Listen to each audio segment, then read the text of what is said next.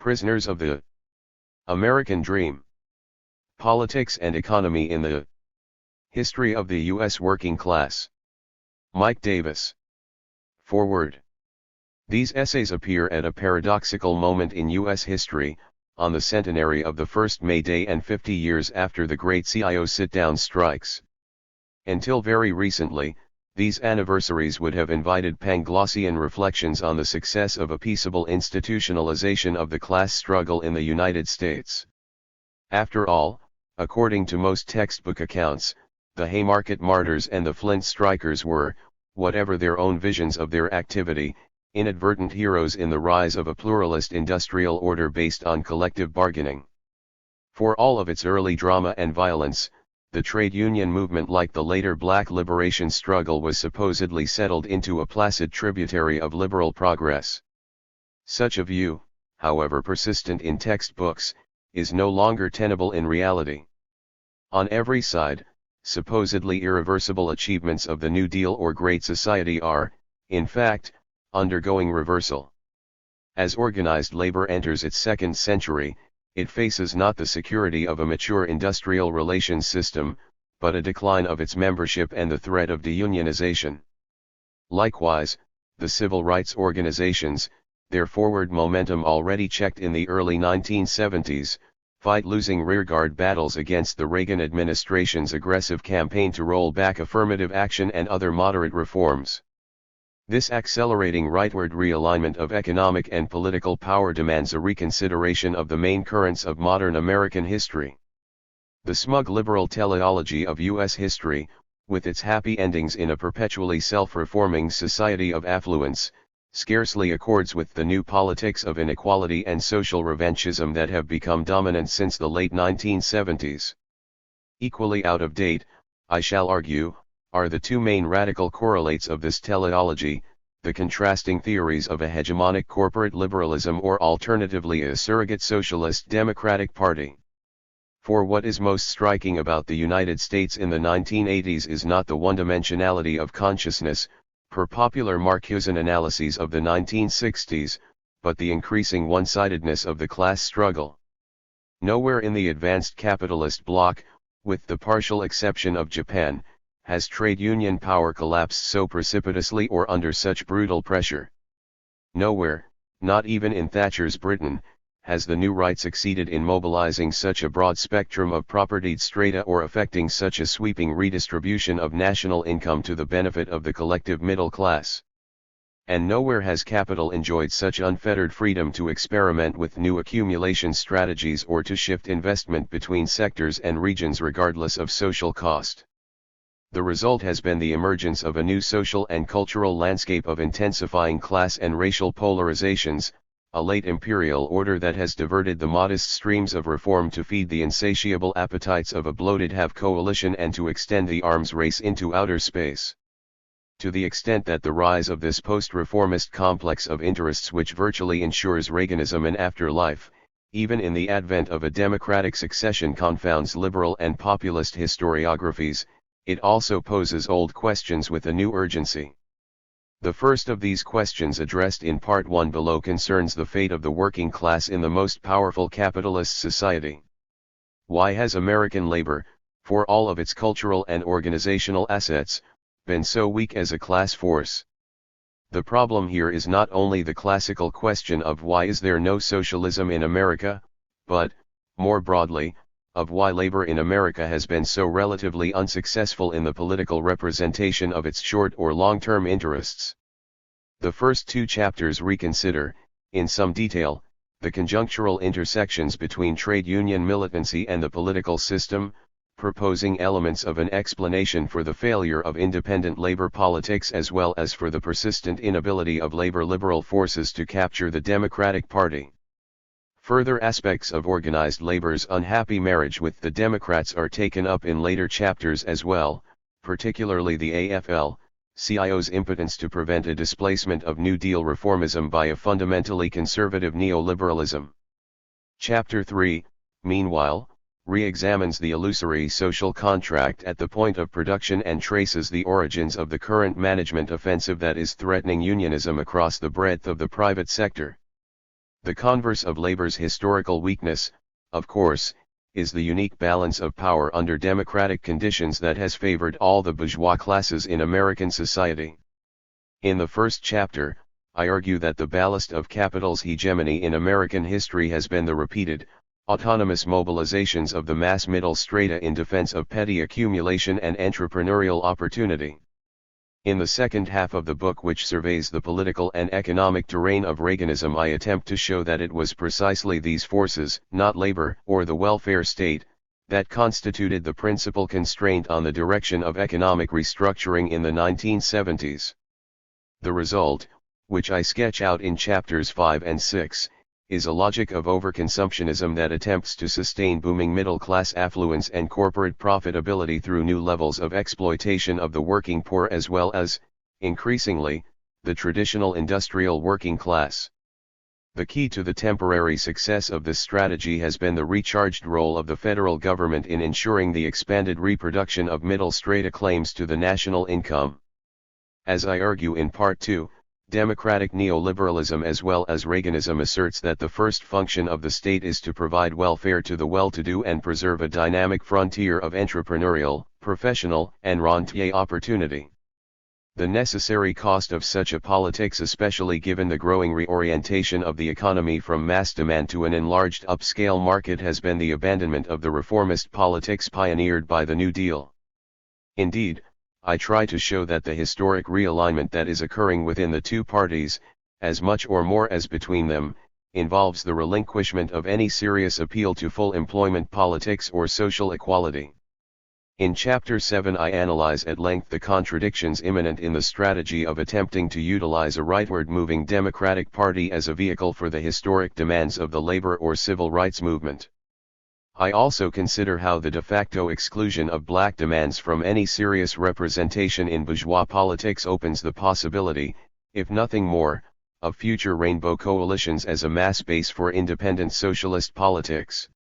Yet, at the same time, it is a central thesis of this book that the future of the left in the United States is more than ever before bound up with its ability to organize solidarity with revolutionary struggles against American imperialism. Chapters 5 and 6, in considering the new domestic configuration of U.S. capitalism since 1980, also advance theses about the changing forms of American international domination. It is my contention that U.S. hegemony is not so much declining, as commonly asserted, as being reshaped around a more unilateral practice of economic and military intervention. The age of democratic capitalism, characterized by the capacity of the capitalist world system progressively to extend the franchise of bourgeois democracy and the effective demand of mass consumption, has been brought to a temporary terminus, which might yet prove permanent, partly because of the weakness of the left and the labor movement within the United States itself. Having precluded reformist solutions in most of the Third World, above all in the Western Hemisphere, the American ruling classes are left with the fantastically dangerous illusion that U.S. nuclear strategy superiority can somehow be used to police an increasingly turbulent world economy. It will, I am sure, be clear to the reader that this book is, first and foremost, an intervention in recent debates about the direction of the U.S. left. Its overall design, therefore, has been dictated by strategic questions rather than by more conventional contours of historiography or economic analysis. To introduce a personal note, my own political biography, at 40, is fairly typical of the cohort of the 1960s New Left. First, immersion in the mass civil rights movement, CORE, followed by anti-war work, SDS and the Communist Party, then by a considerable stint within the trade union opposition, Southern California Teamsters. The essays in the first half of the book constitute, for better or worse, my attempt to work out the central dilemma that confronts anyone who tries to work as a socialist within the American labor movement: the paradoxical disparities between economic militancy and political passivity, individual awareness and collective lack of confidence. The second part of the book, developing the critique of labor and the Democrats, commenced in Chapter 2, is in part a polemic against the illusion that the left must ally with the left wing of the possible through the Democratic Party. It also critically engages with those viewpoints that have analyzed the rise of the right since 1978 as an essentially supraeconomic, ideological, or cultural phenomenon, arguing instead for the priority of a materially determined field of political forces. Finally, I try to identify elements of an alternative strategy.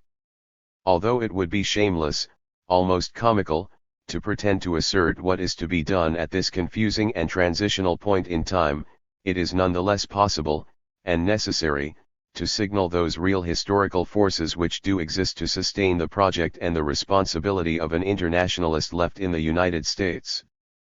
Part 1. Labor and American Politics. 1. Why the American working class is different. In 1828, as Karl Marx once reminded his readers, a group of Philadelphia artisans organized the first labor party in world history. 150 years later, a television news camera depicted a group of modern Philadelphia workers arguing in their local tavern over the candidates in the 1980 presidential election. Against a background of irreverent catcalls and hisses, one worker tepidly defended Carter as the lesser evil, while another, with even less ardor, tried to float the idea of a protest vote for Reagan. Finally, with the nodding assent of most of the crowd, a rather definitive voice spelled out the name of the popular choice in the campaign: NOTA, none of the above. He underlined his point with the declaration that he intended to occupy a bar stool rather than a polling booth on election day. In no other capitalist country is mass political abstentionism as fully developed as in the United States, where a silent majority of the working class has sat out more than half the elections of the last century. 1. Arguably, this mute, atomized protest is the historical correlative of the striking absence of an independent political party of the proletariat in the country that once invented both the Labor Party and May Day. Perhaps no other dimension of American history is simultaneously as salient and as difficult for Marxist theory as the complex evolution of the economic class struggle in relation to a political system that has managed to repulse every attempt to create an alternative class politics. A signal absence of working class self-organization and consciousness comparable in scope to that represented in every other capitalist country by the prevalence of laborist, social democratic, or communist parties is the specter that has long haunted American Marxism. As a first approach to the problem, it may be useful briefly to review the perspective that classical revolutionary theory has offered on American exceptionalism. At one time or another, Marx, Engels, Kautsky, Lenin, and Trotsky all become fascinated with the prospects for the development of a revolutionary movement in the United States. Although each emphasized different aspects of contemporary social dynamics, they shared the optimistic belief that, in the long run, the differences between European and American levels of class consciousness and political organization would be evened out by objective laws of historical development.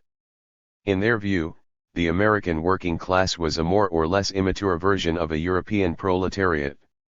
Its development had been retarded or deflected by various conjunctural and, therefore, transient conditions: the frontier, continuous immigration, the attraction of agrarian democratic ideologies bound up with petty bourgeois property, the international hegemony of American capital, and so on.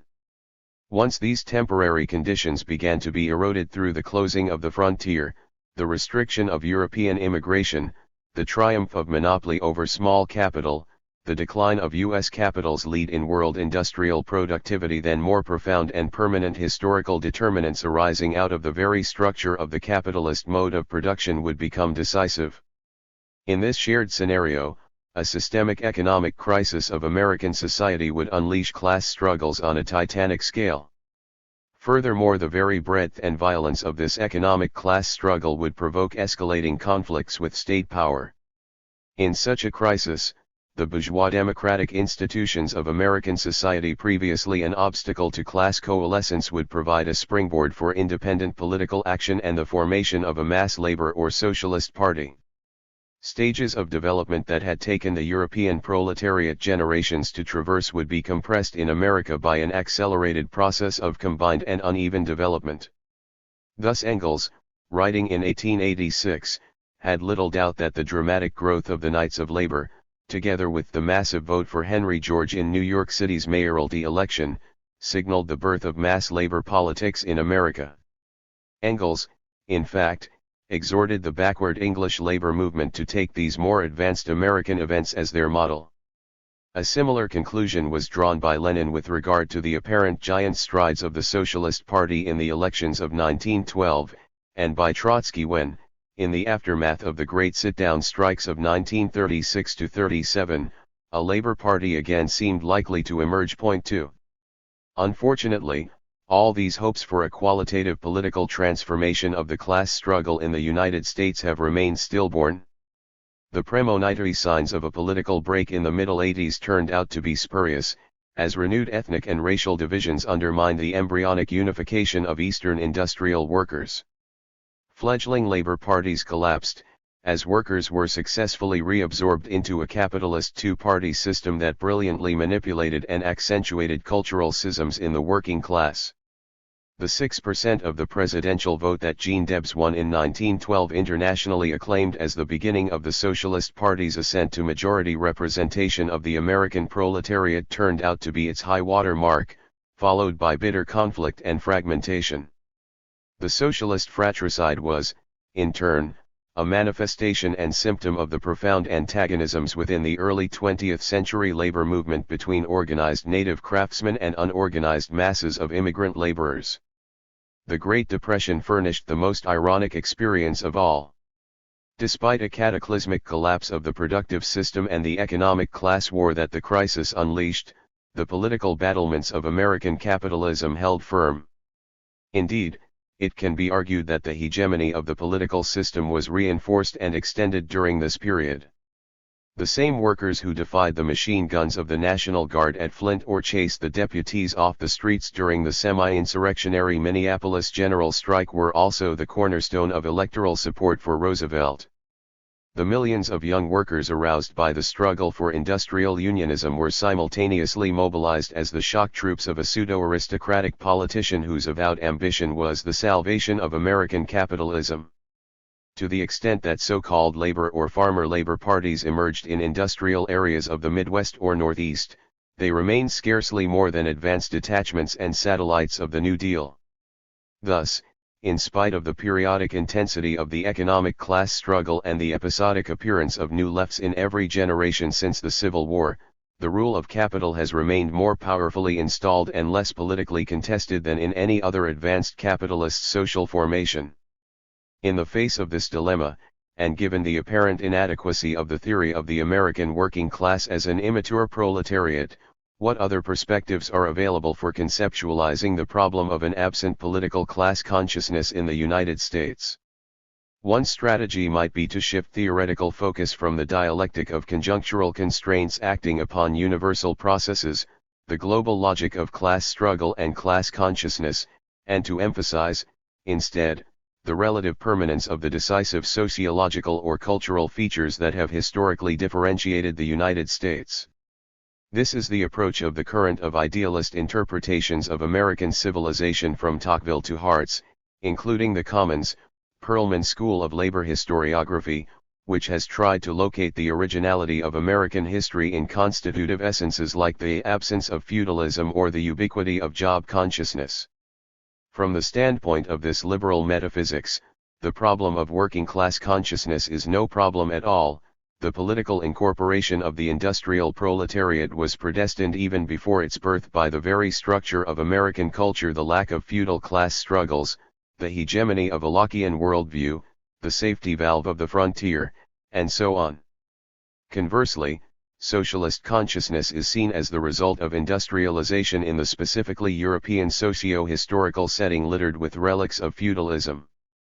Traces of this grandiose but empirically suspect architectonic have tinged the writings of some Marxist writers, who have also tried to explain the specificity of the American working class in terms of some grand peculiarity of U.S. history, such as the impact of immigration or the role of early mass suffrage. Point 3. There is, however, an alternative methodology both to the old Marxist orthodoxy, with its faith in the eventual normalization of the class struggle in the United States, and to the various theories of American exceptionalism, with their emphasis on the passive submission of the working class to omnipotent socio-historical determinants. First, we must reconstruct the basic frames of reference for the history of the American working class. On the one hand, we must discard the idea that the fate of the American working class has been shaped by any overarching telos, liberal democracy, cultural individualism, or whatever, or a clockwork of simple, interacting causes, upward mobility plus ethnicity plus. All plausible explanatory variables must be concretized within the historically specific contexts of class struggle and collective practice which, after all, are their only real modes of existence. Against such positivist conceptions of a working class permanently shipwrecked on reefs of roast beef, Sombart, or shoals of universal suffrage, Hartz et al., Engels, Lenin, and Trotsky were absolutely correct to affirm the central role of class struggle in the making of American history and in the periodic renewal of opportunities for the transformation of class consciousness. On the other hand, the Marxist classics tended to underestimate the role of the sediment historical experiences of the working class as they influenced and circumscribed its capacities for development in succeeding periods. Each major cycle of class struggle, economic crisis, and social restructuring in American history has finally been resolved through epochal tests of strength between capital and labor. The results of these historical collisions have been new structural forms that regulated the objective conditions for accumulation in the next period, as well as the subjective capacities for class organization and consciousness. The emphasis on the temporary character of obstacles to political class consciousness tended to obscure precisely this cumulative impact of the series of historic defeats suffered by the American working class. As I will argue in the present chapter, each generational defeat of the American labor movement disarmed it in some vital respect before the challenges and battles of the following period. The ultimate, though by no means preordained, trajectory of this disrupted history has been the consolidation of a relationship between the American working class and American capitalism that stands in striking contrast to the balance of class forces in other capitalist states. It is a question not merely of the absence of social democracy, although this is the most dramatic symptom, but of a qualitatively different level of class consciousness and intra-class cohesion. Despite profound differences in national tradition as well as evident divergences in the levels of class conflict, all the proletariats of Western Europe are politically incorporated. I use this term only in a highly qualified and contingent sense through the agency of labor reformism. That is, their relationship to capitalism is mediated and regulated at a multiplicity of levels, political, economic, and cultural, by collective, self-formed institutions that tend to create and maintain a corporate class consciousness. Admittedly, in the post-war period, European workers have increasingly become subject to the Americanizing influence of a socially disintegrative model of class culture and consumption, yet the solidity of working class culture is remarkable and continues to provide the infrastructure for socialist and communist politics throughout Western Europe. The American working class, on the other hand, lacking any broad array of collective institutions or any totalizing agent of class consciousness, that is, a class party, has been increasingly integrated into American capitalism through the negativities of its internal stratification, its privatization in consumption, and its disorganization vis-a-vis political and trade union bureaucracies. As Ira Katznelson has emphasized, the absence of global institutions and meaning systems of class in America has led to an extreme fragmentation and serialization of the work, community, and political universes of the American proletariat. 5 The proposed distinction, therefore, is between a reformist working class in Western Europe historically Janus-faced in the irreducible tensions of its integrated and potentially revolutionary aspects and a disorganized and increasingly depoliticized working class in the United States. I must stress, however, that this differentiation was not inscribed, once and for all, in some primordial matrix of historical or structural conditions.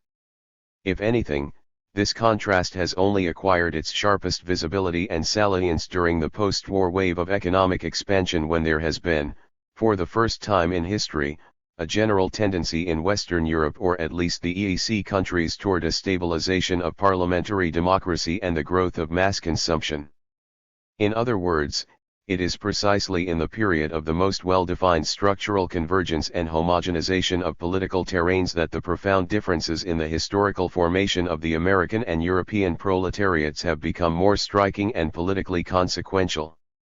This suggests that the watershed for creating the divergence between European and American levels of proletarian class consciousness was the failure of the labor movements of the 1930s and 1940s to unify the American working class on either the economic or the political planes. An analysis of this pivotal conjuncture of course requires some treatment of the accumulation of previous defeats which conditioned its outcome. The present chapter aims to be a kind of historical preface to an analysis of the contemporary crisis of class consciousness in the United States. Focusing on the changing interfaces between the economic class struggles, class composition, and the political system, I have attempted to trace the chain of historic defeats and blocked possibilities that have negatively determined the position of the working class in post-war society. 6 This problematic of the unmaking of the American working class is argued in 3 steps. First, by examining the unique course of bourgeois democratic revolution in the United States in relation to the emergence of a factory working class and its failure to achieve any initial political autonomy. Second, by surveying the contradictory relationship between unifying waves of labor militancy and the turbulent recomposition of the proletariat by European immigration and internal migration. In particular, I will focus on the successive failures of labor abolitionism, labor populism, and Deepsian socialism to provide durable foundations for the growth of independent class politics or to generate the sociological supports for a unitary proletarian subculture. Third, in the next chapter, by considering, in magnified detail, the legacy of the class struggles of the Roosevelt, Truman era in contributing to the current disorganization and weakness of working class consciousness and militancy in the United States. The paradox of American democracy. There have been 2 ideal typical historical paths by which independent labor politics have emerged in industrializing societies. The first, embracing continental Europe, has involved the precipitation of a proletarian current in the course of bourgeois democratic revolution. The second, later route followed by Britain and most of its white settler offspring, Australia, New Zealand, and Canada, has passed through the transformation of trade union militancy by economic crisis, state repression, and the rise of new working class strata. 7 In this section, I will examine some of the most important reasons why the political terrain in the early American Republic was so unfavorable to the first of these processes. In every European nation, the working classes were forced to conduct protracted struggles for suffrage and civil liberties. The initial phases of the active self-formation of the European working classes encompassed both elementary economic organization and rudimentary political mobilization for democratic rights. Every European proletariat forged its early identity through revolutionary democratic mass movements, Chartism in Britain, 1832–48, the Lazzoline and illegal periods of German labor, 1960–85, the bitter struggle of Belgian labor for the extension of the vote, the battle against absolutism in Russia, 1898–1917. In the face of the weakness or simple treason of the middle classes, the young working class movements were forced to carry on the democratic struggle through their own independent mobilization. Thus the strength of proletarian radicalism and the degree of its conscious self-reliance were conditioned by both the relative social power of the bourgeoisie and the extent to which the democratic revolution had been left unfinished. In a general sense, we can distinguish 3 kinds of national contexts in which an original coalescence of economic and political class consciousness took place. 1. Against a hegemonic bourgeoisie in the context of a restricted franchise, Britain or Belgium in the 19th century. 2. Within the framework of an ongoing bourgeois democratic revolution, France in 1848–52, or 3. In the absence or impossibility of a bourgeois democratic revolution, against both the pre-capitalist and bourgeois ruling classes at the same time, Russia in 1905. 17 The pattern of permanent revolution. The impetus of working class militancy was different in each case, yet some mode of proletarian political independence, be it a nonviolent petitioning campaign or a centralized underground party, was a necessary prerequisite. In the United States, on the other hand, a very different politico-juridical framework was present during the infancy of the working class. The most obvious fact, which impressed itself on every Old World visitor, was the absence of residual pre-capitalist class structures and social institutions. As the Hartzian school has emphasized, the northern colonies were a transplanted fragment of the most advanced production relations and ideological superstructures of the 17th century, British merchant and agrarian capitalism, Puritan religion, and Lockean philosophy. Long after their official suppression in Britain, New England popular consciousness safeguarded the radical doctrines of the English Revolution and continued to translate them into practice. But no later than 1750, for example, from 1/2 to 3/4 of the adult white males in New England, including much of the artisanal population, were already exercising a local franchise. By Andrew Jackson's second term in 1832, property qualifications had been removed in all but 4 of the states. 8 Thus, in dramatic contradistinction to Europe, popular sovereignty, for white males, was the pre-existent ideological and institutional framework for the Industrial Revolution and the rise of the proletariat. Another important difference between Europe and America was the class composition of the leadership of the democratic movement. In Europe, bourgeois liberalism had, at least until 1848, generally taken a position of adamant opposition to democracy. Its strategic aim was to mobilize the plebeian masses against aristocratic power without thereby being forced to concede universal suffrage. The manipulation of the English working classes by the Whigs in reform struggles of the 1820s and early 1930s was a classic case. To the extent that the bourgeois revolution actually became a democratic revolution, it was because elements of the plebeian strata, urban artisans, petty bourgeoisie, déclassés intellectuals, supported by the multitudes of journeymen, laborers, and sections of the peasantry, violently assumed leadership, usually in the context of a life-or-death threat to the survival of the revolution or temporizing betrayal by the haute bourgeoisie, France in 1791 or Germany in 1849. Furthermore, by the 1830s, surviving elements of this plebeian Jacobinism were rapidly being transformed, under the impact of industrialism, into a proletarian proto-socialism, Blanquism, the Communist League, etc. In the United States, by contrast, the commanding heights of the bourgeois democratic revolution were dominated, without significant challenge, by the political representatives of the American bourgeoisie. Thus, in a certain ironic sense, the American bourgeoisie, in a definition encompassing historically specific configurations of large merchants, bankers, big capitalist landowners or planters, and, later, industrialists, was the only classical revolutionary democratic bourgeoisie in world history. All other bourgeois democratic revolutions have depended, to one degree or another, upon plebeian wings or surrogates to defeat aristocratic reaction and demolish the structure of the ancien regimes. This was partly a result of the fact that the bourgeois democratic revolution in America was not an uprising against a moribund feudalism, but rather a unique process of capitalist national liberation involving, in the period from 1760 to 1860, a multi-phase struggle against the constraints imposed by a globally hegemonic British capital on the growth of native bourgeois society. It is possible to see the Revolution of 1776, for instance, as very much a civil war against loyalist comprador strata, and the Civil War as a continuing revolution against an informal British imperialism that had incorporated the cotton export economy of the South in an alliance of neo-colonial dependency. In the first phase, a merchant-planter coalition overthrew the obstacles to internal expansion, and in the second, an alliance of fledgling industrial capital and Western farmers created the preconditions for national economic integration. Moreover, the American bourgeoisie was able to rely upon exceptional class alliances to consolidate its hegemony. the existence in the United States of a numerically dominant class of small capitalist farmers, a class with virtually no equivalent in mid-19th century Europe, where agriculture was predominantly operated by semi-aristocratic landowners or subsistence peasants, provided secure social anchorage for an explicitly bourgeois politics celebrating the sanctity of private property and the virtue of capital accumulation.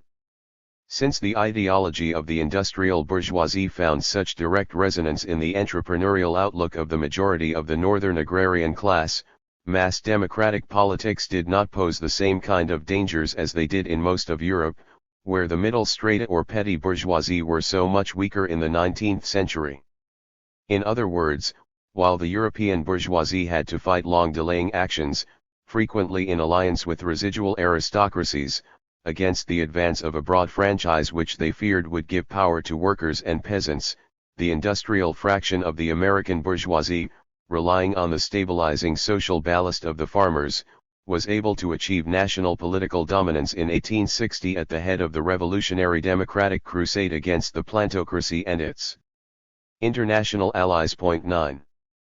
As Perlman noted many years ago, this particular constellation of historical factors, the existence of a democratic bourgeoisie and the correlative absence of an ancien regime, made it much more difficult for artisans and workers to constitute themselves as an autonomous force in the politics of the antebellum era. The same factors also gave the democratic movement in America its relatively conservative cast. In contrast with the anti-feudal revolutions of France or Spain, for example, there was no broad, radical assault on the legitimating institutions and ideology of society which might later serve as a model for working-class revolutionism. The plebeian colonial masses did not rise up under the leadership of their planter and mercantile revolutionaries in 1776 to ignite a worldwide democratic revolution as the sans-culotte followers of Saint-Just and Robespierre would aspire to do a few years later, but rather to defend the special gift of popular liberty that God and Locke had granted their Puritan ancestors. Similarly, in arousing the North in 1861, Lincoln and the Republicans vehemently rejected the revolutionary slogans of Garrison and the abolitionists, the extension of equal rights to Afro-Americans and the destruction of the slave order, to appeal, instead, to the preservation of the Union and free white labor. These ideological nuances have far more than incidental significance. They testify both to the solidity of bourgeois political domination and to the inhibition of permanent democratic revolution in America. 10. All this should not be taken to mean that the artisanal or early industrial working class in America were without clearly conceived interests or articulate voices of their own.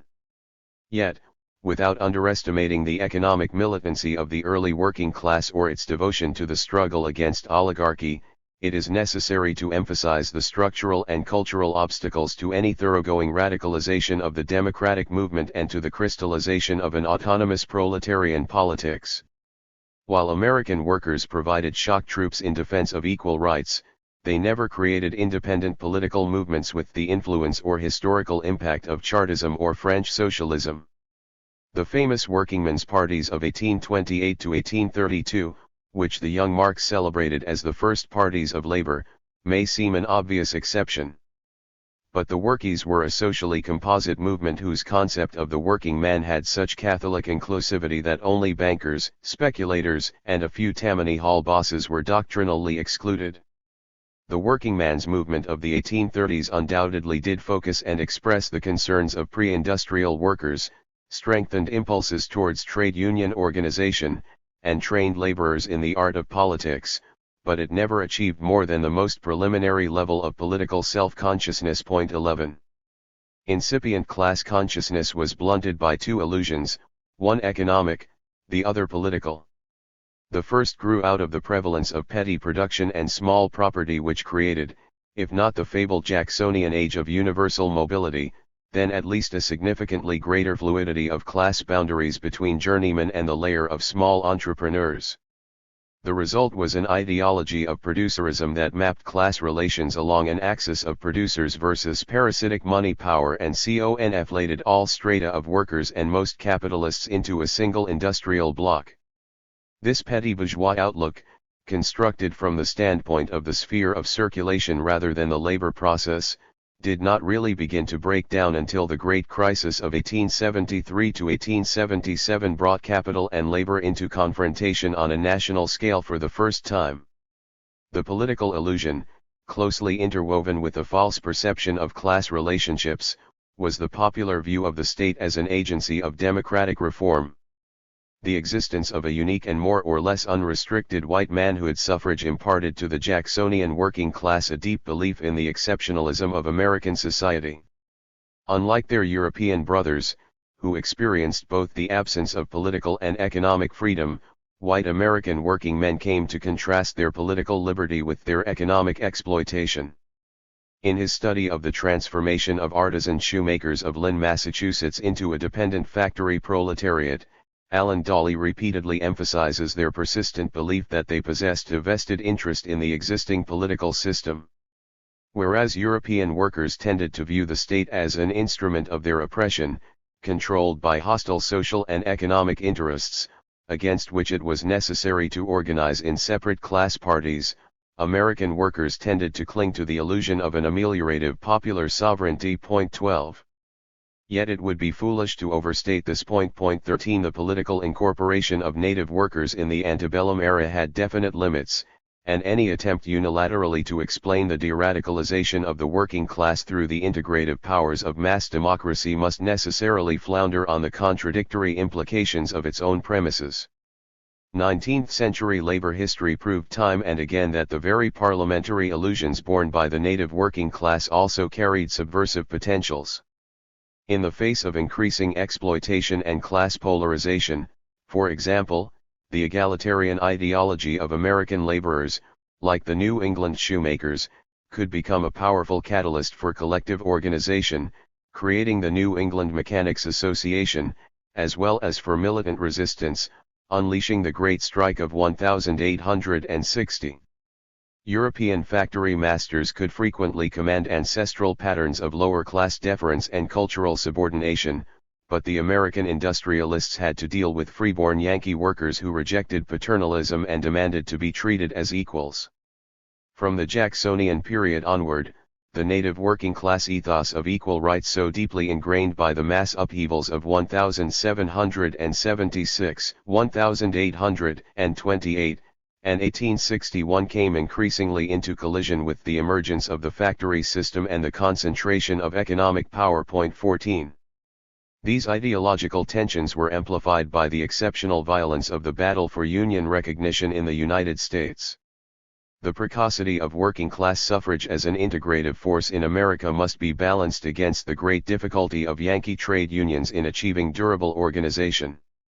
To make a comparison with the British case, if American workmen possessed an unrestricted vote over half a century earlier than their English counterparts, they also had to struggle a generation longer in the face of hostile courts and intransigent employers to consolidate their first craft unions. American labor may never have had to face the carnage of a Paris Commune or defeated revolution, but it has been bled in countless Peterloos at the hands of Pinkertons or the militia. It seems a tenable hypothesis, therefore, that widespread legal repression, especially when coupled with the impact of industrialism and cyclical crisis upon mobility and wages, might undermine the working class's fundamental illusions about bourgeois political leadership. In this context, it is relevant to recall the example of a second path toward working-class political independence represented by the labor parties of other democratic Anglo-Saxon nations, particularly where this process has involved, as in Edwardian England or post-war Canada, the breakdown of previous political incorporation within bourgeois parties, primarily liberal parties. Certainly, to the extent that state repression or economic depression was a midwife to the birth of labor parties, a point that I will weigh again in the following section, late 19th century or early 20th century America possessed the ingredients in full measure. Why then, despite several partial ruptures and temporary defections, did American labor fail to take advantage of broad suffrage to forge its own political instruments? The next stage in answering this question is to shift our focus from the constitution of the political system to the historical composition of the working class itself. To political consciousness and class composition. The increasing proletarianization of the American social structure has not been matched by an equal tendency toward the homogenization of the working class as a cultural or political collectivity. Stratifications rooted in differential positions in the social labor process have been reinforced by deep-seated ethnic, religious, racial, and sexual antagonisms within the working class. In different periods, these divisions have fused together as definite intra-class hierarchies, for example, native plus skilled plus Protestant versus immigrant plus unskilled plus Catholic, representing unequal access to employment, consumption, legal rights, and trade union organization. The political power of the working class within American democracy has always been greatly diluted by the effective disfranchisement of large sectors of labor, blacks, immigrants, women, migrant workers, among others. Periodically in the course of the 19th and early 20th centuries, however, the search for defensive organization at the workplace produced waves of mass struggle that temporarily overrode or weakened some of these divisions, and led to the formation of a succession of avowedly unitary economic organizations of the working class. But until the 1930s, and then only under the peculiar circumstances I will analyze later, no comparable dynamic emerged on the political plane. The most victimized and disfranchised sectors of the working class had to seek political equality by their own efforts, and usually through incorporation within the multi-class coalitional base of one or the other of the capitalist parties. To the discomfort of many Marxists as well as economic determinists of the Bairdian school, all recent analyses of mass voting patterns in the U.S. between 1870 and 1932 have corroborated the persistent primacy of ethno-religious cleavages as determinants of party loyalty and voting preference. Point 15. This contradictory dialectic of class unification/class stratification, and the corresponding tendency toward the bifurcation or disarticulation of workplace and political consciousness, needs to be examined more concretely within the specific contexts of the three waves of mass struggle that stand out as key phases in the formation of the industrial proletariat in America. 1.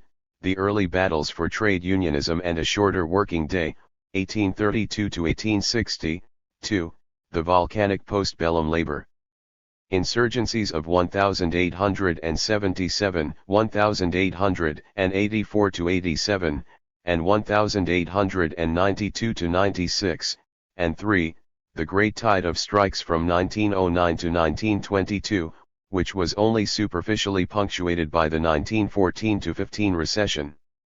All periodizations are somewhat arbitrary and risk obscuring important continuities and causal linkages, but I believe that these three periods define integral generations of working-class consciousness shaped by common experiences of economic militancy, each culminating in crises that temporarily posed the question of independent political action. The problem at hand is to consider the roles of racism and nativism in preventing American workers from seizing the time in the pivotal turning points of class struggle, above all 1856 to 57, 1892 to 96, 1912 and 1919, 24, when political realignment seemed most possible and necessary. Labor and the Civil War. The period from 1843 to 1856 was the crucible of an explosive mix of socio-economic transformations, the rise of mechanized consumer goods industries in New England, the rapid capitalization of Midwestern agriculture, the acquisition of the Pacific Slope and the Southwest, and the fitful booms and expansionist demands of King Cotton. It was also an era of complex transition in social structures. The new western cities and towns still provided something of the famous safety valve of social mobility, but the factory towns and great port cities of the eastern seaboard witnessed the hardening of class lines and the constriction of opportunities for economic independence. The traditional artisanal working class, with its vague and fluid boundaries with the petty bourgeoisie, had been partially superseded by two new strata of workers. First, the emergent factory proletariat rooted in the shoe and textile industries of New England, and second, the nomadic armies of largely immigrant labor who moved across the face of the North, building railways and digging canals. In this sturm-und drang of labor's infancy, romantic longings for imaginary past idols coexisted with realistic intimations of the future. Time and again, in a pattern which would repeat itself virtually to the eve of the 20th century.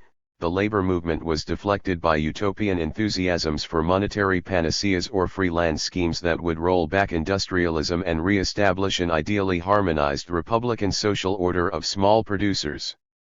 At the same time, however, more hard-headed militants, sensing the inevitability of economic change and influenced by the model of British labor, began to dig in for the long struggle. From the mid-1830s onwards, journeymen in the big port cities began to assert their separate economic interests, organizing their own benefit societies and early trade unions.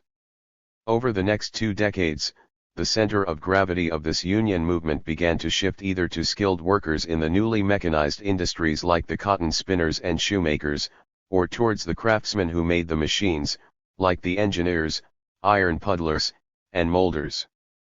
Unfortunately, their efforts were rewarded by few permanent successes. The broad 10-hour day agitation of the 1840s rose and fell. A first generation of trade unions perished in the Panic of 1837, a second in the Depression of 1857, and, finally, on the eve of the Civil War, the most powerful trade union in North America, the New England Mechanics Association, shoemakers, was crushed after a long strike. More important than this ebb and flow, however, were the residue of consciousness and embryonic class unity left behind, and the way in which this emergent laborism fit into the overall political conjuncture. As I have already indicated, the Jacksonian era had seen a growing awareness within the laboring class of the incompatibility between great concentrations of capital and the preservation of egalitarianism. Thus, consciousness was only partially dissipated by the utopian fads and various Western booms. By the end of Jackson's second term, for instance, the New York workies resurrected themselves as the Locofoco insurgency within the Democratic Party. Although Locofocoism represented the incorporation of the formerly independent workingmen's movements into the regular party system, it also achieved a dramatic reorientation of both parties to labor as a growing voting bloc. The attempt by President Van Buren, Jackson's chosen successor and the hero of the Locofocos, to establish a 10-hour day for federal employers was a symbolic concession to this new power. Furthermore, by the 1850s, an accumulation of conditions existed for a new and more coherent crystallization of working class political identity. In many manufacturing towns, the decline of the autonomous artisan was almost complete, and the outlines of the new class structure were becoming increasingly apparent and disturbing. Thus, in her careful study of the industrialization of Newark crafts between 1800 and 1860, Susan Hirsch emphasizes that the 1850s were the watershed decade when interclass mobility disappeared and the membership of the classes became fixed. 16. Coincident with this consolidation of class divisions was the eruption of new ideological issues in national politics and the breakdown of old class alliances. In 1857, just as the old party system was decomposing against the background of guerrilla warfare in Kansas, a severe economic crisis brought massive joblessness and industrial unrest to northern cities. This conjuncture of economic and political crisis would have to have offered a propitious opportunity for American labor, or at least its advanced detachments, to protect its own leadership in the political arena. In particular, it would seem to have been the moment for drawing together separate strands of democratic reform by uniting the dual issues of chattel and wage slavery. The concept of such labor abolitionism was openly advocated. Albert Brisbane, Robert Owen, Wendell Phillips, and Frederick Douglass espoused it. Marx and Engels cheered it on from across the seas. A few militant workmen tried to realize it. But in the event, it was a stillborn crusade. Despite the dramatic growth of the factory proletariat and the sharpening of the economic class struggle, no new workingmen's party or Locofocoist insurgency emerged in the 1850s to constitute a labor wing of the Lincoln Coalition. In the absence of a working-class anti-slavery current, labor lost the chance to forge its own links of unity with the black masses of the South or to create its own revolutionary democratic political tradition. Labor's inability to become an independent political actor in the greatest national crisis in American history was due, in part, to the fact that the initial process of industrialization had tended to fragment rather than unify the working class. The workies of 1829 to 34 were able to draw upon the commonality of their artisanal culture and a fused tradition of Protestant democratic nationalism. In the following decades, however, three powerful centrifugal forces acted to pull the labor movement apart just as the American Industrial Revolution was reaching its take-off point. 1. The urban industrial frontier.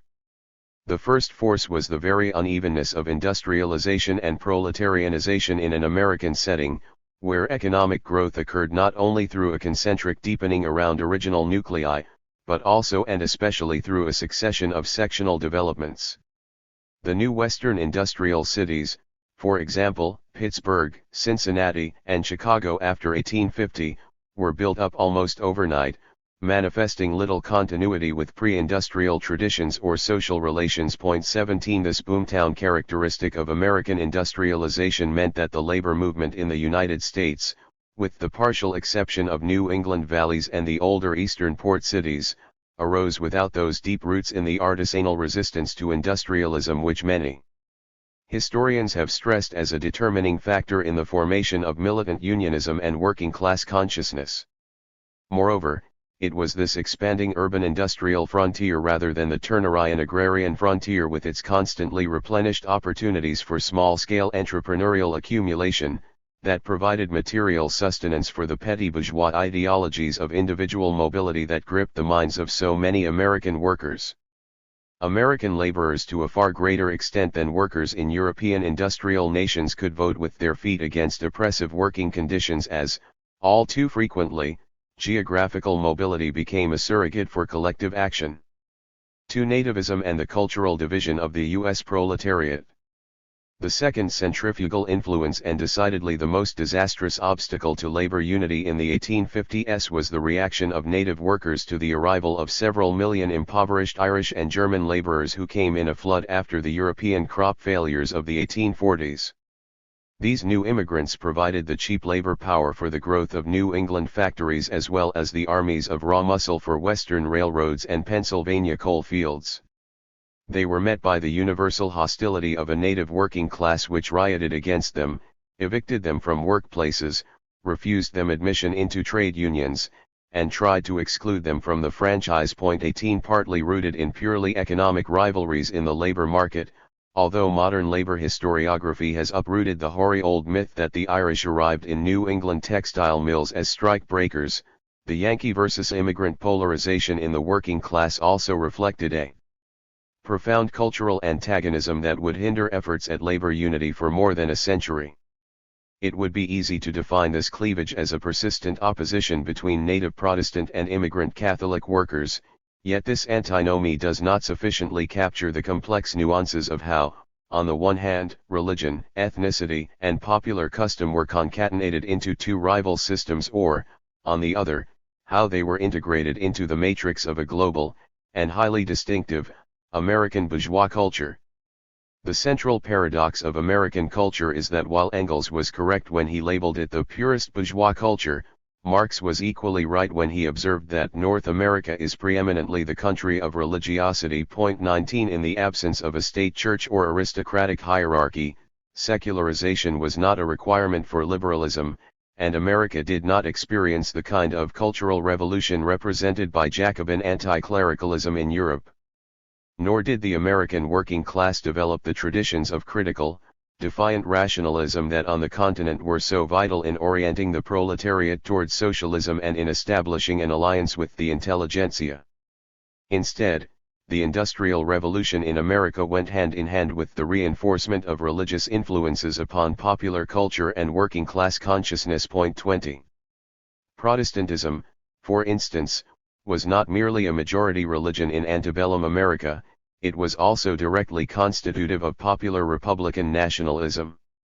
As Rees-Isaac and others have shown, popular support for the American Revolution was the product of a double ideological eruption, as patriotic rebellion against Parliament was legitimate by the rise of a radical evangelicalism that translated the rights of man through the idiom of perfectionist Protestantism. 21 This first Great Awakening was followed by a second, in the Jacksonian era, which provided the medium for the incubation of a series of Yankee moral crusades that ultimately converged in the Republican Party of the 1850s, abolitionism, free soil, and anti-popery.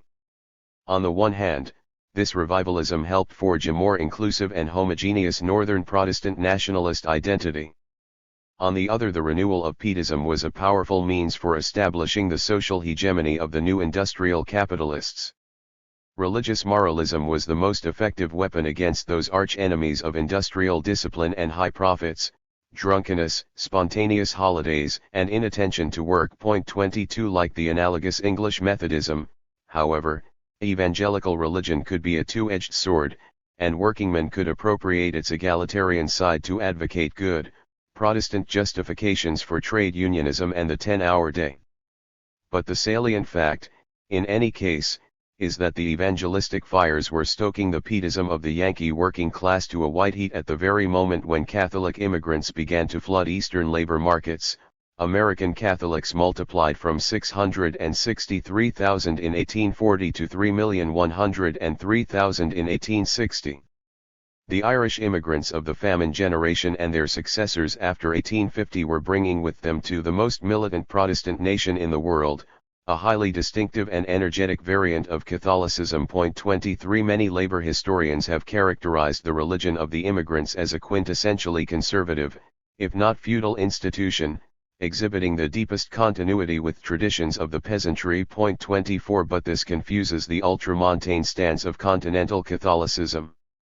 Indissolubly tied to Mettemian reaction and the rearguard defense of royalty, with the anti-monarchical and pro-republican Catholicism of the Irish lay poor. The fierce religiosity of the Irish immigrants to America was the product of a devotional revolution in Ireland that followed in the wake of the defeat of the Revolution of 1789 and was closely associated with Daniel O'Connell's Catholic emancipation movement. Point 25. Furthermore, the vast majority of Irish immigrants were scarcely peasants in any rigorous sense of the term, rather, they were sharecroppers, marginal tenants, agricultural laborers, and seasonal navvies fleeing the genocidal consequences of colonial underdevelopment. Their revived religion was fused with a republican nationalism that had very different political implications from those which accompanied Catholic piety in French or Spanish contexts. The key point is that the American Catholic Church, which these Irish immigrants largely created and dominated, was, in any comparative estimate, in the van of adaptation to liberal capitalist society. In particular, its symbiotic ties with resurgent Irish Catholicism provided it with the twin traditions of a plebeian, indeed, working class, clergy. In the 1940s, Archbishop Cushing could boast to a CIO meeting that not a single bishop or archbishop of the American hierarchy was the son of a college graduate, 26, and an openness to democratic ideology via the original fusion of religion and Irish nationalism. Faced with the challenge of the Knights of Labor in the 1880s, it was also the first national Catholic Church to undertake an interventionist role in the labor movement, preserving its ideological domination through sponsorship of an anti-radical right wing in the trade unions. Point 27. The ingenuity of American Catholicism, already becoming apparent in the 1850s, was that it functioned as an apparatus for acculturating millions of Catholic immigrants to American liberal capitalist society while simultaneously carving out its own sphere of subcultural hegemony through its, eventually, vast system of parochial schools and Catholic, or Catholic-cum-ethnic, associations. This unique historical project embroiled the American Church in concurrent battles both against Vatican intransigents who opposed the rapprochement with modernity, as well as with the mainstream of American Protestantism, which feared that the Pilgrim heritage was in mortal danger from the twin, and interrelated, evils of Rum and Romanism. The important precision, therefore, is that it was not just immigration, nor even Catholic immigration per se, that was breaking down the cultural homogeneity of the northern working class, but rather, from the late 1840s onward, the formation of two corporatist subcultures organized along a religious divide and operating through an enormous array of institutions and movements, ranging from the Women's Christian Temperance Union to the Knights of Columbus. Each of these great cultural religious blocks encompassed a myriad of ethnic, denominational, and sectional sub-alignments which, in turn, possessed their own spheres of effective autonomy. 28 The radical differences between the social and cultural universes of American and most Western European workers was not the presence of ethnic or religious division, but the manner in which a multiplicity of these differences was aggregated and counterposed on a national level across a single ethno-cultural axis. The institutional complexes of Protestant nativism and Catholicism operated a complex mediation between ethnic and linguistic particularisms on one level, and the general framework of national bourgeois culture on another. 29 While they were in some sense parallel agents of acculturation, Catholic schools imparted American nationalism and respect for property just as effectively as Protestant-dominated public schools. They were also antagonistic structures of assimilation. Ethnic groups tended to form alliances on denominational lines, ethnic exogamy remained religiously endogamous, etc. Cultural division was reproduced on a political plane in the 1850s. The restructuring of the party system that took place after 1854 reflected both the increasing sectional polarization and the new widening of ethno-religious cleavages in the working class. Thus, working-class nativism contributed to the formation of the virulently anti-Catholic, anti-immigrant American or Know-Nothing Party, which temporarily became one of the most successful third-party movements in American history. By the middle of the decade, the majority of the Know-Nothings fused with the Free Soil Party and a wing of the disintegrating Whig Party to form the new Republican Party.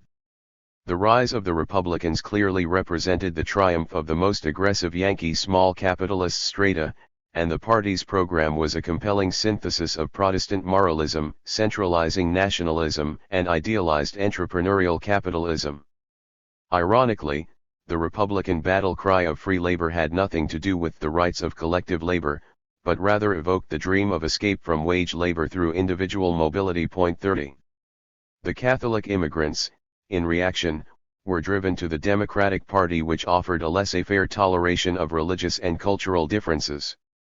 This bonding of the urban Catholic working class to the weaker and more backward sections of agrarian capital reinforced the Jacksonian pattern of alliances, in the sharpest contrast to Britain, where the working class was allied to the stronger and more modern section of the industrial bourgeoisie through the Liberal Party. The ensuing political split in the U.S. working class lasted until the eve of the New Deal, with consequences that were inimical to the development of class consciousness. Native Protestant workers rallied to the leadership of their Protestant bosses and exploiters, while Catholic immigrants forged an unholy alliance with Southern reaction. 31. 3. Racism, the unifying theme. This account of the working class in the 1850s would be incomplete without discussing a third divisive force, racism. American democracy was, after all, the most spectacularly successful case of settler colonialism, and the correlative condition for free soil, free labor was the genocidal removal of the indigenous population. Moreover, as Tocqueville observed, the antebellum North was, if anything, more poisonously anti-black than the South. An already consolidated white racism tied to the myth of a future black flooding of northern labor markets led most native workmen to oppose social equality and suffrage for black freedmen. From Boston to Cincinnati, the white lower classes periodically rioted, attacked communities of freedmen, hounded abolitionists, and imposed color bars on their crafts. Northern blacks were everywhere excluded from the universalization of manhood suffrage in the 1820s and 1830s, and on the eve of the Civil War only 4 states in the Union allowed freedmen even a qualified franchise. 32 The rise of the Republican Party and massive Northern opposition to the extension of slavery contributed little to changing these prejudices.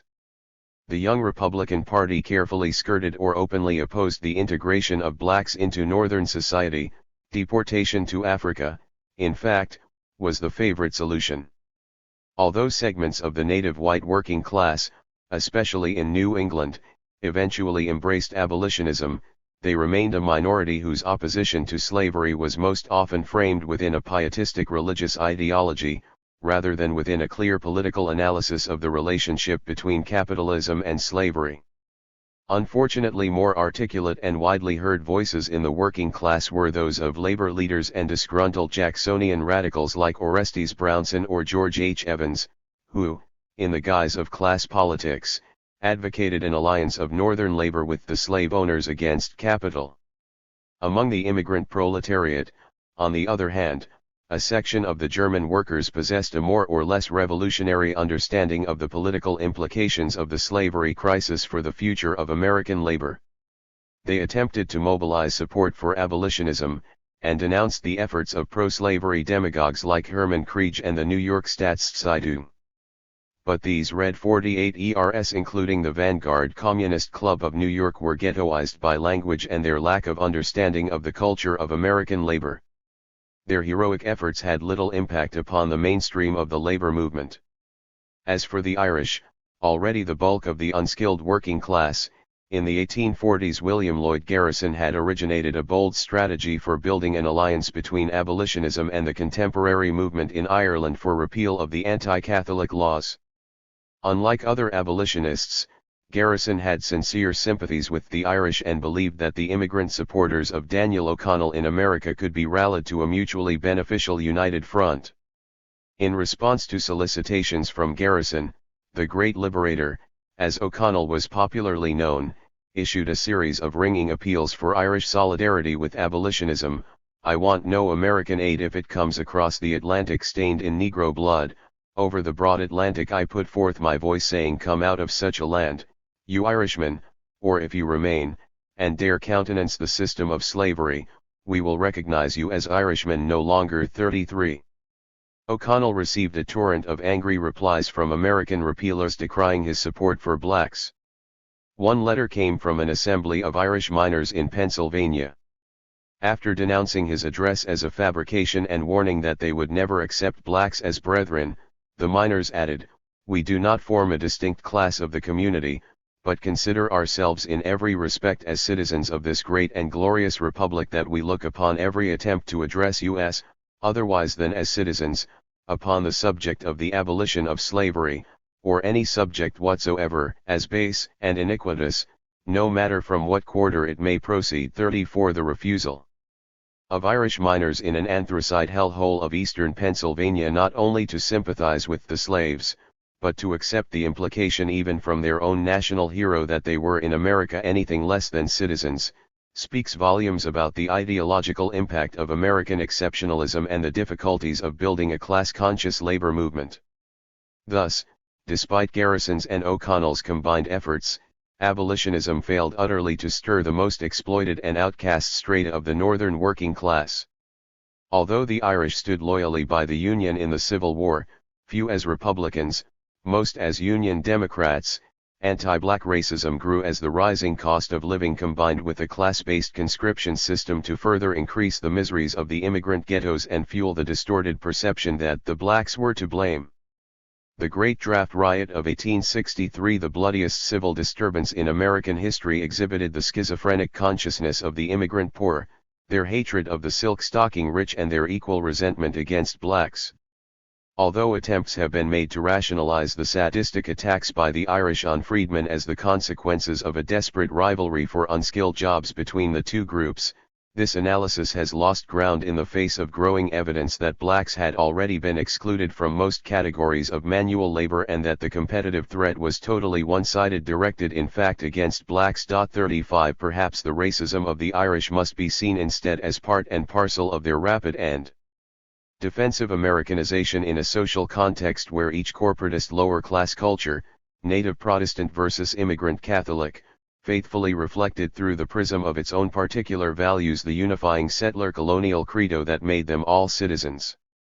Labor and populism.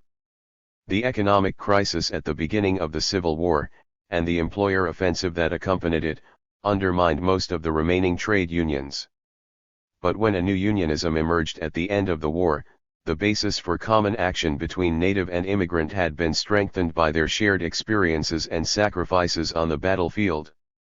Between 500,000 and 750,000 workers, almost a quarter of the male proletariat, fought for the Union. Given the discriminatory draft system, a disproportionate share were Irish and German immigrants. Moreover, in the industrial boom that began in 1863 and lasted until 1873, Many immigrant workers began to move out of the unskilled job ghetto in which they had been previously confined and into the construction crafts, metal trades, and other skilled sectors.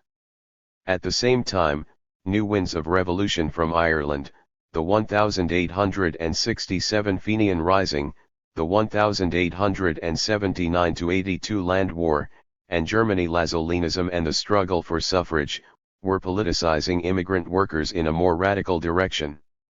Although violent echoes of antebellum ethnoreligious conflict were still heard after Appomattox, New York's Orange Riots of 1869 and 1870, the bloody feuding between Hibernians and British miners in the Pennsylvania coal fields, the basic trend of labor struggles in the post-bellum generation was the growing unity of the working class at the workplace and its search for more effective forms of solidarity and trade union organization.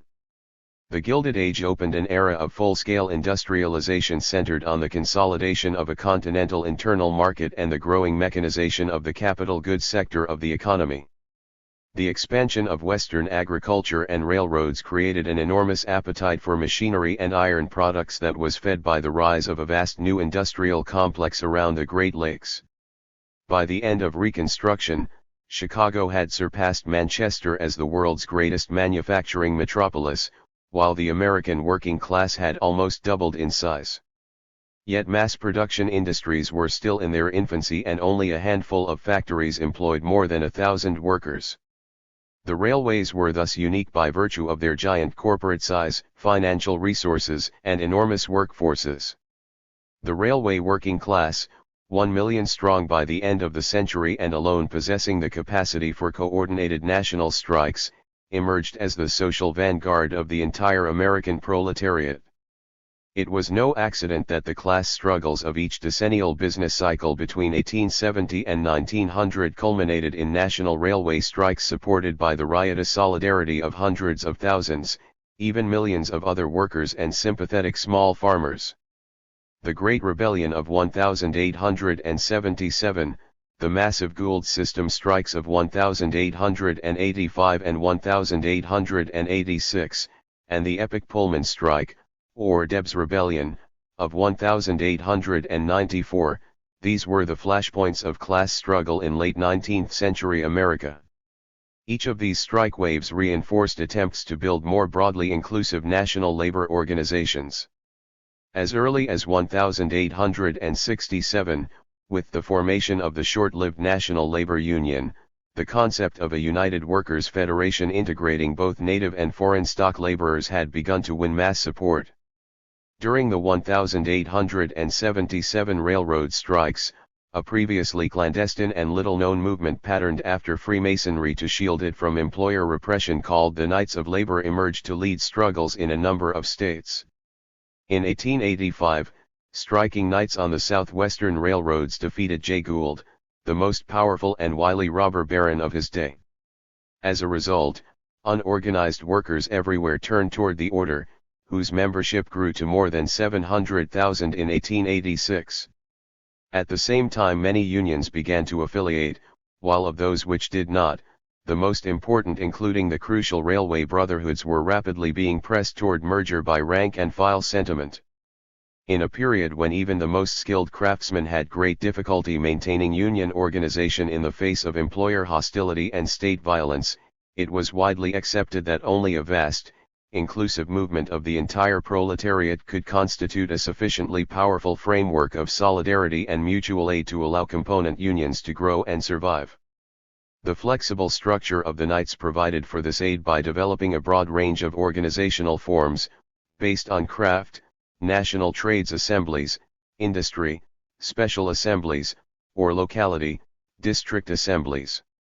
Beyond the mere economic organization of the toiling classes, however, the Knights aspired to a more profound vision.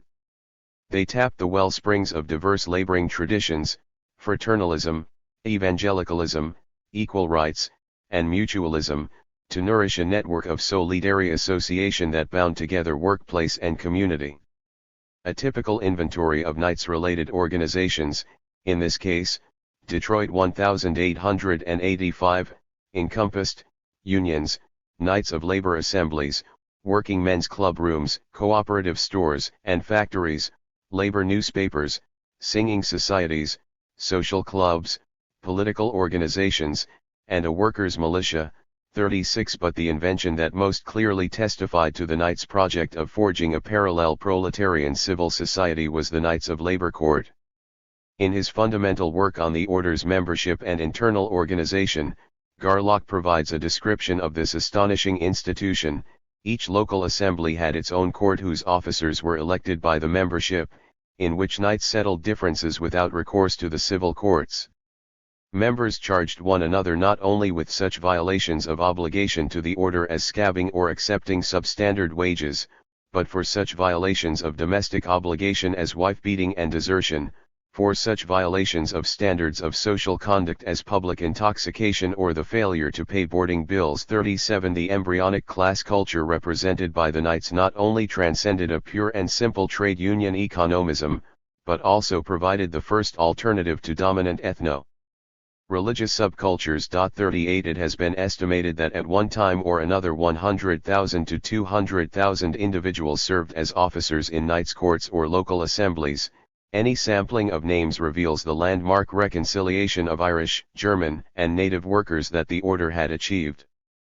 The Knights also made the first serious effort to organize the female proletariat, appointing a full-time woman organizer and a pioneering, though feeble attempt at integrating black laborers. 39 To the enthusiastic Engels, the rise of the Knights could be interpreted as nothing less than the American working class's first clear step towards becoming a class for itself, the first national organization created by the American working class as a whole, the only national bond that holds them together, that makes their strength felt to themselves no less than to their enemies. 40.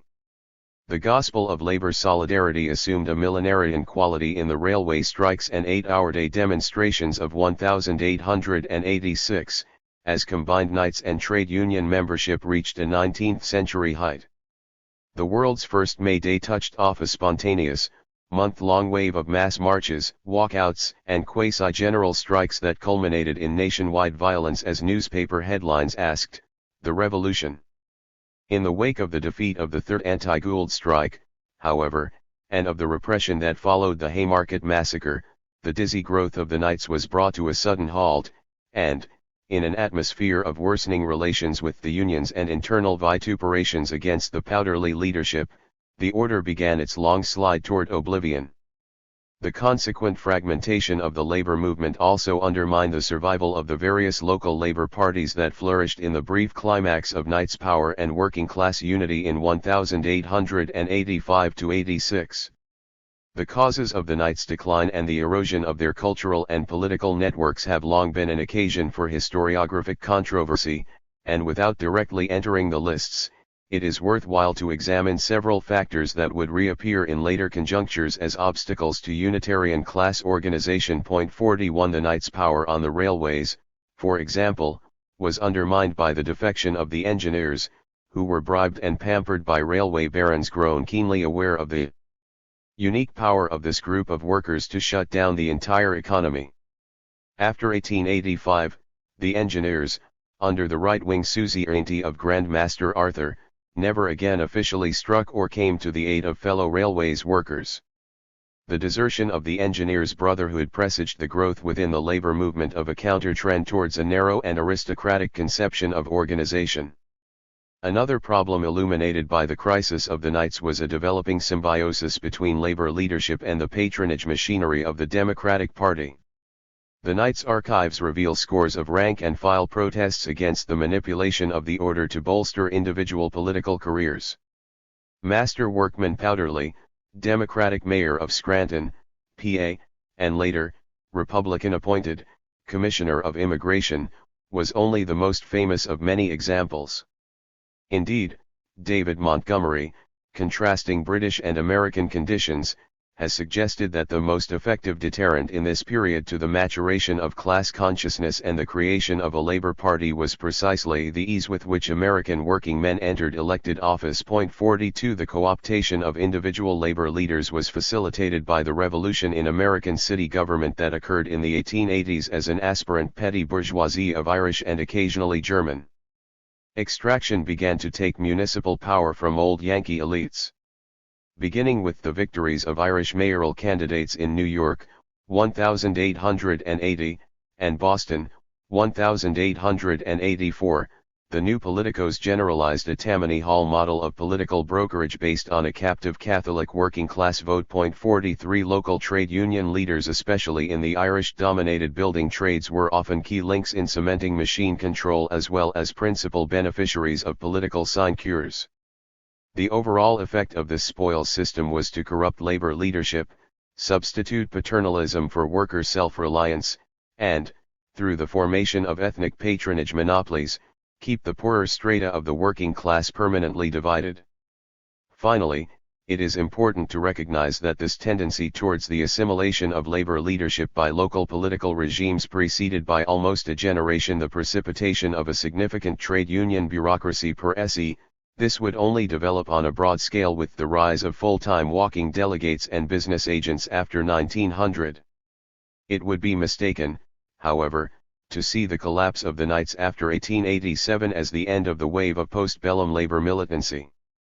In the early 1890s, the incipient trends toward the crystallization of a craft aristocracy within the working class and a bureaucracy within the trade unions were outstripped by the apparent radicalization of key sectors of labor.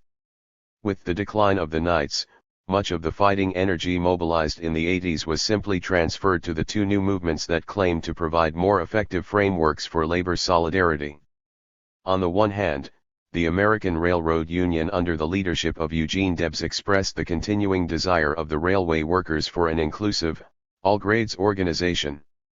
A prototype industrial union, it was widely welcomed as labor's most advanced response to the challenge of the trusts. The American Federation of Labor, on the other hand, was still far from the conservative monolith of business unionism that it would one day become. The child of the historic agitation for the 8-hour day in 1886, the early AFL was seen by its founders, many of them avowed socialists, as a more homogeneously proletarian organization than the Knights. At the time of Grover Cleveland's re-election in 1892, the AFL was still an embryonic coalition of national unions, including the industrial mine workers, state federations, municipal trades councils, and independent locals. Its future structure and politics remained to be resolved by the conflict of ideological currents within it, including a rapidly growing socialist faction. It was the Great Depression of 1893-96, the worst collapse of the 19th century, that forced the issue of the labor movement's political identity and sounded the depths of its internal unity and cohesion. The fighting will and consciousness of a whole generation of labor militants, matured over the long cycle of struggles and movements since 1877, were tested in the series of violent battles that culminated in the American Railroad Union's boycott of the Pullman Company in 1894. What was so remarkable about the Pullman strike, distinguishing it among the 3 or 4 most climactic labor battles in American history, was not only its escalation into a national confrontation between hundreds of thousands of workers and the federal government. This had also occurred in 1877, but, rather, its unprecedented conjunction with massive upsurges of native agrarian radicalism and international labor politics. 44. The birth of the Farmers' Alliance in the late 80s, in a period of falling crop prices and rising rents, had signaled a radicalization of agrarian protest in the United States. Whereas previous farmer movements, such as the various farmer parties of the 1870s or the National Grange, had tended to represent the interests of more prosperous farmers, the Alliance derived an almost millenarian energy from its roots in the poorer strata of the rural population. Especially in the southern cotton belt, where the Ancien regime had been recast into the debt servitude of the crop lien system, the Alliance, by its unprecedented feat of uniting black and white tenants, had become a subversive force of unknown potential. Furthermore, in areas of the South and the Southwest, an active cooperation existed between trade unions, local assemblies of the Knights and the Alliance. A frequently overlooked fact was the dynamism of Southern trade unionism in the late 80s. New Orleans, in particular, had a powerful interracial trade union movement that made it a labor citadel by 1890. 45. After the dramatic entry of the Alliance into politics in 1892 as the People's Party, grassroots pressure began to build for a national farmer-labor coalition similar to what already existed in the Southwest. Labor populism seemed to offer the unifying strategic vision and breadth of organization that had been missing in the ephemeral labor parties that had briefly flourished in New York, Chicago, and Milwaukee in the aftermath of Haymarket and the 1885-86 strike wave. At the same time, labor populism seemed the natural American counterpart to the new working-class parties then emerging in Europe and Australia. The contemporary labor press reveals the keen interest with which American trade unionists followed the rise of European social democracy and Anglo-Australian laborism. Although German-American workmen were naturally most electrified by the successes of the SPD, it was the model of the Australian Labour parties and the British Independent Labour Party that stirred the greatest excitement in the ranks of the AFL. The Australian parties, the first trade union rather than socialist political parties in the world, were a direct outgrowth of the Great Maritime and Queensland shearers' strikes of 1890–91. Although craft unionists had been the first to seek political representation, it was the impetus of the new mass unions of pastoral workers, dockers, and miners reacting to economic depression and government repression that ruptured the bourgeois domination of the political arena and gave the new parties their initial strength. Similarly in Britain, Keir Hardie's Independent Labour Party, whose influence was generally exaggerated by its Yankee enthusiasts, was particularly oriented to the new unions, which were most vulnerable to the increasing attacks on trade union rights by the courts and House of Lords. It was, therefore, not surprising that it was a coalition of socialists and industrial unionists, especially the fledgling United Mine Workers, who lobbied within the AFL for independent labor political action as a riposte to government strike breaking.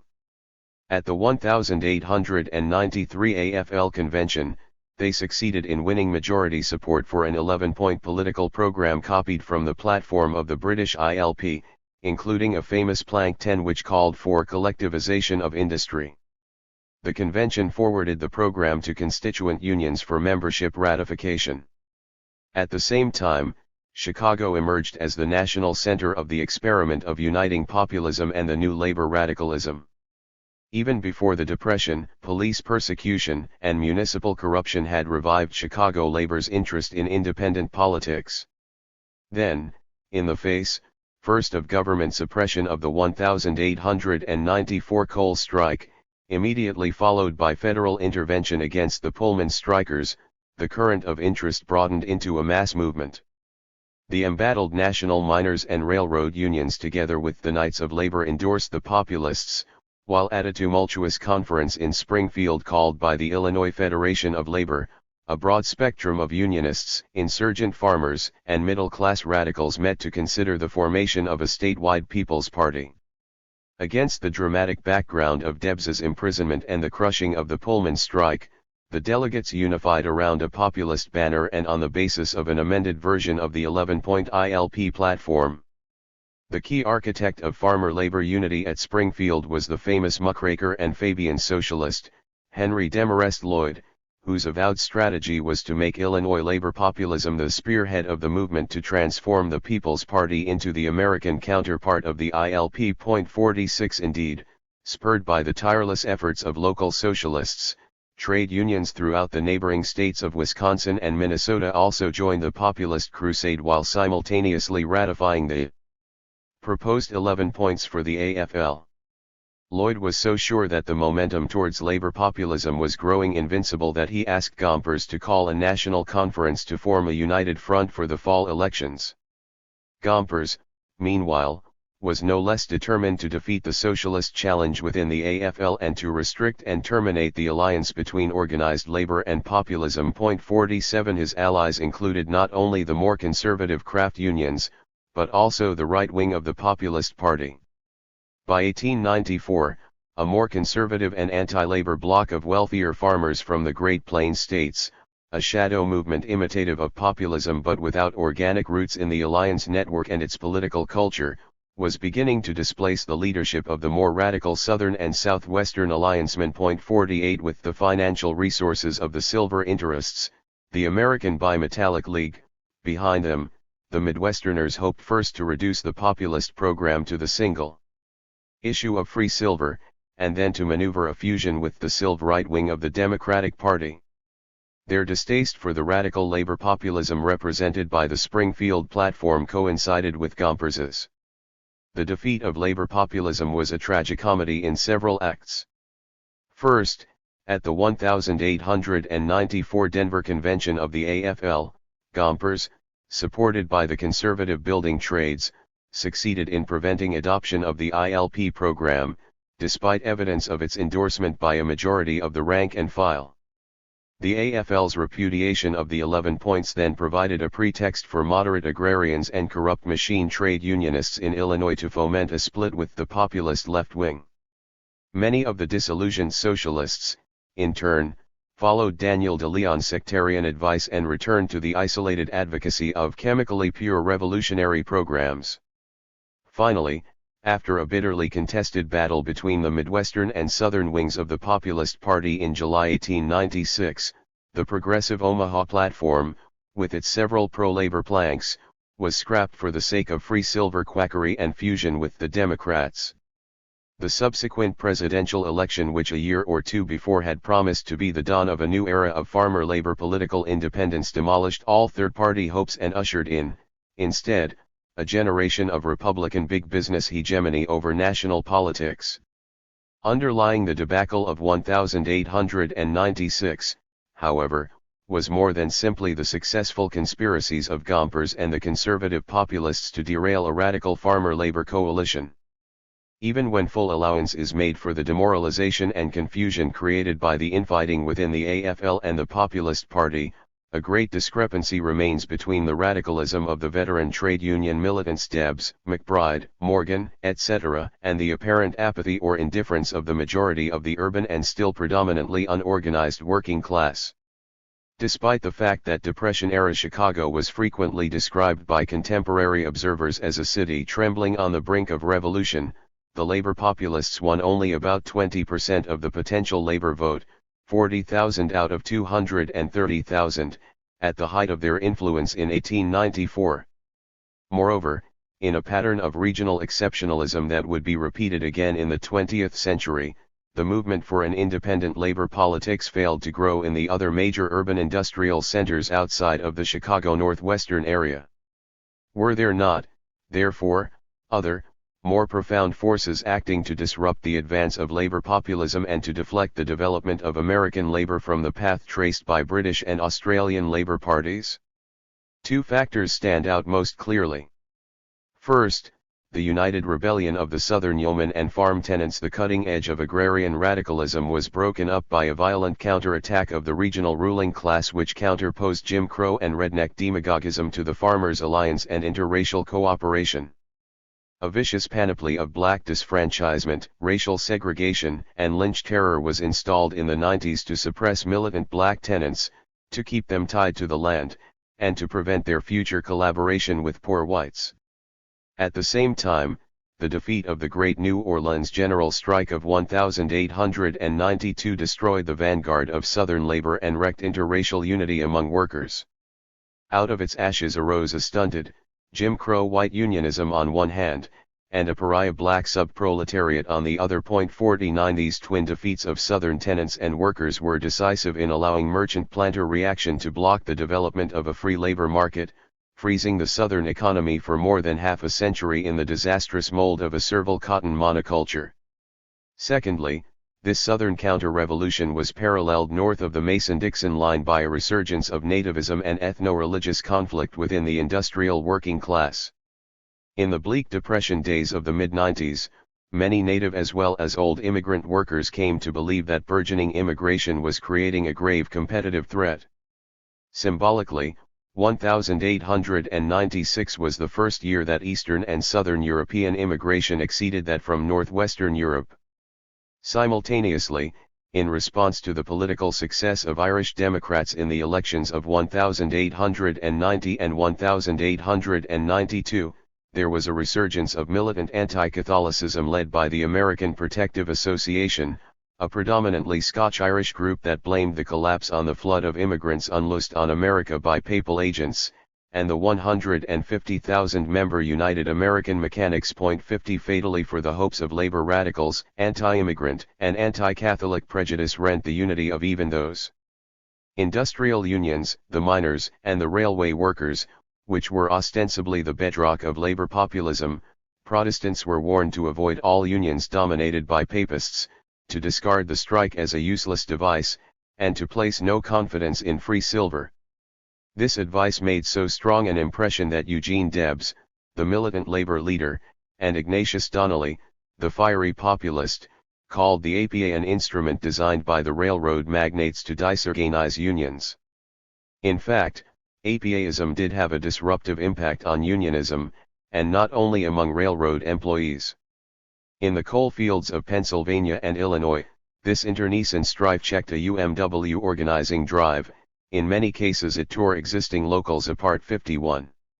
The populist movement itself did little to allay the fears of the immigrant proletariat or to arrest the increasing polarization within the ranks of the producing classes.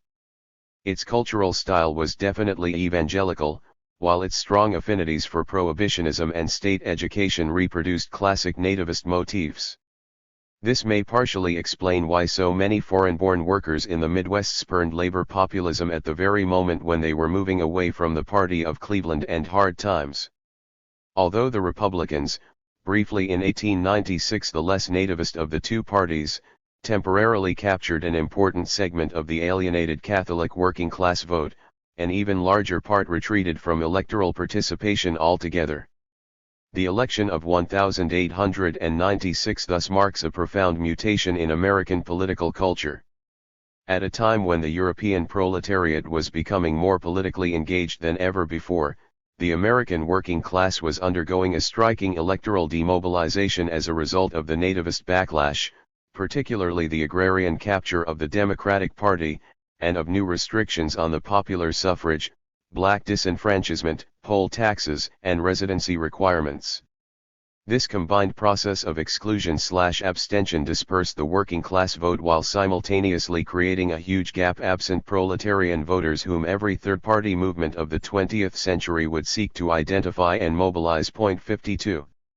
Finally, it must be noted that the renaissance of the ethno-religious and racial conflict at the end of the 19th century was intimately connected with the far-reaching transmutation of popular ideologies.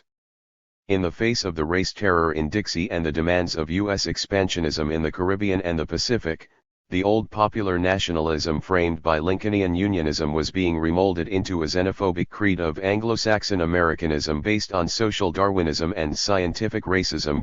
53 The coincidence of this ideological torsion within popular culture with the second major recomposition of the American working class, fed by the new immigration, provides a context for understanding the increasing rightward shift of the AFL after 1896 towards Jim Crow unions, immigration restriction, and narrow craft exclusivism.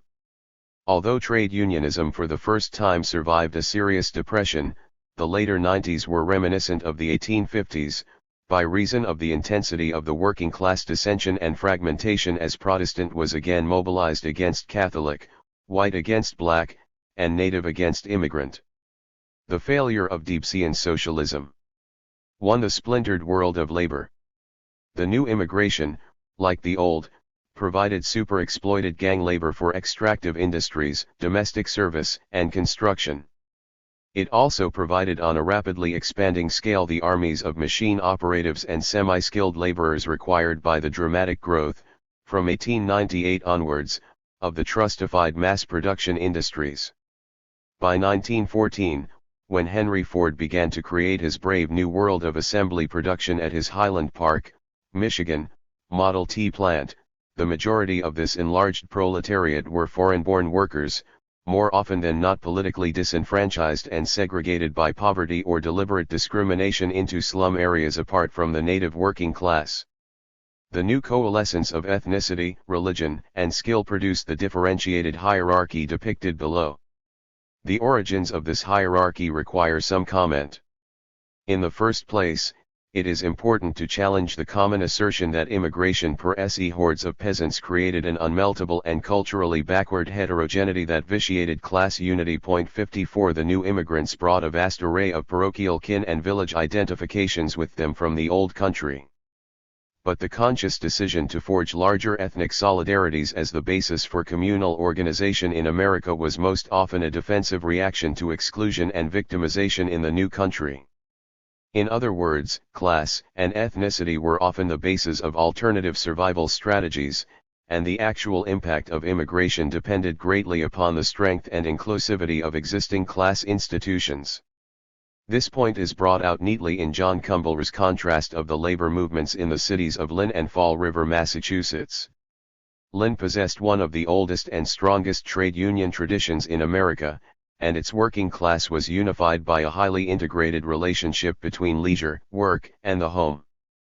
Fall River, on the other hand, lacked such cohesive, class-based community institutions, and its workforce was decentralized among relatively isolated work and residential areas. In Lynn, where the new immigration was a small, steady flow, the new arrivals were assimilated into the larger, unitary working class community. In Fall River, by contrast, the arrival of large numbers of Portuguese and Poles at the turn of the century was greeted with nativist hostility and led to community fragmentation into separate ethnic units of social activity. 55. Unfortunately, most of industrial America was more like Fall River than Lynn. Whereas the Western European class struggles of the 1880s and 1890s had spun a web of integrating proletarian institutions, ranging from workmen's clubs, cooperatives, and labor churches to Casas del Pueblo and workers' educational societies, the U.S. labor movement of the late 19th century, as we have seen, failed to generate a working-class culture that could overcome ethno-religious alignments outside the workplace. Meanwhile, inside the workplace itself, a profound recomposition of the division of labor was reinforcing and overdetermining the effects of the new immigration. The introduction of new mass production technologies went hand in hand with a corporate assault on the power of skilled labor. This offensive began on a systematic scale with the Carnegie Company's defeat of the powerful homestead lodges of the Amalgamated Association of Iron and Steel Workers in 1892, and continued for 30 years until the defeat of the Railway Systems Federation strike in 1922 established the supremacy of the open shop. As industrial management broke the power of craftsmen and diluted their skills, however, it carefully avoided leveling them into the ranks of the semi-skilled. Precisely to avoid such an explosive homogenization of status, the companies wooed demoralized skilled workers with piece rates, bonuses, savings schemes, and profit sharing. Where craftsmen had traditionally seen themselves as the natural leadership of the laboring class, the corporations now promoted new social norms, especially the pride of home ownership and membership in patriotic associations that encouraged symbolic assimilation with the petty bourgeoisie. Drawn primarily from native and old immigrant backgrounds, the skilled workers were purposely mobilized as an indispensable buffer against the organization of the unskilled. Internal stratification of the American proletariat circa 1912. The new immigrants, in turn, were frozen into the ranks of the unskilled. The frenetic geographical mobility of the newcomers as they were ceaselessly uprooted by the tides of the business cycle or returned home with their small savings contrasts with their decreasing occupational mobility. In one carefully studied Slavic steel town, for instance, the rate of upward mobility on the job ladder underwent a drastic decline from 32% in 1888 to only 9% in 1905.56. Within the plants themselves, the labor process was increasingly organized on the basis of ethnically and linguistically segregated work groups supervised by unsympathetic native craftsmen or foremen. Again, however, the impact of the heterogenization of the workforce depended on whether or not a unifying counterforce of trade unionism existed. In the coal fields of Pennsylvania, for example, the industrially organized mine workers succeeded after long struggles in forging a polyglot labor force into a militant membership. In those fiefdoms of industrial feudalism, the steel towns of Pennsylvania, on the other hand, where the craft unions had been crushed between 1892 and 1901, the workers seemed hopelessly divided. This industrial caste system was reproduced in the rigid segregation and fragmentation of working-class residential life. By 1910, the American industrial city had developed a strikingly different social physiognomy from that of European factory centers. On both continents, the building of streetcar systems and elevated/underground railways had given powerful impetus to increasing spatial segregation. In Europe, this took the form of further class polarization as proletarian East Ends and red arrondissements glared across a widening social spatial gulf at bourgeois West Ends and fashionable faubourgs. In the United States, by way of contrast, increasing class segregation of housing was overlaid by simultaneously expanding ethnic differentiation. Thus Buffalo, Cleveland, Chicago, Detroit, and Pittsburgh all acquired after 1890, a characteristic tripartite spatial division between 1. Middle-class suburbs, 2. A zone of decent, older housing, often single-family, occupied by native workers and some old immigrants, and 3. An inner core of tenements, shabby apartments, and overcrowded boarding houses that provided dormitories for the new immigrant proletariat. Further transposed upon the belts of working-class residents was a grid almost microscopically detailed in some cities of ethnically and linguistically differentiated neighborhoods, each with an institutional life of its own. 57. Mediating this complex residential and workplace polarization between the native/skilled and immigrant/unskilled workers were the old foreign stock Catholic workers, Irish and German. This intermediary stratum, particularly its Irish component, held an ambivalent but pivotal place within the internal structure of the working class. On the one hand, the Irish were partially integrated into the more privileged segment of the proletariat by their successful penetration of the skilled trades and by their disproportionate weight in the emergent trade union bureaucracy. Carson has discovered, for example, that no fewer than 62 AFL unions had Irish Catholic presidents in the 1906-18 period, 58 many of them also lived in the same better-off neighborhoods with the native skilled workers. On the other hand, they were linked to the new immigrants by economic status, since a majority of the Irish, especially the new arrivals, were still, in 1910, unskilled laborers or transport workers, as well as by their domination of the two central institutions upon which a majority of new immigrants were vitally dependent, the Catholic Church and the democratic patronage machines in most industrial cities. Finally, standing outside of the principal subcultural alignments of the working class were several exceptional groups of Central and Eastern European immigrants. Although every nation sent its exiled radicals across the Atlantic, the predominant languages of Marxism in America have been German and Yiddish. 59 The employers' blacklists and Bismarck's anti-socialist laws forced new generations of German Lassalleans, anarchist followers of Jonathan Most, and Marxists to follow the footsteps of the Red 48 ERS who had emigrated to the United States. In the late 19th century, these revolutionary German workmen, from whose ranks came the Haymarket martyrs Spies, Engel, and Fischer, created their own extraordinary German-speaking cultural apparatus of gymnastic societies, rifle clubs, educational circles, and socialist beer gardens. They also played the major role in building such important unions as the brewers, cigar makers, and bakers. For several generations they were the left wing of the labor movements in Chicago and St. Louis, but without question their greatest accomplishment was making Milwaukee the strongest citadel of socialism in America from 1910 to 1954. The other great concentration of immigrant radicalism was the Lower East Side of New York, where 1 million Jewish and Italian immigrants were crammed into the densest tenement district in the world. One of the unexpected after-effects of the Russian Revolution of 1905 was to provide the Lower East Side with an exiled coterie of brilliant young labor Bundists and Jewish Social Democrats. In remarkably few years they had organized a mass base of 50,000 or so Yiddish-speaking socialist voters who crusaded for garment unionism and provided the backbone of left-wing opposition to Tammany Hall. To the twin souls of American socialism.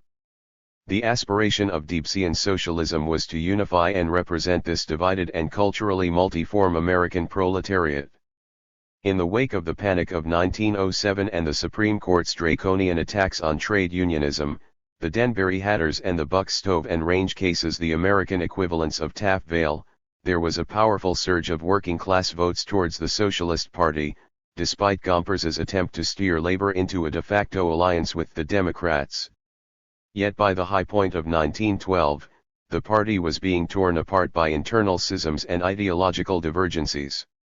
The crisis of the party, of course, had many causes, but above all it reflected the contradictory dynamic of the class struggle in the Progressive era. The years between 1909 and 1913 marked a watershed in the history of the international labor movement. In the United States, as well as in Britain, Germany, France, and Russia, they saw the outbreak of violent mass strikes and the entry of new strata of unskilled workers into the class struggle. Beginning with the rebellion of immigrant steel workers in McKees Rock, Pennsylvania, and sweated New York garment workers, the shirtwaist strike, in 1909, the supposedly unorganizable immigrant proletariat erupted in militant upheaval. Supported by the industrial workers of the world and the socialist organizers of the garment unions, the new workers launched strike after strike across a spectrum of mass production industries from textile to auto. Simultaneously, the AFL, already hard-pressed by the so-called employers' mass offensive of 1903-1908, had to fight bitter, rearguard battles against the degradation of their crafts by dilution, Taylorism, and speed-up. The longest and most epic of these struggles was the spectacular 45-month fight of the railway shop crafts against the introduction of scientific management on the Harriman lines in 1911-15. Unlike the strike waves of the 1877 to 1896 period, however, the mass strikes of the early 20th century largely failed to unify native and immigrant workers. Failing to unite the defensive fights of skilled labor and the organizing campaigns among the new immigrants, the movements tended to assume divergent and, all too frequently, antagonistic postures. The split within the working class became so profound that some socialist writers regularly wrote of the Civil War in labor's ranks, while IWW organizers complained that the AFL unions were deliberately undermining and sabotaging the strikes of the immigrant proletariat. This discord between the struggles of the craft unions and unorganized immigrants was carried into the Socialist Party in the form of a conflict between its reformist and syndicalist wings. The reformists, led by Victor Berger from his German socialist bastion in Wisconsin, were committed to a program of Bernsteinian gradualism exemplified by mild civic meliorism and sporadic criticism of Gompers's leadership of the AFL. They possessed no strategy nor any visible commitment to the unionization of the unorganized, and were generally indistinguishable from the AFL mainstream in their support for racist immigration restrictions. Berger, moreover, was a declared white supremacist. As for the attitude of the right wing toward the new immigrants, Sally Miller provides this characterization of the model Milwaukee Party: while theoretically it was deplorable that organized labor was restricted to the skilled, in practice the Milwaukee socialists were comfortable with skilled German union men and scornful of unskilled new immigrants. The partnership they envisioned with labor was one of Germans and natives almost exclusively 60. In contrast, the socialist left wing, many of whom angrily withdrew from the party after Big Bill Hayward was purged in 1912, adopted an almost exclusively industrial perspective that focused on the allegedly imminent revolutionary potential of the immigrant and unorganized workers. They repudiated the AFL as a hopeless cause and concentrated their energies on building the one big union. Although these left socialists played invaluable supporting roles in the wave of immigrant strikes in basic industry, their syndicalism proved to be only a temporary tactical palliative for the needs of the unorganized factory proletariat. The IWW could exemplify fighting solidarity at the workplace, but it had almost nothing to say about the political problems of slum communities caught up in complex dependencies upon the powers of church and patronage. It is not surprising that of the great strikes of this period, with the exception of the campaign in the New York garment unions, none left either durable union organization or led to any local victories for socialist candidates. It is hard to avoid the conclusion that neither of the two major tendencies of American socialism in 1912 offered a realistic strategy for uniting the working class or coordinating trade union strategy with socialist intervention in the urban political arena. The reformists had no plan for building industrial unionism, while the revolutionaries saw no point in attempting to influence skilled workers or in contesting Gompers's domination of the AFL. Similarly, neither the sewer socialism of the right, whose municipal program was often, as Walter Lippmann pointed out, indistinguishable from progressivism, nor the apoliticism of the syndicalist left met the need for a socialist political solution to the urban crisis and the plight of the slum proletariat.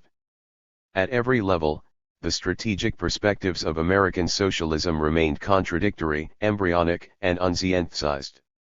On an organizational plane, the party never attempted to meld its different social components into an organic whole.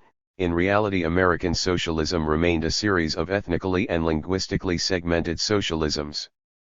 The most important socialist electoral strongholds were ethnically homogeneous constituencies: Germans in Milwaukee, Scandinavians in Minneapolis, Jews in Manhattan, Pennsylvania, Dutch in Reading. The leadership of the party kept the separate language organizations of the smaller ethnic socialisms at a distance from one another and from the levers of power within the party. The immigrant socialists were the party's transmission belt to the new immigrant workers. But the party never set this transmission belt in motion. Instead, partly motivated by nativism and racism and worried by their politics, it kept these immigrant socialists adrift, failing to integrate them. 61. Perhaps the gravest failing of the party, however, was its utter inability to penetrate the core of the industrial working class, the old and new Catholic immigrants. Compared to the dominating Irish presence in the AFL, for example, Irish radicals, although they included such fiery organizers as Elizabeth Gurley Flynn, William Z. Foster and James Cannon, were a beleaguered handful. Of the several million Poles concentrated in the industrial heartland, perhaps 2,000 or 3,000 at most were affiliated with the right-wing Polish Socialist Federation. Meanwhile, Il Proletario moaned that in a city that numbers 650,000 Italians, New York, there are a couple of hundred socialists registered with the party. 62 While some historians have claimed that the opposition of the Catholic Church effectively precluded any mass radicalization of Irish, Polish, or Italian laborers, the reasons would seem more complex. Italian immigrants to Argentina, after all, were the builders of a radical labor movement, while Polish immigrant miners in the Ruhr were quite susceptible to revolutionary agitation. Perhaps that temporary sojourner in American socialism, James Connolly, was right when he argued against Daniel de Leon that anti-clerical, anti-papist propaganda in an American context would always be mistaken by Catholic immigrants as another species of nativism. Connolly may have had in mind the appeal to reason, the spectacularly successful, 750,000 subscribers, socialist journal from the Corn Belt, which declaimed virulently against both the Catholic Church and the new immigration. Another kind of argument has been made by Melvin Dubofsky in his study of the failure of the Socialist Party to reach the New York Irish. He points out that the Irish immigrant link to the democratic machine, well established by the end of the 19th century, was at flood tide in the progressive era when boss Charles Murphy grafted modern social reforms onto the old ward-heeling Tammany structure. 63 The implication is that the Irish workers, by virtue of their relatively privileged access to trade union organization and political patronage, were a little tempted by the entreaties of a predominantly Jewish socialist movement which, if it ever came to power, might dismantle the traditional Hibernian job trust at City Hall. One of the tragedies of the Socialist Party was that its bitter factional battles contributed so little to the recognition or clarification of these underlying strategic contradictions.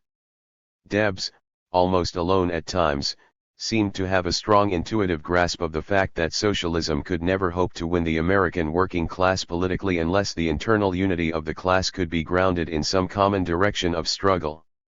He hoped that the movement for industrial unionism might provide such a unifying practice answering the needs of both craftsmen and operatives, and, for that reason, he came to reject the dual unionism espoused by the syndicalist left wing. In this spirit, he issued a somewhat quixotic call in 1914 for the formation of an industrial union center based on an alliance of the Eastern, UMW, and Western, WFM, miners, which could lead organizational campaigns in the mass production industries and establish an alternative pole to Gompersism. 64 Although Debs's appeal was ignored, its spirit was resurrected in 1917, when the Chicago Federation of Labor under the militant leadership of John Fitzpatrick and Edward Nockels decided to flaunt narrow craft shibboleths and to pool resources for a bold organizing drive in the stockyards. With William Z. Foster as chief organizer and abetted by the government's fear of wartime strikes, 100,000 packing house workers in Chicago and neighboring cities were unionized in a historic victory over the big packers in 1918. The next year, with the faint-hearted and unreliable support of the AFL leadership, Foster and Fitzpatrick attempted to carry the methods of the Stockyard Campaign to the steel valleys of Pennsylvania and the mill neighborhoods of South Chicago.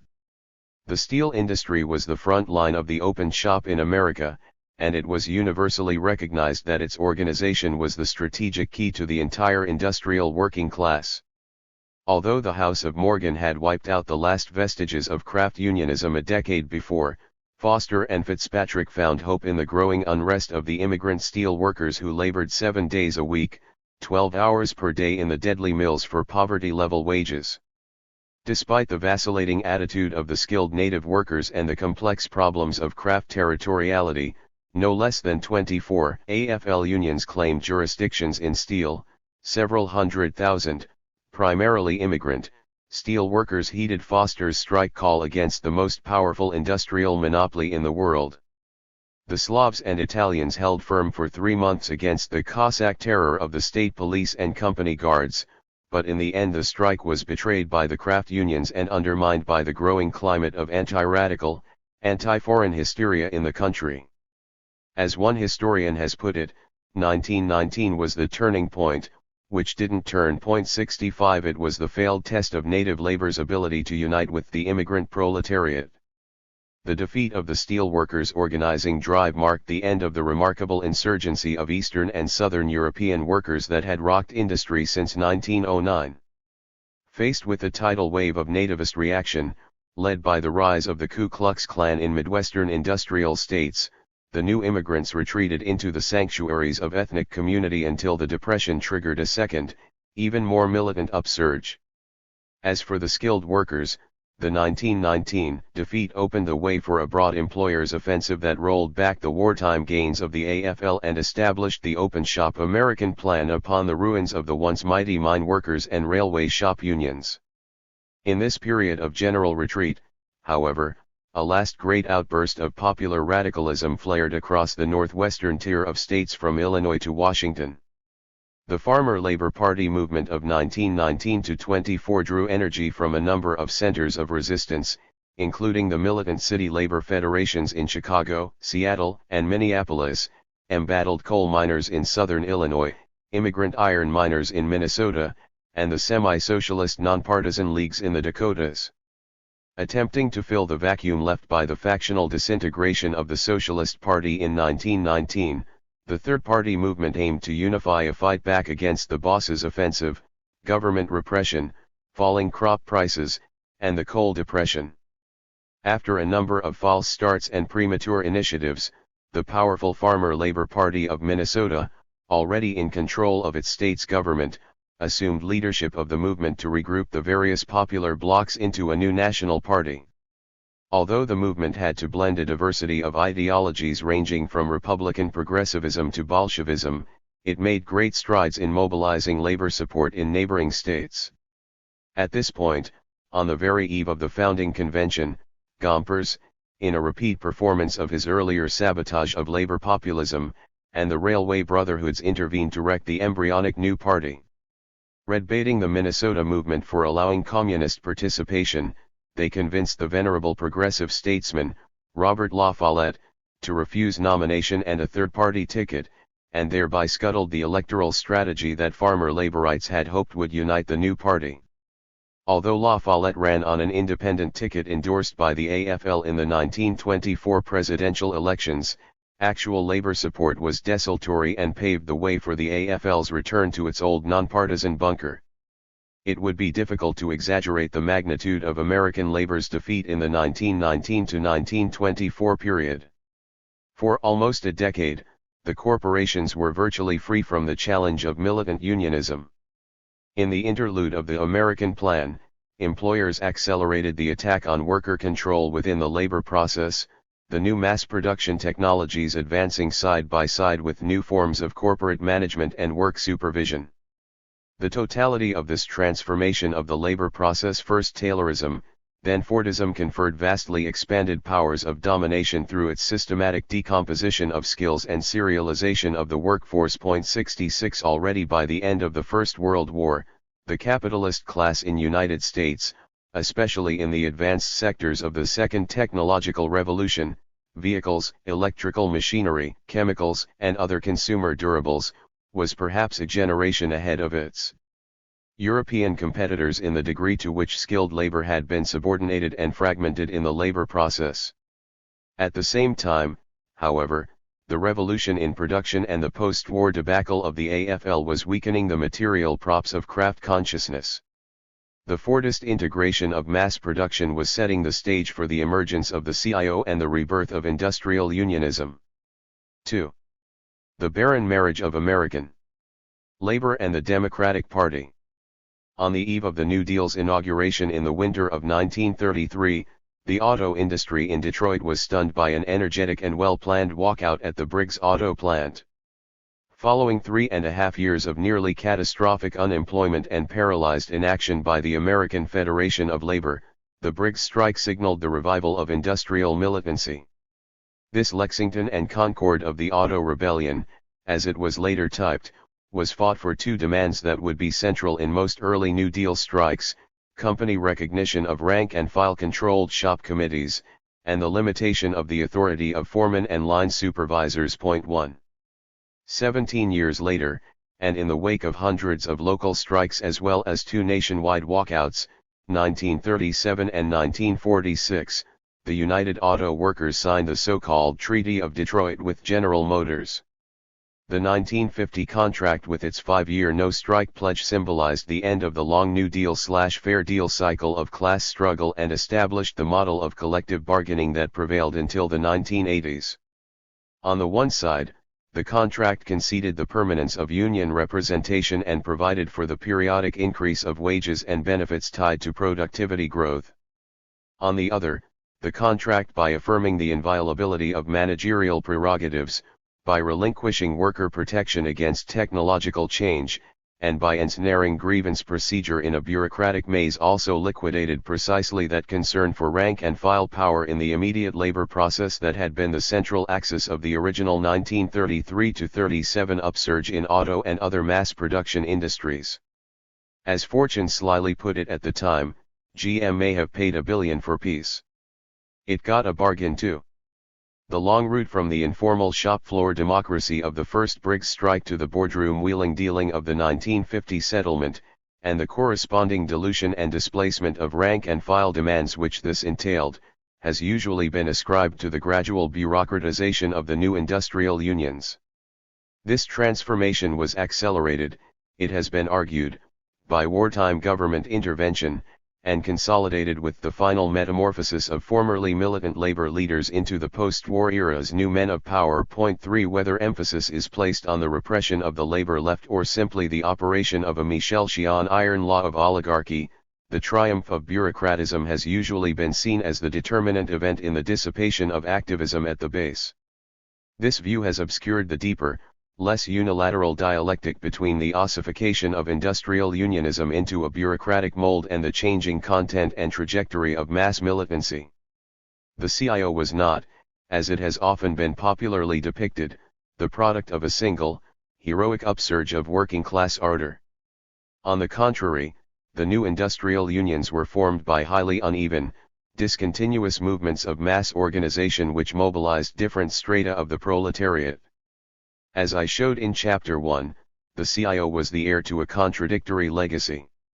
On the one hand, it inherited the accumulated defeats of earlier eras, the deep divisions between sectors of the working class, the absence of a unifying nexus of common proletarian institutions, the obscurantism of Gompersian craft unionism, and the forced marriage between the Catholic working class and the Democratic Party. On the other hand, it received the unquenched fire lit by the Wobblies, and the Knights of Labor before them, which burned on in the small, but unbroken, cotters of revolutionary workers in unorganized mines and mills.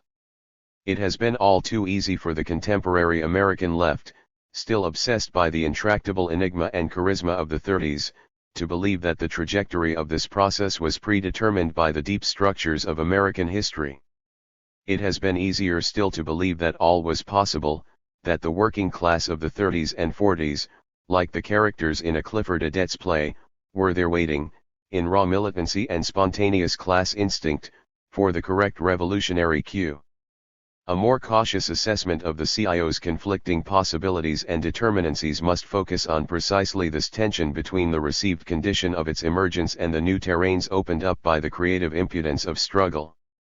The inevitability of the bureaucratic incorporation of the new unions, the counter-potentials of mass radicalism and a labor party, these are questions that must be situated in relationship to the internal logic of the 17-year wave of class struggle from Briggs to the Treaty of Detroit. The first step is to identify the key conjunctures in the history of the CIO which crystallized certain balances of forces while simultaneously annulling others. In fact, 4 periods stand out clearly as integral, constitutive phases in the formation of the industrial unions.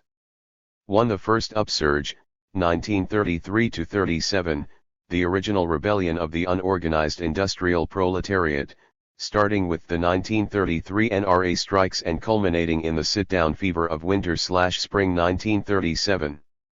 This was arguably the high water mark of the class struggle in modern American history.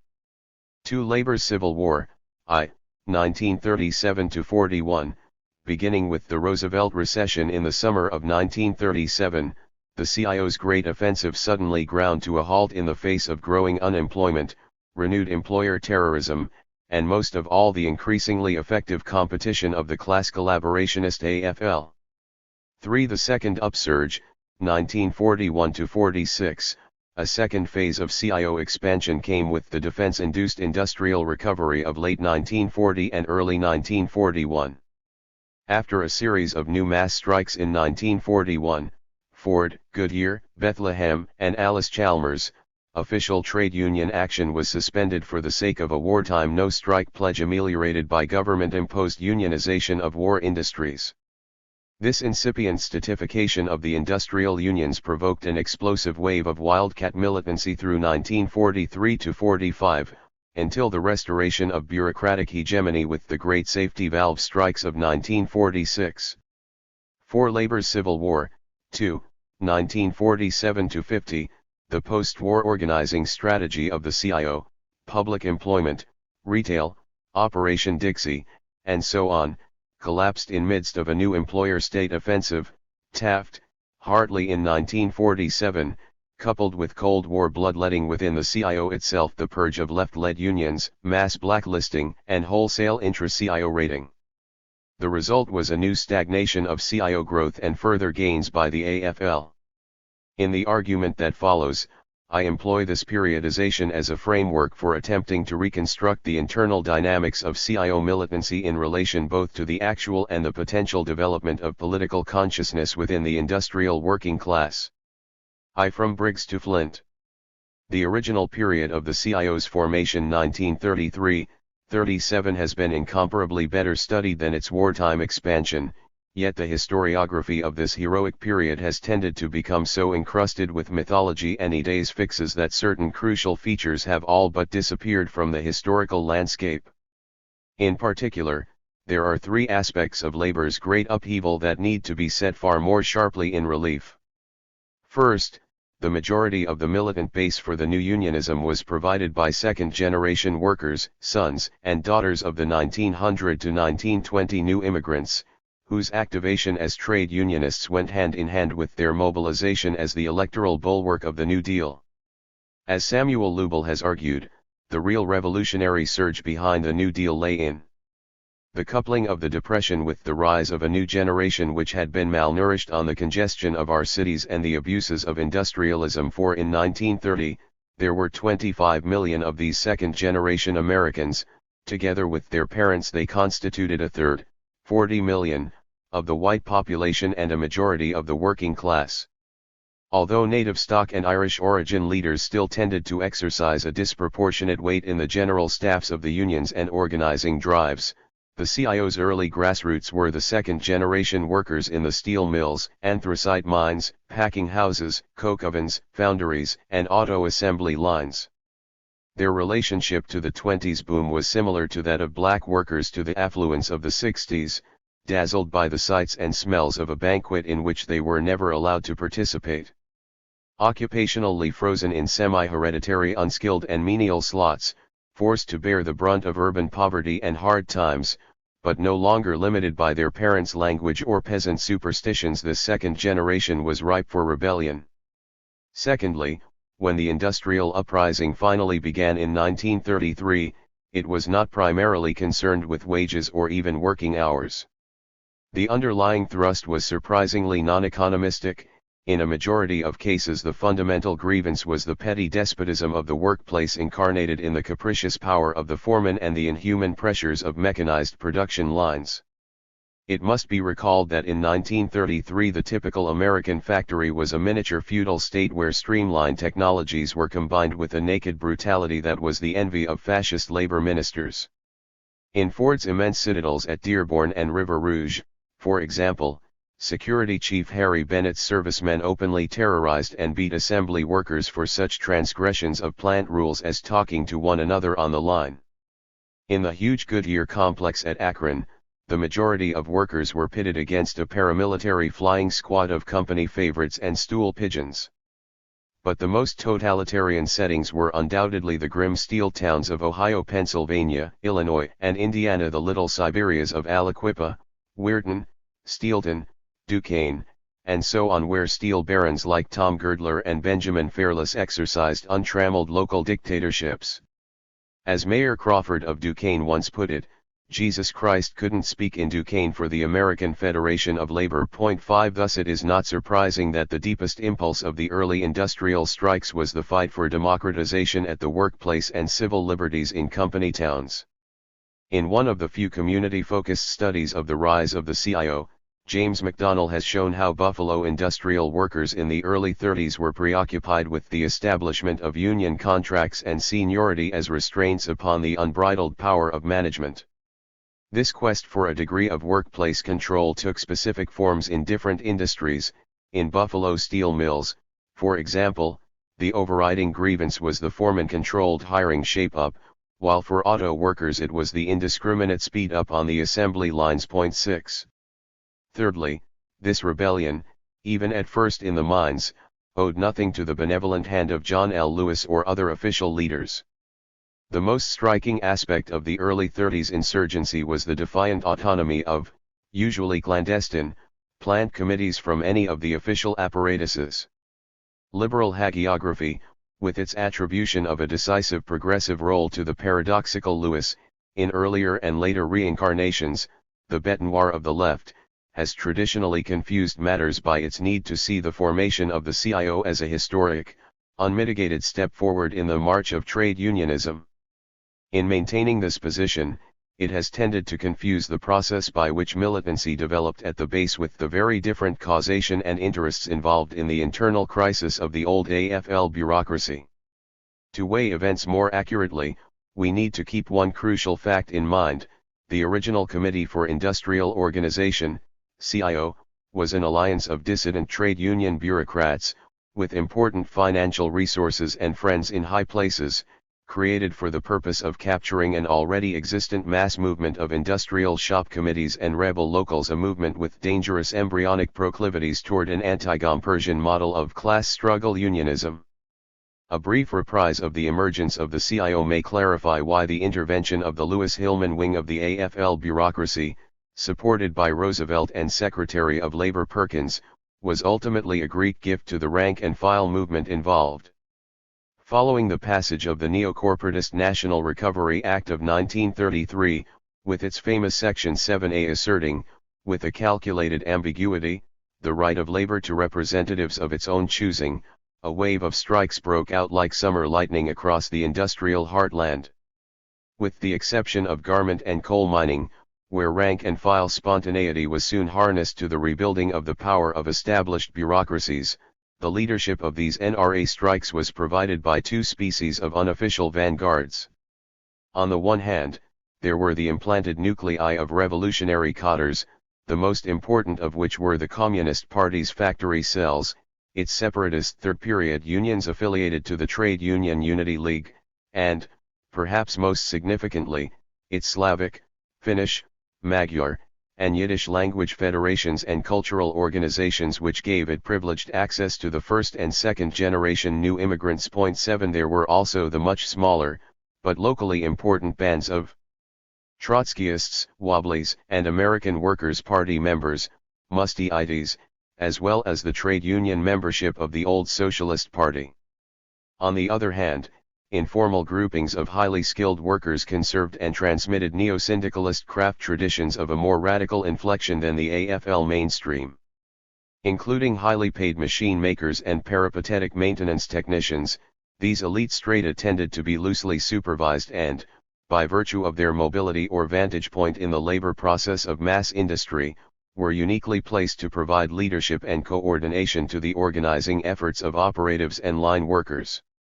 Drastic wage cutting in the late 20s, followed by the impact of the Depression, drove broad sections of this skilled aristocracy in mass production industry to reject the craft exclusivism and nativism which had proven so divisive in the industrial strikes of the 1909 to 1922 period. Instead, groups of craftsmen played catalytic roles in the organization of the NRA strikes. The outstanding early representative of this insurgency of skilled workers against Fordism was the Detroit-based Mechanics Educational Society of America, MESA, which was composed primarily, although not exclusively, of tool and die makers under the influence of British shop stewardess traditions. In the fall of 1933, MESA, uniting with groups of semi-skilled workers, successfully struck contract tool and die shops in the Detroit area and created the first union beachhead in the auto industry. 8. By late 1933 to early 1934, these advanced detachments of radicals and rebel craftsmen had begun to cement alliances with strategic groups of second-generation semi-skilled workers who, in turn, mobilized the hidden strengths of informal work groups and ethnic networks. The enlarged shop committees sought further linkages with other plants in the same city or industry. The search for solidarity at both citywide and industry levels produced a flood of new applications for AFL charters, forcing the CP to abandon its dual unions at the end of 1934, as well as a dramatic reinvigoration of somnolent city central labor councils. At the same time, this renaissance of unionism. David Brody considers this period to be the high point of mass participation in the labor movement, posed an excruciating dilemma for the AFL's dominant right-wing troika of Hutchinson, Frey, and Wall, and to the craft job trust which they represented, respectively the construction, metal, and printing trades. 9 Their problem was finding a way of keeping control over the new unionism while simultaneously preventing its materialization into either of the two subversive forms traditionally opposed by the conservative craft bloc, mass industrial unions or their functional homologues, broadly inclusive and independent city labor movements. The Executive Council's solution was to force the new unionists into temporary federal locals subject to future redistribution among craft internationals, and to invest dictatorial control over organizing campaigns in basic industry to expert, inept and alcoholic, AFL functionaries appointed by President Greene.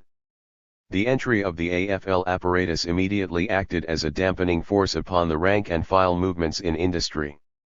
What the auto, rubber, steel, and electrical insurgents demanded was a militant plan of battle against the corporations which aimed at the earliest possible national walkouts, backed by the resources of the AFL. Greene's plenipotentiaries, on the other hand, exercised every ounce of guile to derail the strike movements and to reach accommodations with management and the government. In auto, for example, the machinations of chief organizers Collins and Dillon, together with the AFL's acquiescence in an intolerably pro-employer formulation of the industry's NRA code, sparked an open revolt of the local shop committees who went ahead, under the influence of the left, to prepare the basis for an independent Auto Workers International.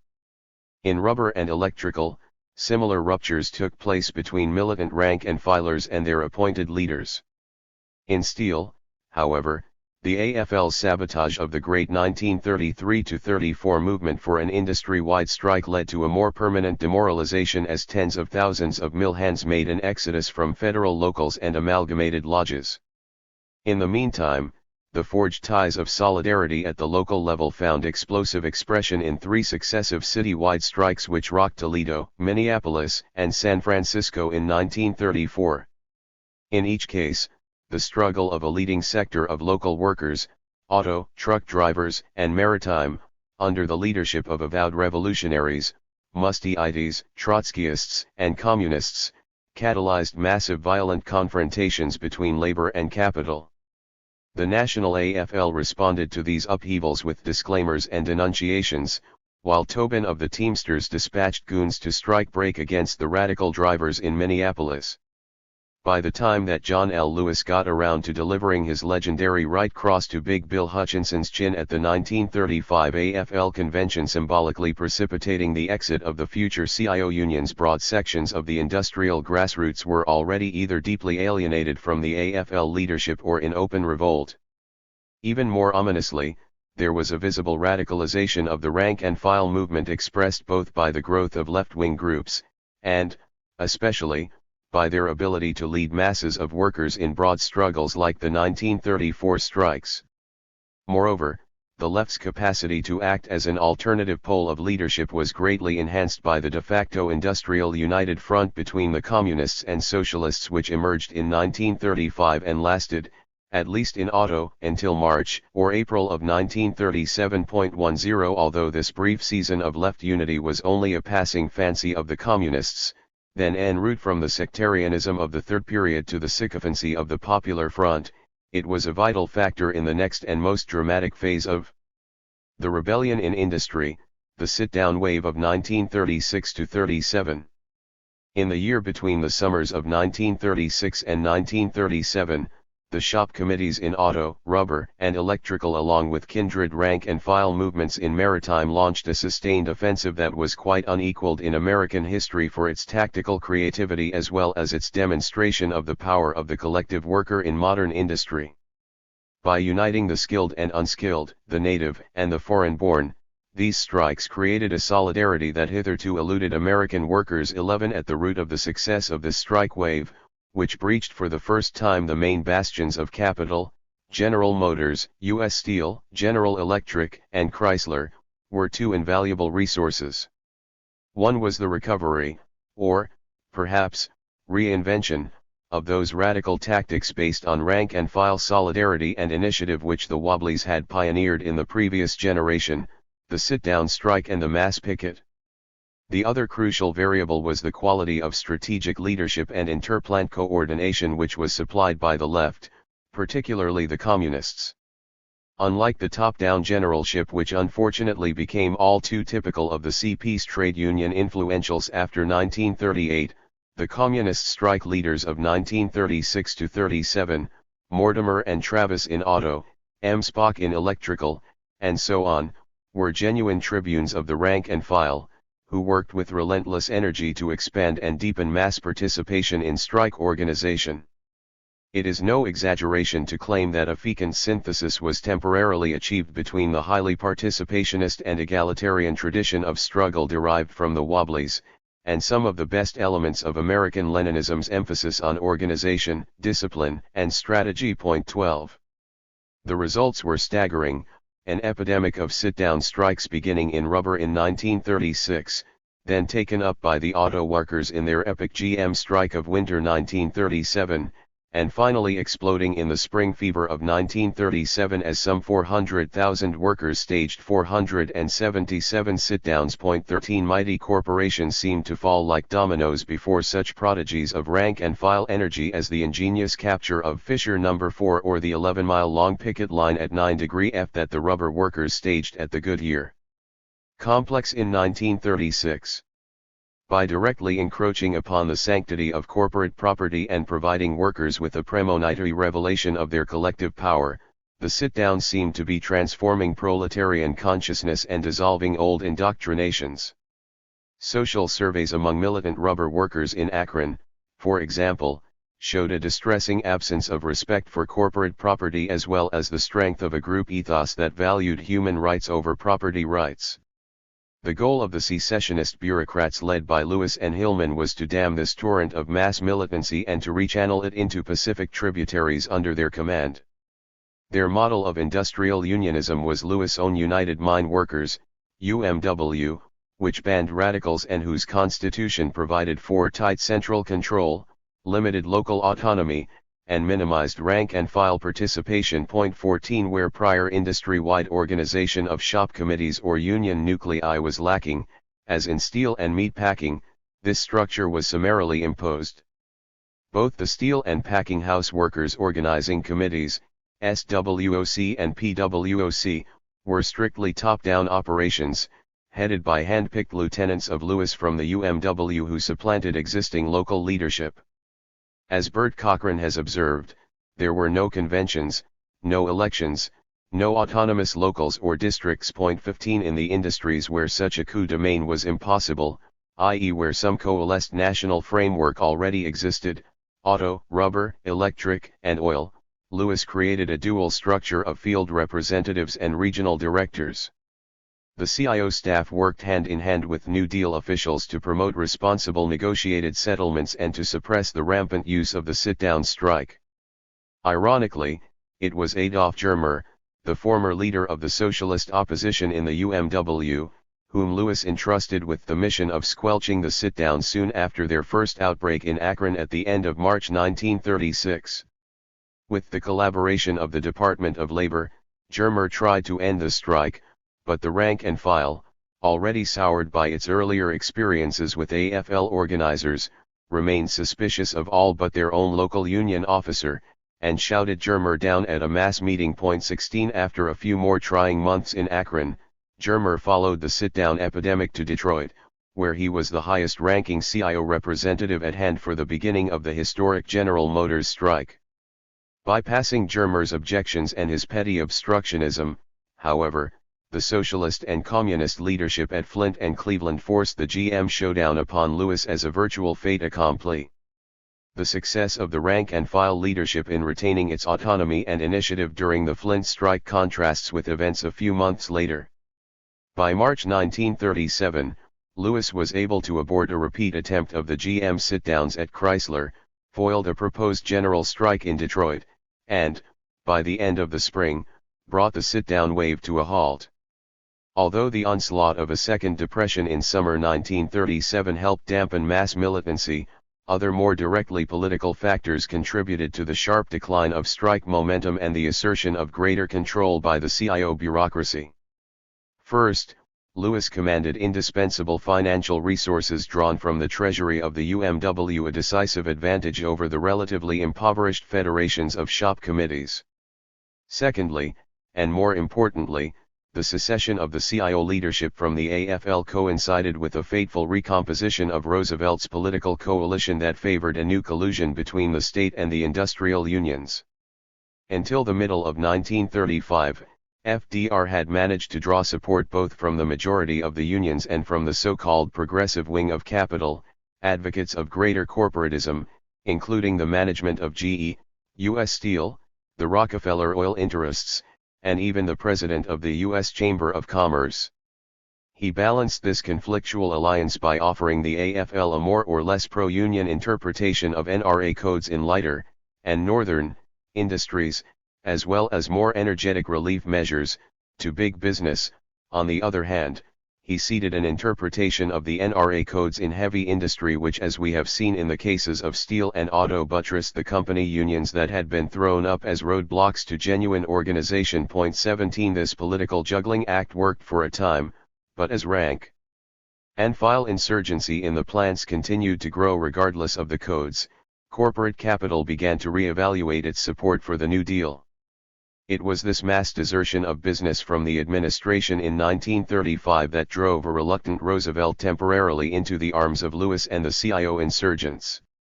With an attenuated base of business support, now primarily composed of anti-Wall Street segments of Western and Southern entrepreneurs, Roosevelt needed the powerful electoral bulwark that the surge of 4 million workers into the CIO during 1935-37 offered. Lewis and Hillman, in turn, needed the charisma of Roosevelt's backing and the clout of his political judicial support to bring the rank and file into line. Thus, in the brief halcyon days of Roosevelt's and Lewis's relationship in 1936, the CIO created Labor's Nonpartisan League, LNPL, to mobilize support for Roosevelt and help make up the deficit in campaign financing left by the defection of Democratic bankers and businessmen. Roosevelt reciprocated by allowing the pro-CIO liberals in the Labor Department and the National Labor Relations Board to provide the new unions with tacit support. Nevertheless, it is highly unlikely that Lewis and Hillman could have so easily consolidated their control without aid from a third source, the Communist Party. Almost immediately after the stunning victory at Flint, the CP began to discard the residue of its working relationship with the Socialists and to turn towards a new alliance with Lewis, and later, after Lewis's resignation in 1940, with Murray and Hillman. Again, it was a cold-blooded marriage of convenience. The bureaucratic integration of the CIO was an incomparably easier matter with communist complicity, and Lewis also needed the kind of superb organizing talent which they seemed to possess in abundance. On the other side, the CP's turn toward Lewis, under the rising star of Earl Browder, was a logical part of a broader maneuver to legitimize the Communists as the left wing of the New Deal coalition. In time they would have to pay a terrible price at the hands of their erstwhile allies for this center-left coalition. Meanwhile, the party's work in the unions began to take on a totally new character as the exigencies of intra-bureaucratic struggle assumed priority over the defense of rank-and-file democracy or the creation of a mass socialist current in the unions. Communist criticism of Lewis, and later of Murray, ceased, the call for an independent Labor Party was muted, and by 1938, the party's factory cells and plant papers were abolished. 18. The full import of these new alignments was revealed in the organization of the campaign against holdout Little Steel in 1937. The Communists contributed at least a third of the organizers for the Steel Workers Organizing Committee, SWOC, but abstained from attempts at recruitment or at criticism of the autocratic Lewis-Murray leadership, even when, at the end of the campaign, all party members were summarily purged from the staff. 19 Tactically conservative and determined to keep a tight rein on local strike committees, SWOC eschewed sit-downs and prepared for a long, conventional walkout. This played into the hands of the shrewd and ruthless Tom Girdler, generalissimo of the Little Steel employers, who launched a preemptive lockout, barricading forces of scabs and heavily armed company guards inside the mills. Girdler's reverse sit-downs were reinforced with a recipe of massive anti-union propaganda, middle-class vigilantes, and terrorism against picket lines drawn from the so-called Mohawk Valley formula, after the strategy that Remington Rand Corporation had used to defeat the CIO in upstate New York. Lewis, in turn, counted on FDR and New Deal state officials, newly elected with the backing of LNPL, to overcome the steel barons' systematic and blatant defiance of the Wagner Act. When Democratic Governor Davie of Ohio sent the National Guard into the steel towns of Canton, Massillon, and Youngstown, they were welcomed as brotherly heroes by the SWOC strikers. The Guardsmen, in return, launched a reign of terror reminiscent of the suppression of the 1919 steel strike, which virtually drove SWOC underground in Ohio. Meanwhile, the even more pro-labor Governor Earl of Pennsylvania, who in earlier months had supported the CIO's fight to establish civil liberties in the Allegheny and Monongahela valleys, also backtracked into a repressive stance. The key to the behavior of these Democratic politicans, of course, was the attitude of the administration in Washington. Roosevelt, shifting ground to rebuild support from business circles as well as with the anti-CIO leadership of the AFL, cynically repaid his electoral debts to the CIO by playing the role of Pontius Pilate in the aftermath of the bloody Memorial Day, 1938, massacre of striking steel workers in South Chicago. While Lewis was busy defusing rank-and-file anger inside SWOC, which was pushing for a general strike in Chicago, FDR declared a plague on both houses and coolly distanced himself from the CIO. the combined result of Lewis's bureaucratism, the CP's newfound moderation, and FDR's betrayal was the defeat of SWOC and the crashing halt of the CIO's offensive in industry. 20. To the Labor Party that never was. The awakening of class solidarity that welded together industrial workers in the struggle for unionization was replicated on an electoral plane as a tendential political unity of working class constituencies previously fragmented by religious and racial division. The New Deal landslide victory of 1936 marked, for the first time, the supersession of the traditional ethno-religious patterning of the Northern electorate by a clear polarization of workers and capitalists between the Democratic and Republican parties. This political recomposition was primarily a product of the rise of a second-generation ethnic proletarian voting bloc augmented by the conversion of formerly Republican blacks and many native Protestant workers. 21. A contradictory double movement was involved in this realignment of political axes. On the one hand, as an expansion of the Democratic Party's active base, it contributed to a spectacular reinforcement of capitalist political hegemony. On the other, to the extent that it tended to unify the working class politically, it created new potentials for eventually undermining this same bourgeois party duopoly.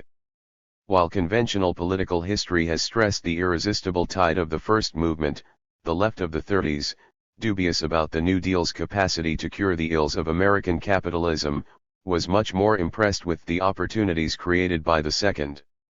It was the consensus of the left that the rise of the CIO was finally producing, where the Knights of Labor and the industrial workers of the world had failed, the successful cellular structure and strategic imperative for a labor party.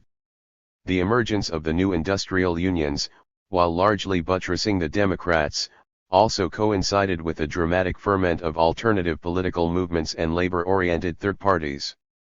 In Minnesota, for example, the Radical Farmer Labor Party consolidated its dominance in 1934-36 with the election of a governor and 2 U.S. senators, while in Washington and Oregon the labor-based Commonwealth federations, emulations of the Social Democratic Cooperative Commonwealth Party of Canada, captured their state Democratic parties for several years. In California, Upton Sinclair's epic movement promised to redistribute the wealth, and in Wisconsin the La Follette dynasty continued its reign through the powerful Progressive Party, later fused with the state's farmer labor movement. 22. Simultaneously, the surge of industrial unionism, confronted with the challenge of corporate and state repression, became unavoidably politicized. In feudal steel towns, as we have seen, political mobilization for democratic rights was a virtual precondition for union organization. Similarly, in auto centers, the sit-down strikes spurred UAW militants to campaign against corporation-dominated local governments. In Lansing and Jackson, Michigan, for example, UAW flying squads did double-duty picketing and ballot counting, while in Flint and Saginaw the union stewards were also organized on a residential basis, creating a powerful ward organization. Local after local of the auto, electrical, and garment workers voted support for the concept of a labor party in a groundswell of political independence that discomfited Lewis and Hillman. A Gallup poll conducted in August 1937, following the sit-down wave, showed that at least 21% of the population supported the eventual formation of the National Farmer Labor Party. 23.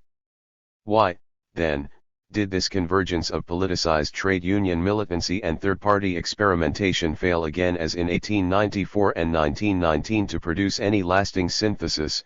24. Two interrelated explanations have been advanced. One is that the leftward turn of the New Deal in 1935 stole the thunder and co-opted the popular raison d'etre of the insurgent political movements. The other is that, contrary to the strike-breaking of Cleveland and Wilson, Roosevelt's tacit support for the CIO in 1936-37 allowed him to appear as the savior of industrial unionism. Both of these explanations have obvious kernels of truth. There can be no doubt, for instance, that the broad reforms of FDR's second 100 days in 1935 constituted a powerful gravitational force that pulled contemporary radicalism much closer to the orbit of the Democratic Party. One example was the increasingly intimate alliance between the Minnesota Farmer Labor Party, supposedly the main stalking horse of a national third party, and the New Deal.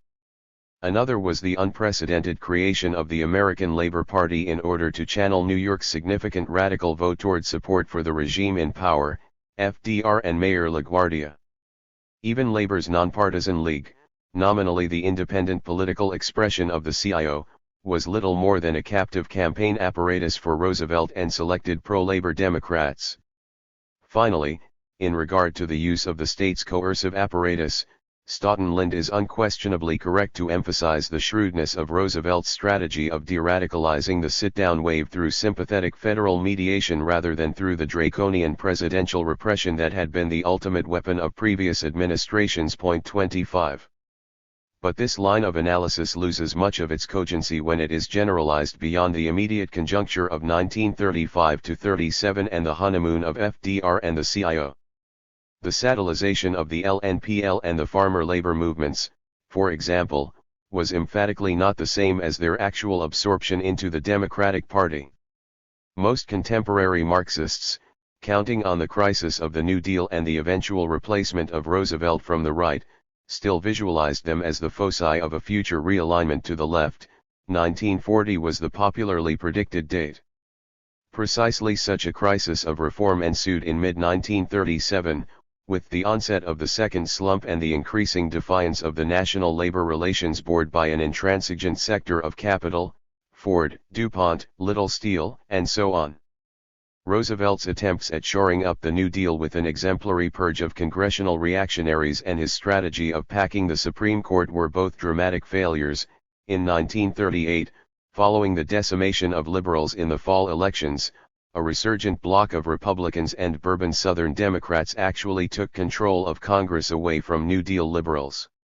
This shift in the national political balance, combined with FDR's overriding desire to win support for an increasingly interventionist foreign policy, preempted further reform initiatives or new concessions to labor.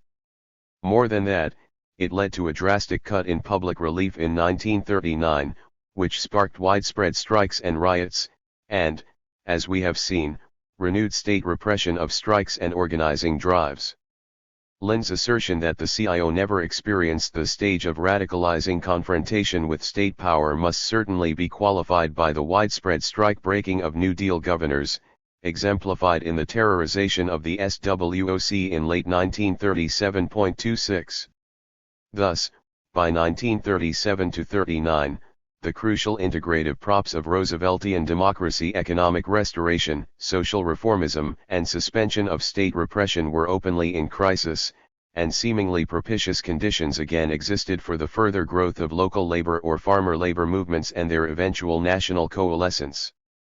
The traditional view of certain Marxist currents has been that 1938 was the most advantageous opportunity for revolutionary politics in the 20th century.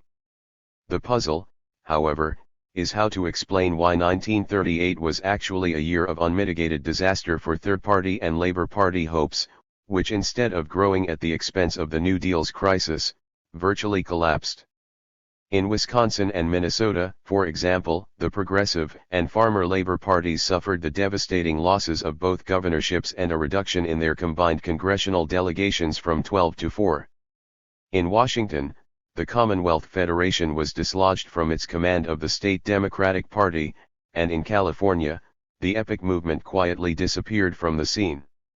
Meanwhile, the UAW's Vote Labor campaign in the Detroit municipal elections of 1937, the CIO's most ambitious foray into local politics, lost by a surprising margin, 100,000 and 200,000 workers who are registered voters did not vote, while the LNPL's desultory performance in the 1938 elections cast doubt on its continued viability. Point 27. The AFL resurgence. The key to this paradox of declining third-party fortunes was the veritable civil war which broke out between the AFL and the new unions in 1937–38. It was not just a question of labor disunity, but rather of an extraordinary resurgence of right-wing trade unionism allied in informal but decisive ways with the contemporary offensive of capital. On a local level, The AFL colluded with employers to preempt CIO organizing drives by signing toothless, sweetheart contracts or even the chartering of company unions. At the same time, the National AFL executive, long anxious to tame the power of central labor councils, ordered a thorough purge of the CIO from local labor bodies.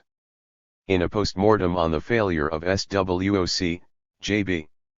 Wydick blamed AFL President Green for splitting strategic central labor councils in Detroit, Cleveland, and Akron precisely when labor solidarity was indispensable to prevent the Little Steel defeat from turning into a rout. 28 On the West Coast, the AFL Teamsters countered the CIO's famous march inland from its waterfront base with a wave of violence and secret agreements with employers. Even bloodier guerrilla warfare erupted on the New Orleans docks between AFL and CIO longshoremen, while Southern Open Shop supporters gleefully circulated the AFL's red-baiting diatribes against the industrial unions. 29. The strange bedfellows of the AFL and big business also cooperated on a political plane to defend their collusive contract-making by demanding the amendment of the Wagner Act to guarantee to the employer free speech to express his union preference. This dangerous attempt to re-legalize company unionism was typical of an AFL strategy which, in its frenzy to stop the growth of the CIO, proved more Pyrrhic than Machiavellian. The AFL's political endorsement policy, as adopted by its 1937 convention, placed it in opposition to any candidate sympathetic to the CIO. 30 By thus splitting the labor vote, the AFL effectively undermined the base of state third-party movements, citywide labor tickets, and the left wing of the New Deal. In 1938, the AFL withdrew from the Minnesota Farmer Labor Party, the Oregon Commonwealth Federation, and the New York American Labor Party, while severing its remaining links with labor's nonpartisan league. Simultaneously, the AFL worked to defeat mine workers leader Tom Kennedy in his gubernatorial bid in Pennsylvania, and radical Congressman Maury Maverick in Texas. In some cases, however, the AFL's endorsements were so odious, as in the case of Green's support for right-wing Governor Merriam in California, that its local affiliates rebelled and temporarily united with CIO unions. The AFL's fratricidal mania was self-destructive to the extent that it undermined the political leverage of the entire labor bureaucracy on the eve of World War II. As we shall see later, labor's disunity precluded the negotiation of the kind of tripartite political participation in the war economy that Gompers had partially achieved during World War I and which the British Labour Party won after 1942. At the same time, however, the AFL did manage to grow rather spectacularly in the late 30s, and by 1940 had recouped most of its membership and financial losses from the CIO schism. Although part of this growth was built on the flimsy support of sweetheart unionism, another part reflected the re-emergence of militancy in the ranks of the AFL itself. Unlike the strike movements in mass production industry, however, the new combativity of the AFL lacked any broad resonance, since it was constrained within a narrow and tightly controlled economism. Faced with the CIO challenge, the larger AFL unions like the machinists, carpenters, meat cutters, and teamsters launched new organizing campaigns and adopted quasi-industrial structures and jurisdictions. 31 But these membership drives failed to generate the sustained rank-and-file activism that accompanied the emergence of industrial unions like the UAW. The modernization of the AFL after 1937 took place through an enlargement and recomposition of the bureaucracy itself, a process typified by the rise of young Turks like Jimmy Hoffa in the Teamsters, who gave old-fashioned business unionism a new aggressiveness, with tactics borrowed from radicals or the CIO, without changing one atom of its social and political conservatism. It would be mistaken to assume, however, that the rightward and divisive posture of the AFL in the late 30s was exclusively the result of its ossified bureaucracy defending its traditional sinecures. Equally important was the fact that the Ancien regime ultimately drew its solidity from the relative conservatism of its predominantly skilled, native Protestant, and old immigrant membership. It was, moreover, precisely this stratum of the working class which was most susceptible to the ideological and cultural pressures of the petty bourgeoisie. The relative social gravity of the middle strata and the degree of permeability between its lower levels and the upper sections of the working class have both been unusually high in the United States, perhaps higher than in any other industrial country. An adequate theoretical approach to the history of labor in the 30s would have to chart the course of the various movements and perturbations of the different middle strata and their mediating impact upon the development of working class consciousness, and vice versa. Suffice it to say, that while middle-class insurgencies of the first Roosevelt administration tended in a generally populist direction that politically buttressed the New Deal, after 1937, there was a profound middle-class counter-reaction to the CIO and the growth of the left. 32 This anti-CIO, anti-radical backlash, incessantly fanned by the press and the corporate media, contributed to the retrenchment of the AFL bureaucracy and provided it with a broad patriotic sanction for opposing the new industrial unions. At the same time, the resurgence of the AFL in the context of the rightward shift in national politics put the CIO leadership under increasing pressure, especially after the Ladies' Garment Workers and the Milliners Union rejoined the AFL in 1940 in protest at the dominant center-left alliance within the CIO. Under siege, Lewis and Hillman clung even more desperately to their links to Roosevelt and the shrunken liberal wing of the Democratic Party. Increasingly, uncritical support for Roosevelt also came from the Communist Party, which, decked out in its new image as 20th-century Americanism, took popular frontism to such extremes as the endorsement of the Kelly-Nash machine in Chicago, which was directly responsible for the 1937 massacre of steel strikers, and of the infamous anti-union regime of Boss Haig in New Jersey. The sycophantic policies of the Communists did little, however, to broaden their base in the industrial working class. Although the party reached the zenith of its popular influence in this period, with perhaps 75,000 members and a periphery of more than 500,000, a majority of its growth came from an influx of second-generation Jewish white-collar and professional workers. Between 1935 and 1941, the non-blue-collar component of party membership jumped from barely 5% to almost 45%, while the New York component more than doubled from 22.5% to nearly 50%. 33 As Nathan Glazer has pointed out in his study of the party's changing social composition, during the 30s the party was transformed from a largely working-class organization to one that was half middle-class, even though the party had increased fivefold since the late 20s. There had been no such increase in the cadres in important industries. The party's strength in the unions except for maritime and longshore and the white-collar unions was not a mass membership strength.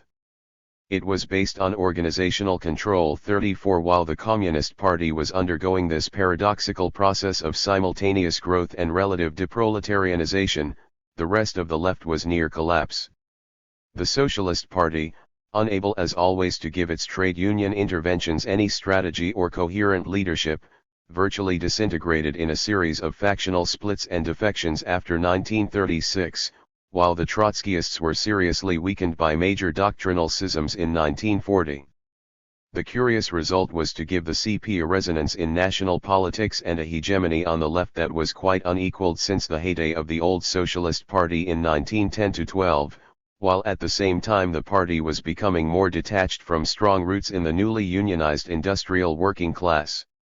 The weakness of the labor left as a mass ideological current, and its dangerous overdependence on bureaucratic alliances with center forces, was vividly demonstrated by the Roosevelt administration's success in repressing and isolating CIO radicals on the eve of the 1940-41 rearmament boom. First, with the active support of the Minneapolis employers, President Tobin of the Teamsters, the most outstanding AFL Democrat and friend of FDR, cashed in his political debts with the White House and obtained massive federal sedition prosecution of the Trotskyist leadership of Drivers Local 544, the nerve center of labor militancy in the Northwest. Ironically, the Communists, who would later be decimated by the Smith Act, supported its initial application against their Trotskyist factional opponents in Minneapolis. Then, in the summer of 1941, the Communists were evicted from the strategic aircraft industry, after Roosevelt ordered the Army to break the North American aviation strike. Inglewood, California, led by Wyndham Mortimer, the hero of the 1936-37 Flint strike. Here was the ostensible Pullman of the New Deal, federal bayonets versus 12,000 militant rank-and-file workers. But unlike in 1894, there was neither massive national solidarity with the blacklisted workers, nor any political break with the administration. Instead, the CIO leadership, Murray and Hillman since the resignation of Lewis in 1940, eagerly collaborated with Roosevelt's strike-breaking in the dual hope of weakening the communists within the CIO while simultaneously gaining administration support for the top-down unionization of the defense industry. The communists, for their part, mounted only a desultory campaign of defense. Their temporary tangent of militancy since 1939 was broken by the invasion of Russia, as the party returned to virtually uncritical adulation of Roosevelt and Murray in the fall of 1941. 3. World War II, Wildcats and Hate Strikes. After nearly 4 years of trying to hold the fort against the attacks of employers and the rival AFL, the CIO regained the initiative in 1941.35 as industrial production revived under the stimulus of Lend-Lease and rearmament. Previously organized workers struck on a broad front for the first wage increases since 1937. Leading the way were Lewis' indomitable mine workers, whose solidarity and tenacity in successive strikes was probably unexcelled in American history. Striking in direct defiance of Roosevelt and his ill-fated Defense Mediation Board, the UMW set important precedents by winning the union shop and eliminating traditional Southern wage differentials. Meanwhile, workers in holdout, open shop industries again began to respond to CIO organizing drives. Ford and Bethlehem Steel were the most important of these anti-CIO employers. Within weeks of one another in spring 1940, however, both capitulated to offensives of the UAW and SWOC. The Great Ford Strike, in particular, recalled the heroic days of Flint, with its mass picketing, flying squads, and a new and distinctively American invention encircling mammoth blockades of strikers' cars. Although the repression of the North American strike was an ominous sign, the general tempo of summer-fall 1941, in the wake of the breakthroughs at Ford and Bethlehem, was a strong upbeat of rank-and-file energy with clear refrains of the spirit of 37. This Indian summer of mass militancy was brought to an abrupt halt by the bombing of Pearl Harbor. Rank-and-file labor was quickly shackled by the restrictions of a wartime no-strike pledge and the regressive wage ceilings of the so-called Little Steel formula. The advent of the war was also the catalyst for far-reaching transformations in the organization of the labor force and the role of the state in the economy. First, there was an unprecedented recomposition of the working class as millions of rural immigrants, women, and blacks entered the industrial labor market. It has been estimated that more than 15 million Americans moved from one city, state, or region to another in search of employment between 1940 and 1945. 4.5 million permanently moved from the farm to the city. Underlying these great wartime migrations was the pull of a new industrial revolution in the South and Far West, and the push of accelerating agricultural mechanization and the collapse of cotton tenancy in the Southern Black Belt.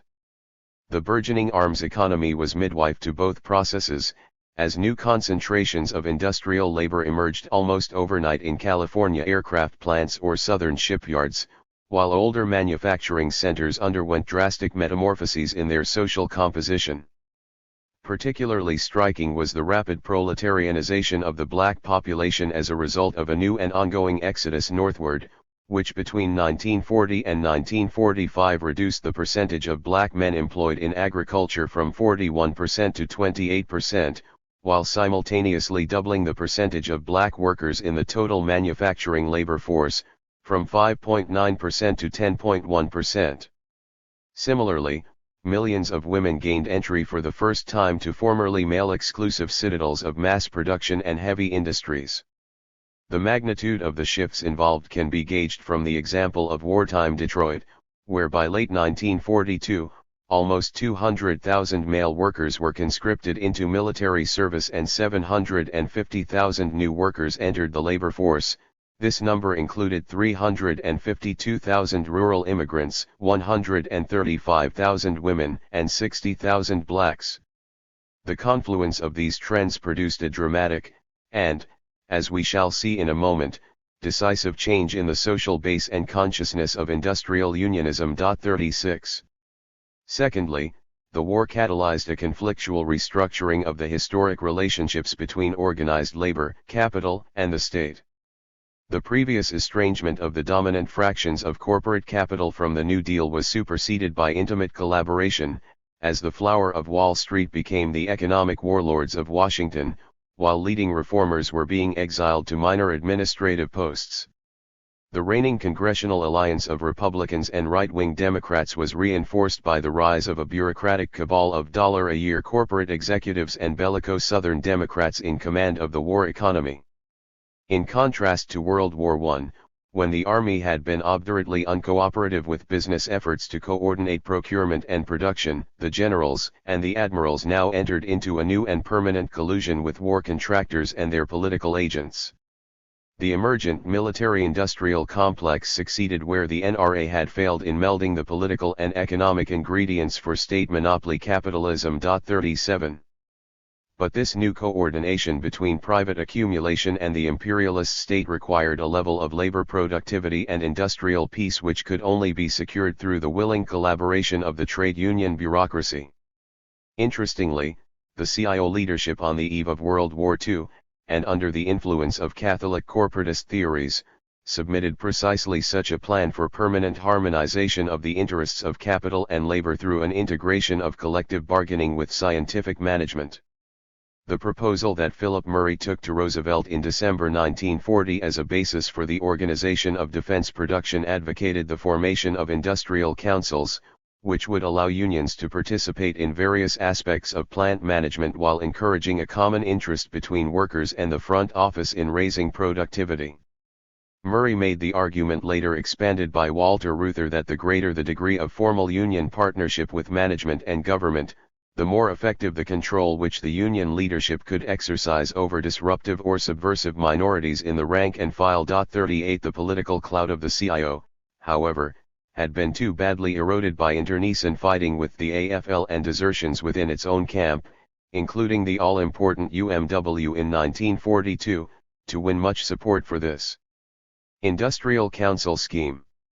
Instead, the labor movement as a whole, including the AFL, paid for its disunity by exclusion from the summit levels of the war economy as well as by its continuing weak and largely ineffectual influence upon Congress. Like the Wilson administration of 1917-18, FDR's third term mouthed the rhetoric of a tripartite war effort, but its real commitments were revealed by the demotion of labor to a minor role in the key war production board, while billions of dollars worth of prime contracts were being awarded to notorious violators of the Wagner Act. The defeat of the CIO's call for industrial democracy was partially mitigated, however, by the War Labor Board's reluctant concession of a generalized maintenance of membership, quasi-union shop, and automatic union dues check-off in the summer of 1942. As Nelson Lichtenstein has shown in a careful study, the administration was above all concerned to shore up the position of the labor bureaucracy in face of internal union decomposition and the consequent loss of control over the workforce. 39 Increasing restiveness against the no-strike pledge among war workers, especially in the strategic shipyards, as well as the re-emergence of Lewis as an independent and possibly rebel pole in the labor movement, compelled the government to reinforce the power of Murray and Company. The result was a social contract that conscripted war workers into unions while at the same time denying the unions any authentic capacity to represent the economic interests of their members. Maintenance of membership thus helped produce a dramatic increase in unionization, but with entirely different consequences from the struggles of the early 30s, since workers were now organized by the state into unions, rather than organizing themselves. 40. Simultaneously, the turbulent recomposition of the workforce was breaking down many of the social networks and primary work groups which had been the autochthonous roots of the CIO. Militancy was in a sense displaced upwards into the layer of veteran secondary union leaders, stewards, committeemen and local officials, while the base became more anomic, volatile, and transient. As a direct consequence, the class struggle within the war plants regressed to a more primitive level of sporadic, semi-spontaneous outbursts. These flare UPS nonetheless acquired a cumulative dynamic of their own as inflation and declining real wages continued to stir mass discontent. The catalytic agent that transformed this simmering unrest into an explosion was, predictably, Lewis's coal miners. The least affected by shifts in the labor force or the turmoil of wartime migration, the UMW rank and file exerted continuous pressure on Lewis to keep up the fight against the employers.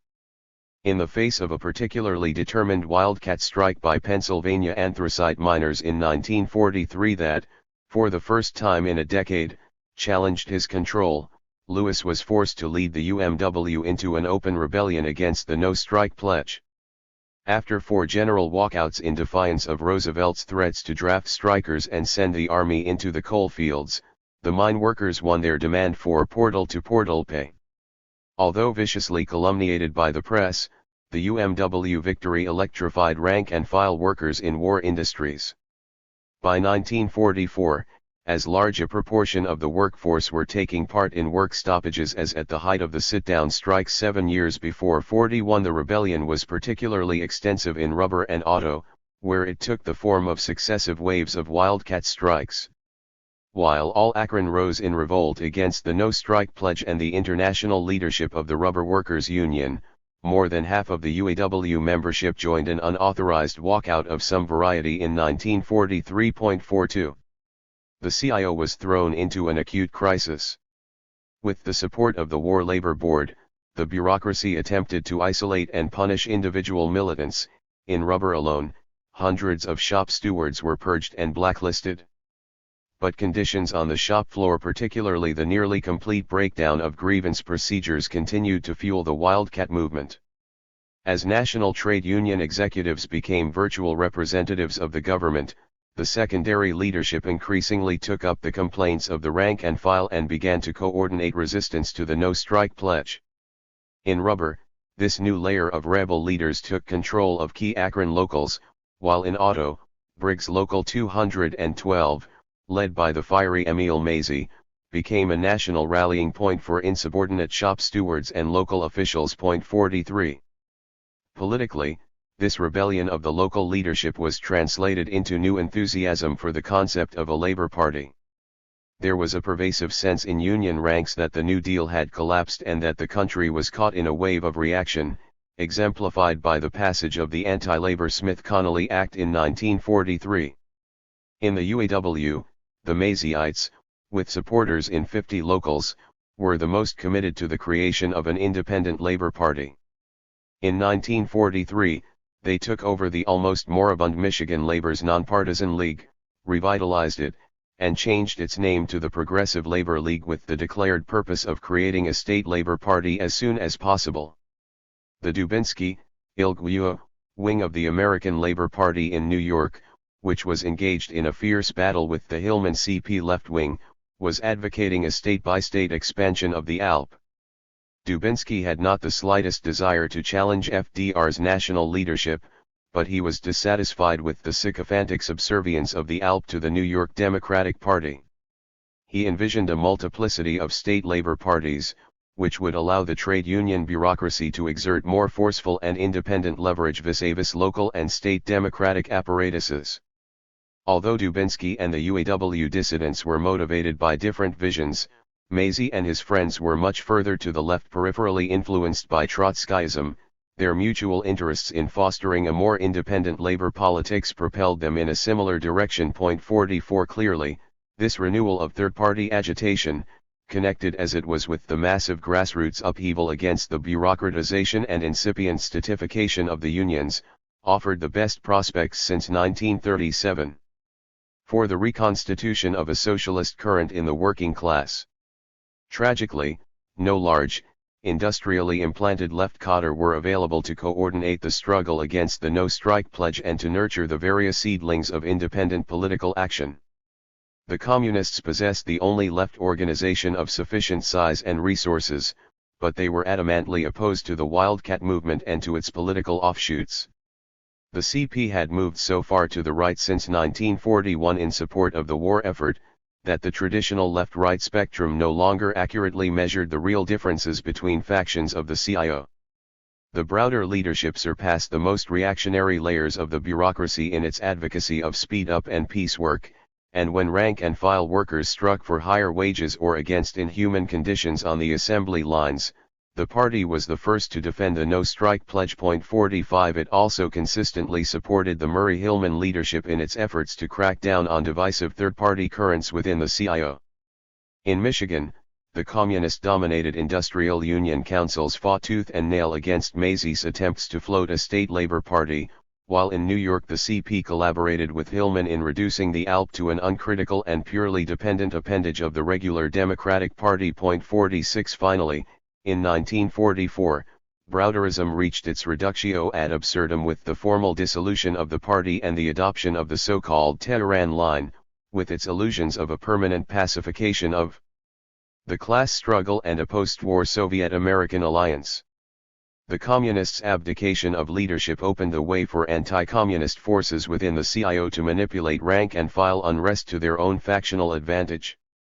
The later post-war destruction of the CIO's trade union influence can only be understood against the background of its isolation from wartime strike currents and its dependence upon interbureaucratic politics. Within the important United Electrical Workers, UE, for example, anti-communist dissident James Carey and his Jesuit-led allies from the American Catholic Trade Unionists, ACTU, who modeled their organization on CP factory cells, profited from grassroots dissatisfaction with the communist-dominated international leadership. In the UAW, the explosive issues of incentive pay and speed up, both of which were defended by the communists and their allies in the ADS Frankenstein faction, provoked a deep split in the leadership. The Reuther faction alone reoriented itself to the rebellion of the locals and outflanked the communists and their center allies by appearing as the most militant wing of the national leadership. From 1943 onward, the Reutherites inexorably gained ground at the CP's expense, while also recruiting key rebels like Mazzei. Reuther's leadership of the 113-day General Motors strike in 1946 was the ultimate masterstroke in this strategy of channeling rank-and-file energy for factional ends. It provided a safety valve for the accumulated anger of the auto workers while simultaneously consolidating Reuther's organizational hegemony and dismantling the rank-and-file caucus movement which had provided leadership to the wartime Wildcats. 47 The weakness of left influence over wartime labor militancy also diminished one of the few counterweights to the pervasive and growing racism of the white working class in the war plants. At the beginning of rearmament, blacks had been universally excluded from defense jobs, and it was only after the rise of the March on Washington movement in 1941, organized by a black trade unionist, A. Philip Randolph, that Roosevelt reluctantly signed an executive order against job discrimination. Although real job equality was never remotely achieved, significant numbers of black workers did obtain footholds, usually the worst jobs, in aircraft, vehicle assembly, and shipbuilding, where they often work side by side with newly proletarianized whites from the rural South and Southwest. The result was that the wartime insurgents against working conditions and the no-strike pledge often overlapped with racist attacks on the new black workers. Between March and June 1943, over 100,000 man-days were lost in a wave of hate strikes against the upgrading of black workers. One of the largest occurred at the Packard Works in Detroit during April 1943, when 25,000 whites struck in retaliation for a brief sit-down of blacks protesting their not being promoted. 48 2 months later, all of Detroit erupted into anti-black pogroms and riots which took 34 lives. A year later, and following innumerable other incidents in shipyards and rubber plants, a massive racist outburst in Philadelphia, sparked by the refusal of white streetcar employees to work with blacks, forced FDR to send 5,000 federal troops to restore order. Anti-black virulence also undermined the CIO's attempt at its greatest political coup, UAW leader Richard Frankenstein's campaign for the mayoralty of Detroit in 1945. Frankenstein's predicted victory was snatched from under his nose by the defection of white auto workers protesting the CIO's endorsement of the Federal Fair Employment Practices Committee. 49 Other examples could be given of how wartime labor militancy was infiltrated by racism. Unlike the 1933-37 strike wave, which had produced a profoundly unifying dynamic within the factory working class. The 1943-45 strikes vented frustration and anger without socializing the new workers in a common culture of struggle or assimilating their racial and sexual divisions. The racism of the white industrial working class would remain, as we shall see later, the Achilles heel of the CIO's efforts to transform national politics. For the CIO's Political Action Committee. Thus far, we have been primarily concerned with the various unsuccessful attempts to build a third party on the basis of industrial unionism, and have skirted the question of the CIO's actual relationship to the Democratic Party.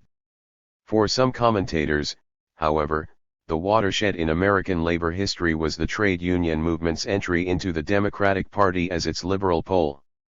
It has even been argued that the debate about the unique failure of socialism in the United States is spurious to the extent that the Democratic Party itself has become a surrogate social democracy. David Greenstone, in one of the few studies which has explicitly focused on the interrelationships between trade union militancy and political mobilization, takes the nuanced position that the Labor Democratic coalition has constituted a partial equivalence to the Social Democratic trade union alliances in much of Western Europe. 50 Michael Harrington has more explicitly proposed that there exists a full correspondence or functional homology between the labor wing of the Democrats and European social democracy, the most bizarre fact of all, that there is a mass social democratic movement in America today in a pro-capitalist, anti-socialist disguise. 51. How reasonable is this bizarre fact? Has the integration of the trade union movement into the Democratic Party produced, even tendentially, a peculiarly American version of social democracy in capitalist garb? A brief critical sketch of the history of the CIO's troubled alliances with the Roosevelt and Truman regimes will clarify the extent to which labor succeeded in instrumentalizing its vital political objectives through the Democratic Party. The political alliance between the CIO and the Democrats dates, of course, from the formation of Labor's Nonpartisan League in 1936, but the real institutional coalescence of the two only permanently took hold in 1944, with the launching of the Political Action Committee, PAC, as the CIO's new campaign apparatus. The PAC was created in response to parallel crises in the party and the CIO. On the Democratic side, the party had suffered a serious defeat in the 1942 congressional elections with the defection of most of the Midwest to the Republicans. Within the reduced New Deal alliance, the urban vote was correspondingly more crucial than ever, but, as Clark Clifford warned Roosevelt in a secret 1943 note, the big city Democratic machines were in profound crisis and could no longer reliably guarantee the delivery of the ethnic working class vote. 52 The debilitation of the machines was partially due to the atrophy of their patronage resources following the increasing federalization of relief and employment, and partially due to the success of industrial unionism in weakening traditional dependencies between workers and ward heelers. Roosevelt and his chief politicos thus attached priority to the creation of a trade union political apparatus which could compensate for the increasing electoral deficiencies of the boss system, while also extending democratic hegemony to the newer industrial centers in the South and West. On the CIO side, a great deal of soul-searching had taken place in the wake of the humiliating failures of its congressional lobbies and its relative marginalization in the councils of the war economy. The need for a new political strategy was given special urgency in June 1943 with the passage of the Smith-Connolly Act authorizing presidential takeovers of strike-torn industries and banning direct union political contributions. The worst suspicions of Murray and Hillman were aroused by the knowledge that the AFL's chief lobbyist, John Frey, had secretly allowed a number of pro-AFL congressmen to vote with the majority in overriding President Roosevelt's veto. 53 They saw the specter of an AFL conservative alliance armed with the power to hamstring or even roll back industrial unionism. At the same time, they were disturbed by the pro-Labor Party rumblings within their own ranks, particularly to the extent that these were coming from the same dissident corners responsible for the Wildcat movement. The essence of the CIO's political problems, as the executive board saw it, was its failure to politicize deeply its membership. Voter non-participation was notoriously high in the industrial working class, and the wartime recomposition of the labor force made the situation even worse. A pre-election survey of UAW locals in Detroit revealed that barely 30% of the membership was registered to vote. 54 The goal of the CIO in establishing PACs on a national and local basis was to create a new CIO voter whose adherence to the New Deal wing of the Democratic Party would become as natural and reliable as that of a British Labourite or European Social Democrat. The PACs aimed to achieve this through massive voter registration campaigns and the creation of a permanent army of precinct workers. Leftists and liberals welcomed the PAC as a revival of the Popular Front and the last great hope of the New Deal. Although a few dreamed from time to time that the PAC might ultimately create the nucleus of a future Labour Party, the more widely embraced view was that it was the vehicle for establishing liberal supremacy within the Democratic Party. The CIO leadership, the Communists, and a broad spectrum of progressives all agreed that the formation of the PAC was part of a process of realignment that would eventually rally Labour, New Dealers, and progressive Republicans into a single liberal party, while forcing Bourbon Democrats and the Republican mainstream to regroup in a second, conservative party. It was generally held that such a realignment was the indispensable precondition for resuming the march of reform and breaking through the intractable roadblock that had been created by the collusion of Southern Democrats with the Republicans since 1938. The CIO invested tremendous energy and resources into building the PAC, and great claims were made for its role in the Democratic success of 1944. The new grassroots campaign machinery, with its tens of thousands of campaign workers, was indisputably vital to the Democrats, but the CIO gained surprisingly little in exchange. This was partially due to the PAC's reluctance, under Hillman's leadership, to go into the trenches to defend the New Deal or to extract any meaningful quid pro quo from Roosevelt. Specifically, the struggle between the right and liberal wings of the Democratic Party had become focused on Vice President Wallace's quest for renomination. Wallace, an odd fish even by the standards of American politics, had emerged as the champion of beleaguered New Dealers. Almost alone in the administration, he continued with religious zeal to defend regional planning, to make populist attacks on monopoly, and to advocate the CIO-sponsored proposal for an economic Bill of Rights. With FDR in failing health, the Southern conservative wing, which supported Burns, and the big city machines, who supported Truman, were united in their opposition to Wallace's renomination as heir apparent. Although the stakes were clear, the CIO leadership hesitated to challenge the power of the machine bosses openly, and, as Markowitz observes, Hillman made no attempt to apply pressure on Roosevelt for the Wallace candidacy. 55 The result was tacit CIO endorsement of Senator Truman, protege of the corrupt Pendergast machine in Kansas City, and the defeat of Wallace. The PAC's failure to defend Wallace was the prelude to a series of further defeats over federal reconversion policy, as the supposedly progressive 79th Congress repeatedly gave way to the corporations on tax policy and disabled welfare and employment legislation. 56 Tax concessions were particularly significant, since they allowed corporations that showed losses after the war as a result of strikes, for instance, to claim rebates from their wartime excess profits tax. This was little more than a publicly financed war chest for the corporate showdown with the unions that was universally anticipated after VJ Day. The attack on labor, however, was to take a different form from the employers' offensive at the end of World War I. Rather than seeking to roll back unionism in mass production industries altogether, as had the earlier American plan, the strategy of big business in the Truman years pivoted around the containment of industrial unionism within institutional constraints that harmonized collective bargaining with the restoration of managerial control over the labor process. At Truman's ill-fated National Labor Management Conference in October 1945, the business delegation, while accepting the utility of collective bargaining in the abstract, placed managerial inviolability at the center of its program for post-war labor relations. 57 Over a decade of intermittent rank-and-file guerrilla warfare, spiced with sit-downs and wildcats, had eroded the formerly despotic powers of foremen and line supervisors.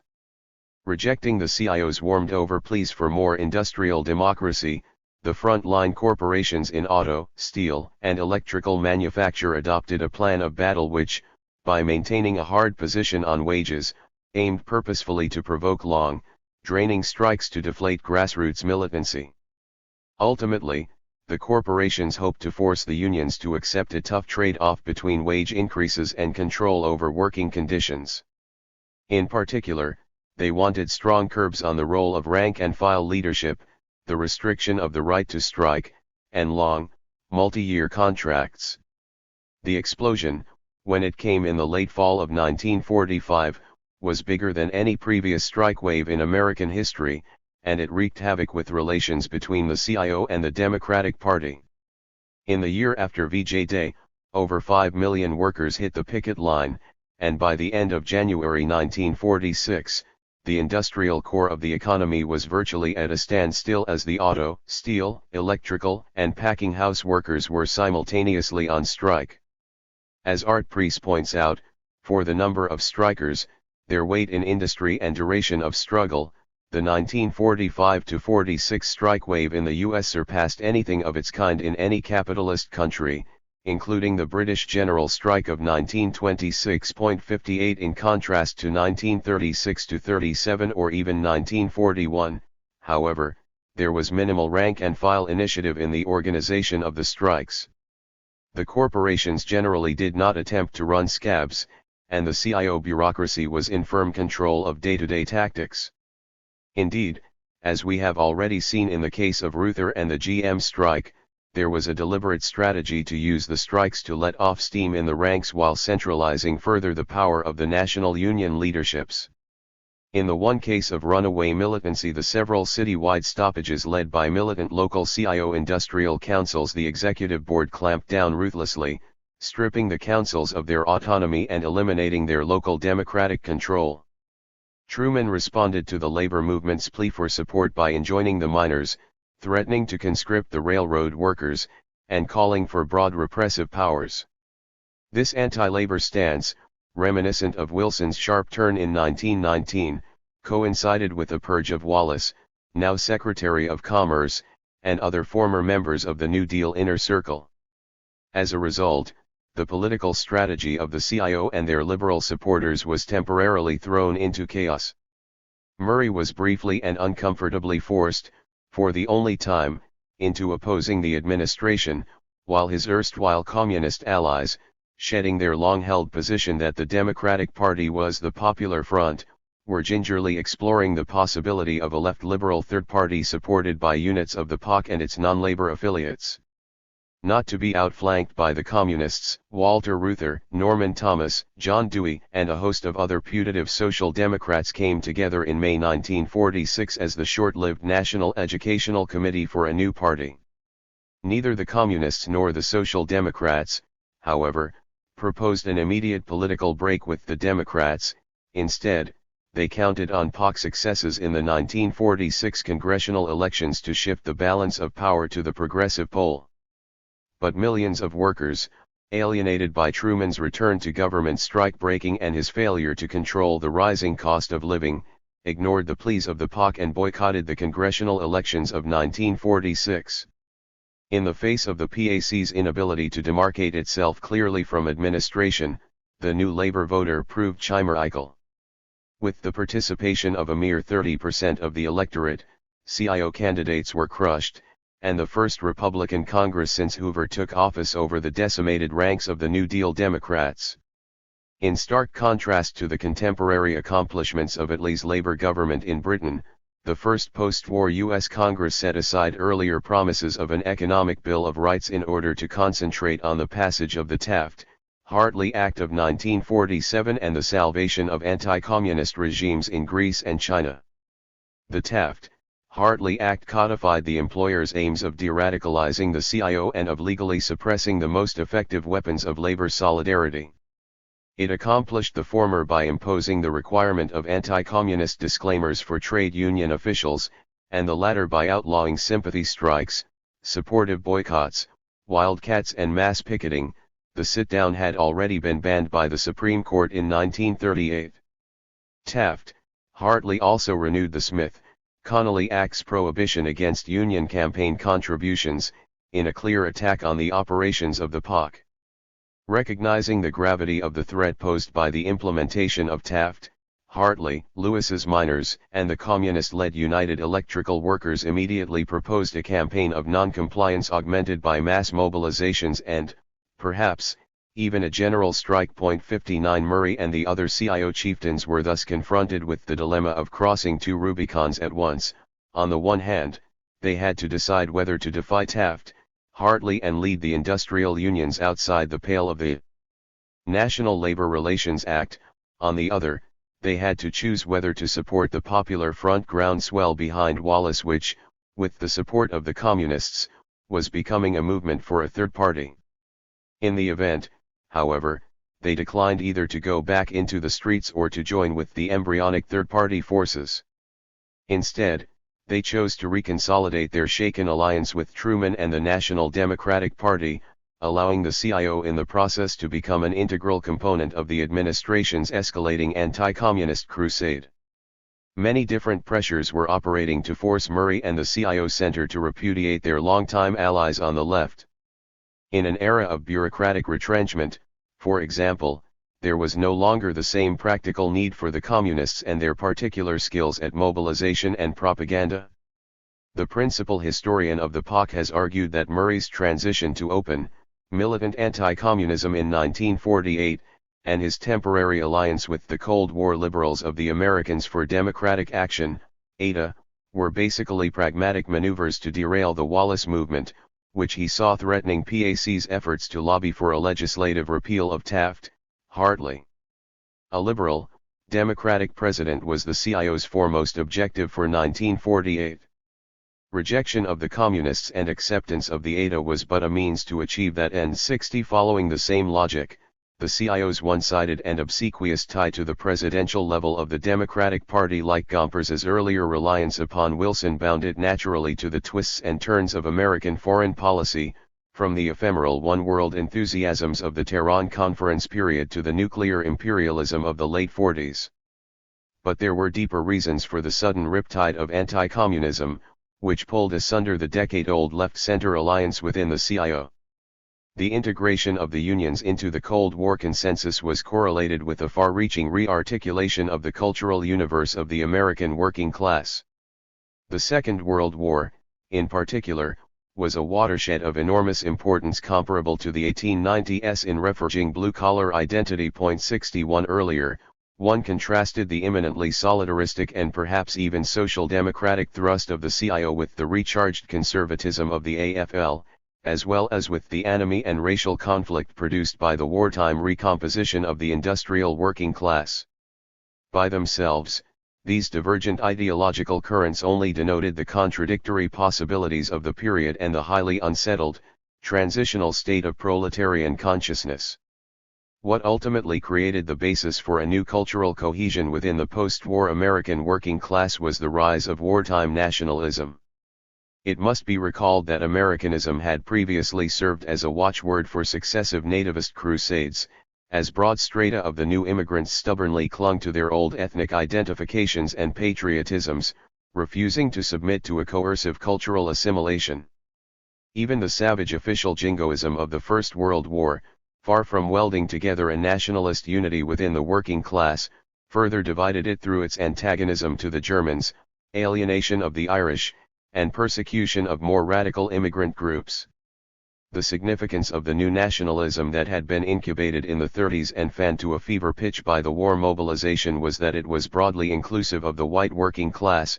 Blacks, Mexicans, and Japanese Americans need not apply, and, moreover, was propped up by powerful material supports. The latter included the job-generating capacities of the permanent arms economy, and, in a more general sense, the new structural position of the American working class within a post-war world economy dominated by U.S. capital. With the adoption of peacetime universal military service in the late 1940s, whose burden fell almost entirely on working-class youth via a system of class-biased educational and occupational deferments, the American state acquired a potent instrument for inculcating patriotic, anti-radical, and pro-authoritarian attitudes in each generation of workers. Ironically, progressives and Popular Front leftists were among the most zealous missionaries of the new nationalism. Unlike the First World War, when there was courageous and massive resistance to militarism by the Socialist Party and the IWW, the majority of the left of the 40s uncritically supported Roosevelt's wartime leadership. The Communists, in particular, outdid themselves in twisting anti-fascism into a raison d'etre for promoting official chauvinism to the point of actually supporting the relocation of the entire Japanese population of the West Coast into concentration camps in 1942. The CP's attempt to manipulate a camouflage patriotism, like its abdication of leadership in the wartime Wildcats, only further disarmed the left before the CIO bureaucracy once the new nationalism was redeployed in 1946-47 as a virulent anti-communism. Cold War jingoism had its most dramatic impact and sunk its deepest roots in precisely those sectors of the working class that had previously been most insulated from patriotic hysteria. Frequently overlooked in analyses of the post-war working class was the alarming impact of the Red Army's entry into Eastern Europe upon the Slavs and Hungarians, who composed perhaps half of the CIO membership.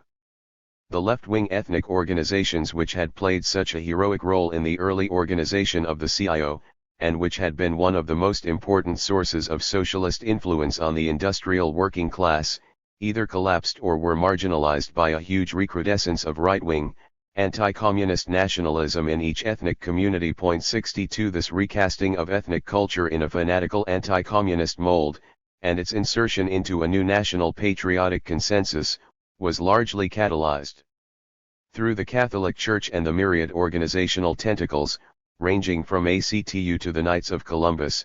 It extended into the daily life of the Catholic working class.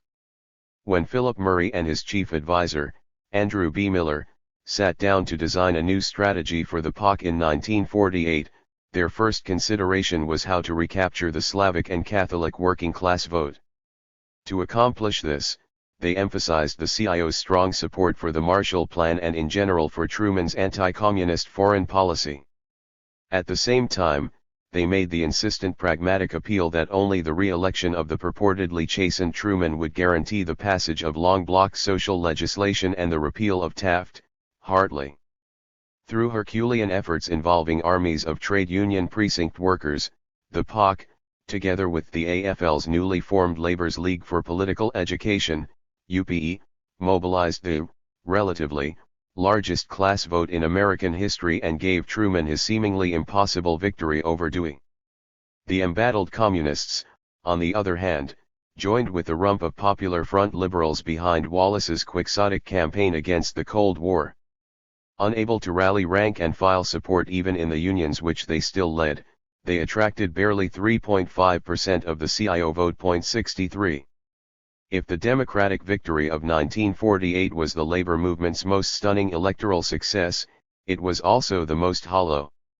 The supposed mandate for a fair deal, which had been given to Truman and the liberal 81st Congress, proved to be a license for compromise and dilution of the reform program.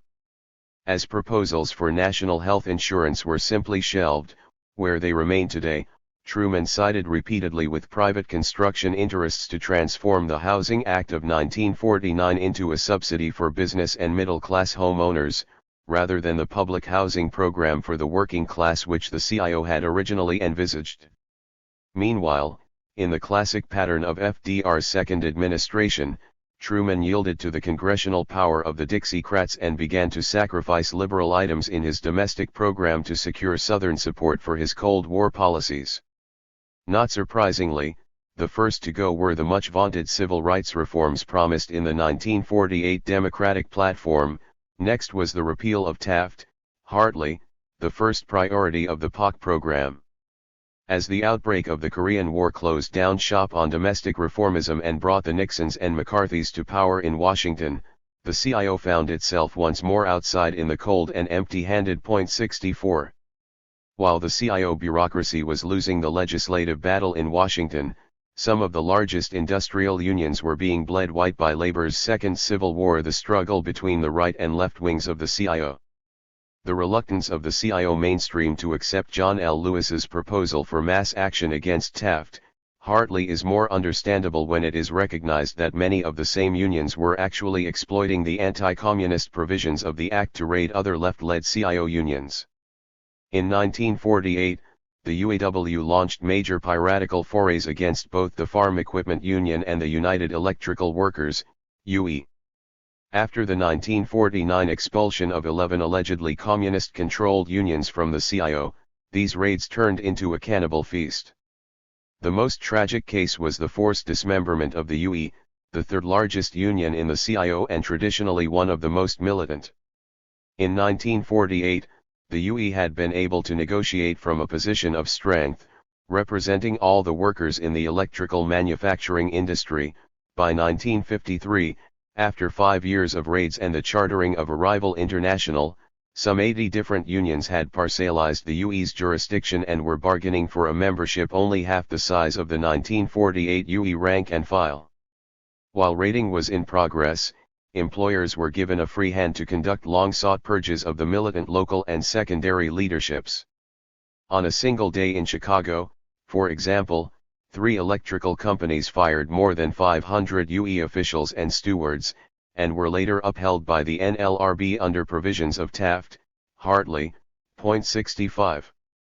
The fratricide within the CIO was also the principal cause of the collapse of Operation Dixie, its Southern organizing campaign.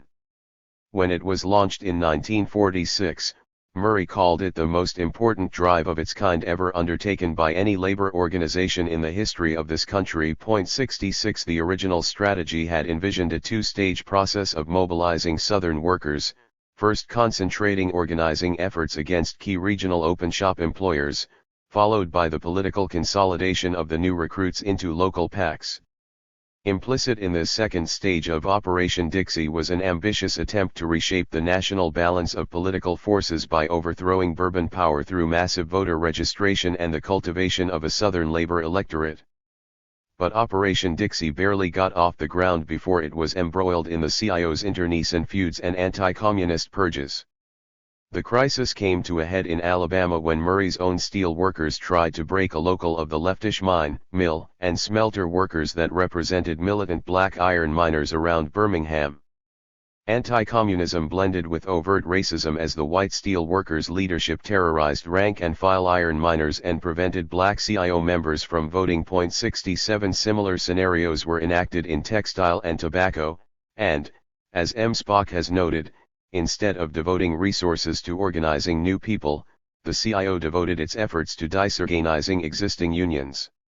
In effect, the Civil War within the CIO spelled the end of any substantive organizing in the South. 68. V. The balance sheet. In 1952, following Eisenhower's defeat of Stevenson, Jack Kroll, the head of the POC, sent Walter Reuther a confidential memo in which he sketched a dismal balance sheet of the CIO Democratic Alliance. According to Kroll, the CIO, despite its heroic and expensive exertions for the Democratic Party, still found itself bargaining much as it would with an employer. He pointed out that unlike the British TUC's relationship with the Labour Party, the CIO did not possess a single vote in the inner councils of the party, nor any voice in its day-to-day operation. Its relationship to the Congressional Democratic Party was even worse, since Southern conservatives, rather than Northern liberals, held the levers of power in the House and the Senate. Thus, the congressional branch of the party could be completely opposed to pro-union legislation, even though the National Convention, the democratically chosen voice of the party, had gone on record as favoring such legislation. Kroll cited the particularly galling example of Dixiecrat support for anti-union right-to-work legislation. In sum, Kroll argued that the situation had become intolerable, and that the CIO should scuttle the status quo as soon as possible for a new political policy more congruent with its interests. His recommendations, never debated, ranged from abandoning politics altogether to concentrating on running CIO members for office. 69. Kroll's pessimistic assessment was disingenuous to the extent that it elided the material advantages that the labor bureaucracy exacted from the coalition, political appointments and local patronage power, but it otherwise remains a compelling confession of the bankruptcy of the democratic road to labor reformism. The harnessing of industrial unionism to renovate the vote-gathering machinery of the Democratic Party was an effective instrumental relationship in one direction only. This fundamental disequilibrium in the process of power brokerage which so frustrated the CIO leadership was the inevitable result of the absence of three factors that were the necessary preconditions for any social democratization of the Democratic Party: 1. Labor unity, 2. A class realignment of the political system, and 3. The elusive CIO voter. As we have seen, the civil wars between the AFL and CIO, and later within the CIO itself, undermined every attempt to establish a liberal bloc in American politics or to develop the basis for independent political action by labor. Without minimizing the purely political or interbureaucratic aspects of the schism between the AFL and CIO, the underlying determinant was still the persistence of those divisions between the craft and mass production workforces that had polarized the American proletariat since the turn of the century. As we have seen, the surprising resurgence of the AFL in the late 30s behind the banners of labor patriotism and anti-communism exploited the residual prejudices of the native and old immigrant stock workers against the second-generation ethnic laborers in the mines and factories. Working-class disunity was further augmented by the pervasive white racism which all too frequently subverted wartime industrial militancy into hate strikes against black newcomers. Finally, the Cold War dramatically strengthened the hegemony of Catholicism and right-wing ethnic nationalism in broad sectors of the industrial working class. Yet these centrifugal tendencies within the labor movement might not have been decisive if the CIO had preserved the momentum of its earlier organizing drives. The stark reality was, however, that industrial unionism was only a partial success, and that its defeats were as fateful as its victories in shaping the subsequent history of the labor movement. The anti-communist inquisition within the CIO, in particular, produced a staggering series of losses: the deunionization of the electrical and textile industries, the destruction of promising beachheads in the tertiary, professional, and agricultural sectors, and the collapse of Operation Dixie. 70 These reverses, in turn, had long-range effects on the structure of both the working class and of the trade union movement in the 50s and 60s. First, the failure to extend union organization to the rapidly expanding female clerical proletariat and to Southern workers in general formed the basis for a new hierarchization and segmentation of the working class. Henceforth, the old ethno-religious dimension of working-class stratification, although scarcely abolished, lost primacy to racial and sexual divisions in the workforce. 71 Similarly, skill differentials became relatively less important overall than union organization and the incorporation into the generalized norm of mass consumption from which most blacks, Southern workers, and female breadwinners were excluded. Secondly, the powerful solidaristic principles of the original CIO increasingly gave way to the new model business unionism which the Teamsters, Machinists, and other large AFL unions had pioneered in the late 30s out of an unholy amalgam of craft and industrial union principles. In his False Promises, Stanley Aronowitz has demonstrated how craft exclusivism and segmentation re-established themselves within the post-war CIO unions. Especially destructive of intra-union solidarity were the establishment of separate elections for different skill categories, of separate departmental seniority lists, particularly discriminatory against blacks and women, and of percentage, rather than flat rate, wage bargaining. The result was the reinforcement of the social divisions within the factories based on ethnicity, race, and sex so that the solidarity achieved during the CIO drive 2 decades earlier was destroyed. 72 This erosion of the distinctive identity of the industrial unions, as well as the relative stagnation of their growth, cleared the way for a political, and then organizational rapprochement with the AFL which was as much a surrender to the legacy of Gomperism as a victory for trade union unity. 73 Labor disunity also contributed to the failure of the strategy of electoral realignment, which a majority of Social Democrats and labor reformers had embraced in preference to building an independent Labor Party. As we have seen, relations between the two wings of the labor movement were at their nadir in 1937–38, precisely when Roosevelt tried to rally liberals in his sole attempt to dislodge the most reactionary wing of the Democratic Party. But the Democratic right wing easily weathered Roosevelt's half-hearted purges, and through its new alliance with congressional Republicans, actually buttressed its power. This Congressional United Front of Bourbons and Republicans held the balance of legislative power for most of a decade after 1937, and provided the indispensable political machinery for the increasingly bold corporate counteroffensive against the CIO. In order to congeal a majority around their foreign policy initiatives, both Roosevelt and Truman were forced to woo the Democratic right with compromises on social programs and civil rights. Thus from 1938 onwards, the maintenance of a bipartisan consensus in support of American imperialism overrode the exigencies of social legislation or political reform. By accepting the discipline of the Cold War mobilization, the unions and their liberal allies surrendered independence of action and ratified the subordination of social welfare to global anti-communism.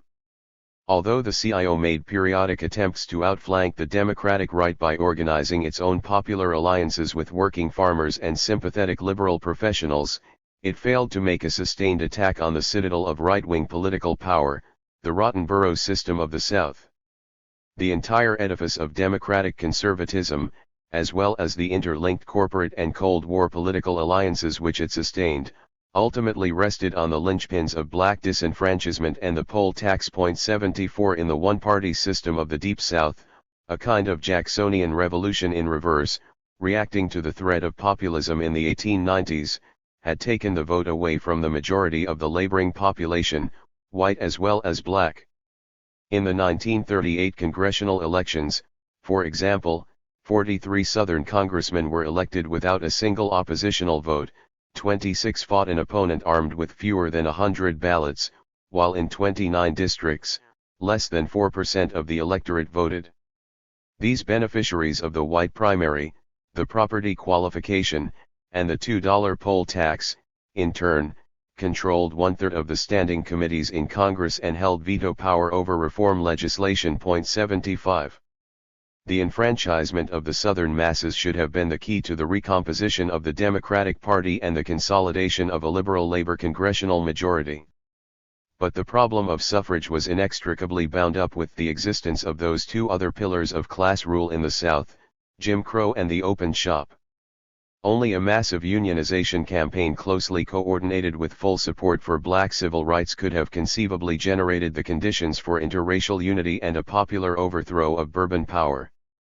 The abandonment of Operation Dixie in the face of systematic repression and the CIO's own internal Cold War contradictions was an almost fatal blow to the once bright hopes for such a labor-based rebellion in the South. At the same time, the national CIO's gradual backtracking on civil rights, a trend again intimately connected with the rise of anti-communism, left the black movement even more vulnerable to the racist backlash which swept the country in the late 40s. 76 This disarticulation of the labor and black movements had devastating consequences for both. Its immediate result was to give the ancien regime in Dixie a new lease on life and to allow the Dixiecrat secessionists of 1948, who bolted the regular ticket in protest over Truman's civil rights platform, to triumphantly re-establish their power in the Democratic Party during the early 1950s.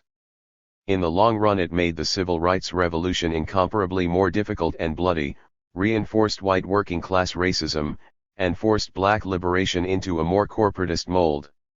Finally, there is the problem of the union voter. The ultimate raison d'etre of POC was the politicization of the CIO membership to produce a reliable and disciplined electorate.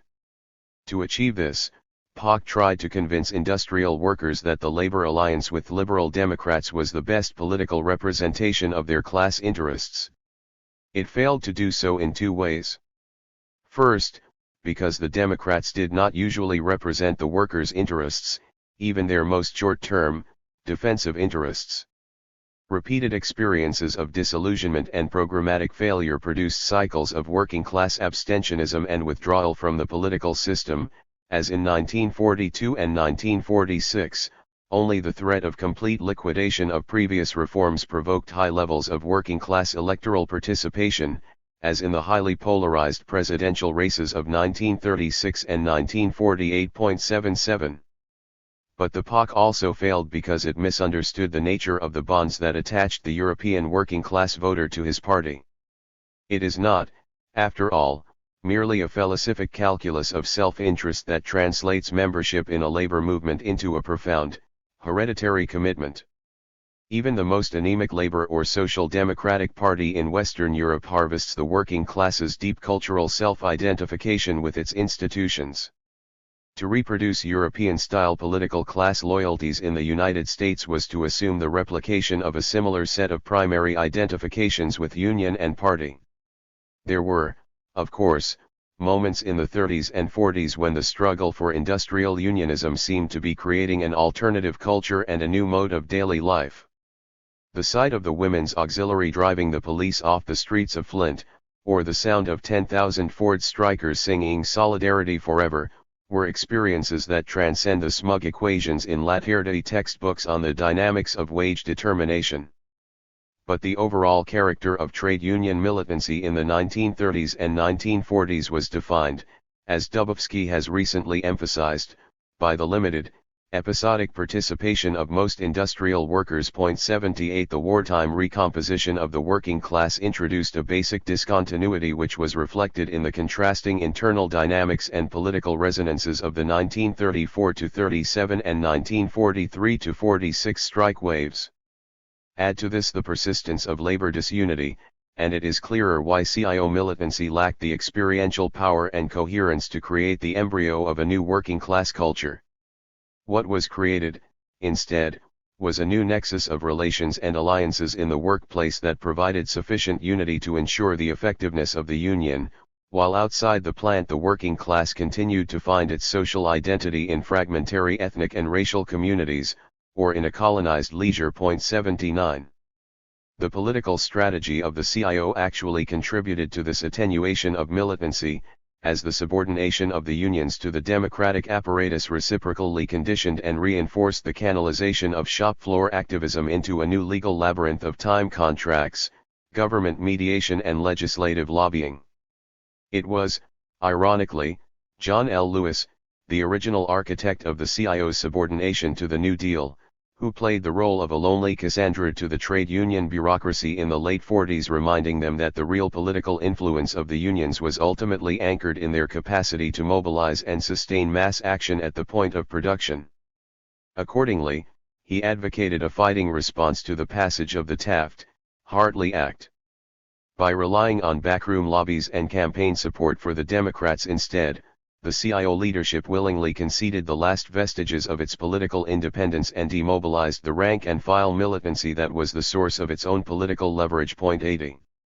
In the absence of unity with the black movement and a revitalization of rank-and-file participation, the trade unions became the captive political base for an anti-communist liberal wing of the Democratic Party, whose capacity to enact substantive reform was permanently constrained by both the weight of the Democratic right wing and the exigencies of Cold War bipartisanship. The New Deal capture of the labor movement broadened the base of the Democratic Party, but it scarcely transformed it into an analog of European laborism or social democracy. Indeed, what has been more striking than the discrepancy between labor's role in electoral mobilization and finance, and the meager legislative rewards it has received in return?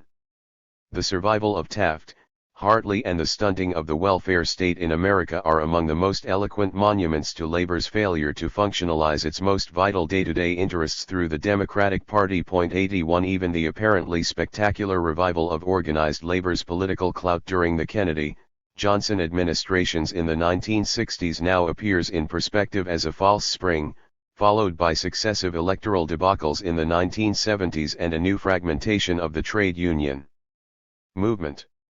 If the political influence of the AFL-CIO reached an apogee under Lyndon Johnson's Great Society in the mid-60s, it was largely because the labor bureaucracy rode the coattails of the civil rights movement.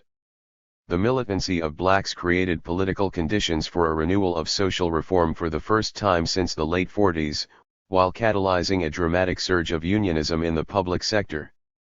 The virulent anti-communism and bellicosity of the AFL-CIO executive, however, split up the alliance of liberal forces as the Democratic Party polarized into hawkish and dovish factions in 1968.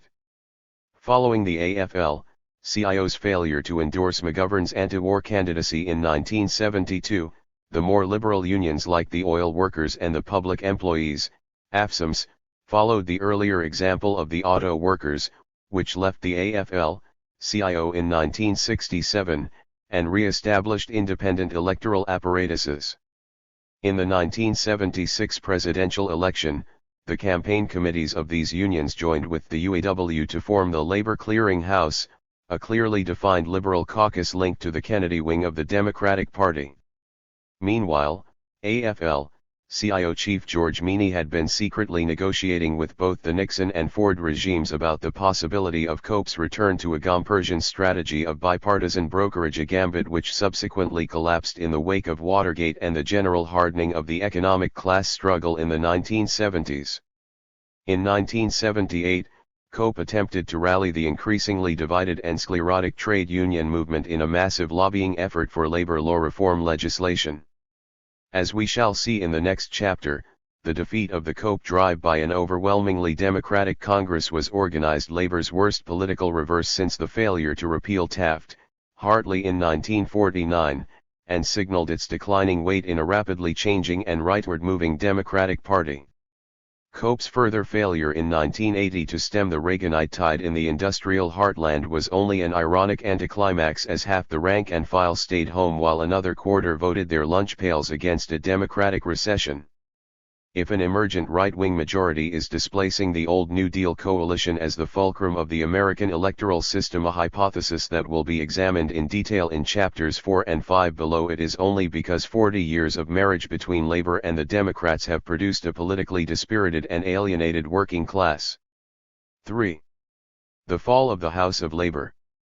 In January 1946, Henry Ford II rose at the conference of the Society of Automotive Engineers in Detroit to announce that the class war in the United States had ended. "We of the Ford Motor Company have no desire to break the unions, or to turn back the clock. Instead," the Ford heir intoned, "we must look to an improved and increasingly responsible leadership for help in solving the human equation in mass production. Industrial relations," he said, "should be conducted with the same technical skill and determination that the engineer brings to mechanical problems." 1. In the following decades, Ford's hopes for a business-like evolution of industrial relations seemed entirely fulfilled. Administered by a priestly order of arbitrators, mediators, and conciliators, collective bargaining constituted a main support of the post-war social order. According to the gospel of Cold War liberalism, promulgated by Galbraith, Hofstadter, and Bell, collective bargaining fine-tuned the countervailing influences of management and labor, while expanding the ambit of interest group democracy into the workplace itself. Moreover, as the editors of Fortune pointed out in their famous Capitalist Manifesto of 1951, the system of private contractual relations between labor and capital, dependent upon only minimal state intervention, represented a particularly American solution to the problems of class struggle and proletarian consciousness. 2. Everywhere during the 1950s and 1960s, progress was reputedly being made on the industrial front, testified to in voluminous academic reports on the maturation of the bargaining system. The general faith in the inevitable forward march of American industrial relations was so confident and firmly consolidated behind ivy-covered walls, that when the system began to collapse in the early 1980s, many of its chief ideologues denied even the symptoms.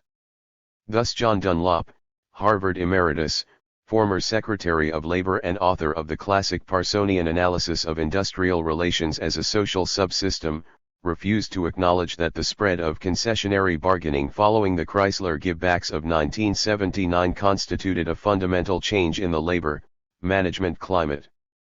As late as 1982, on the eve of the second wave of concessions in auto and trucking, he assured Businessweek with magisterial authority, "It is not a major new era and that I am willing to sign my name to." 3. But by late 1983, with the Reagan recovery in full swing and a further wave of concessions and wage deceleration cutting through the vitals of the AFL-CIO, even academics had to admit what rank and file workers knew firsthand: a veritable earthquake was crumbling the old labor peace.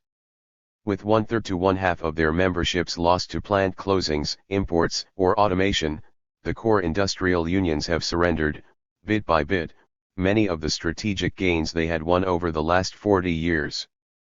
In industry after industry, the hard-won wage patterns that guaranteed contractual uniformity and preserved effective solidarity between workers in different firms are being destroyed, their place taken by a savage new wage-cutting competition.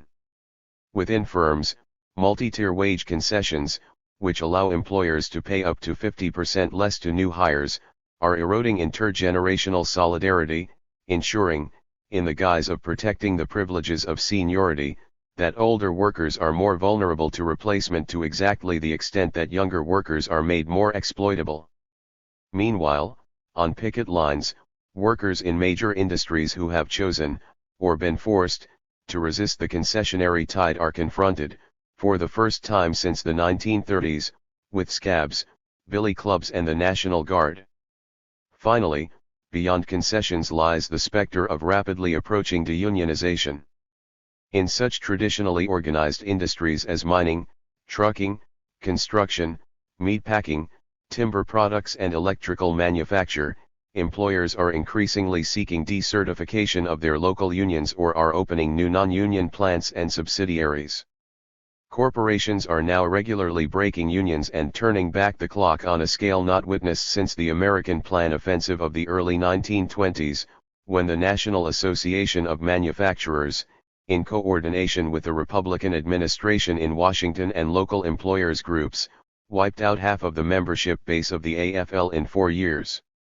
What is happening today is actually more startling, since it also necessarily involves the denaturation or outright capture of the entire bureaucratic apparatus ranging from the National Labor Relations Board to industrial tripartite committees which had ostensibly institutionalized and guaranteed perpetual labor, management harmony. As the old system of industrial relations is torn apart, American management is bearing something of its real soul.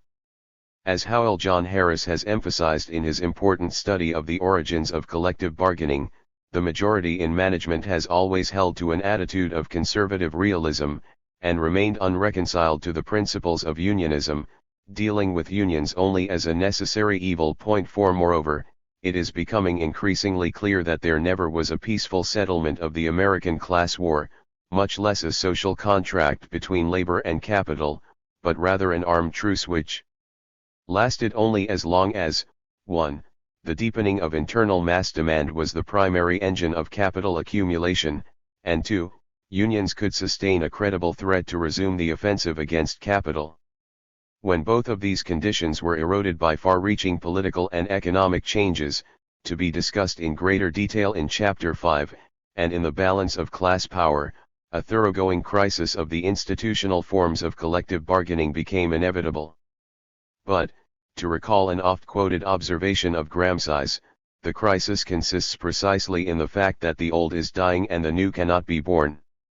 Although there has been a noisy trumpeting in the editorial pages of the business press, announcing a new age of worker participation in industry based on quality of work-life groups, QWL, employee stock ownership plans, ESOPs, new intraplant communications networks, gains-sharing wage mechanisms, and more humanistic management practices, nothing seems less likely than a rapid emergence of a new stabilization of industrial relations. For the alleged cornerstone of this new order as well as, correlatively, of new qualitative union demands is the exchange of old worker prerogatives and rights for guaranteed job security, a new social contract supposedly exemplified by the lifetime employment practices of non-union, high-tech corporations in the electronics and computer sectors.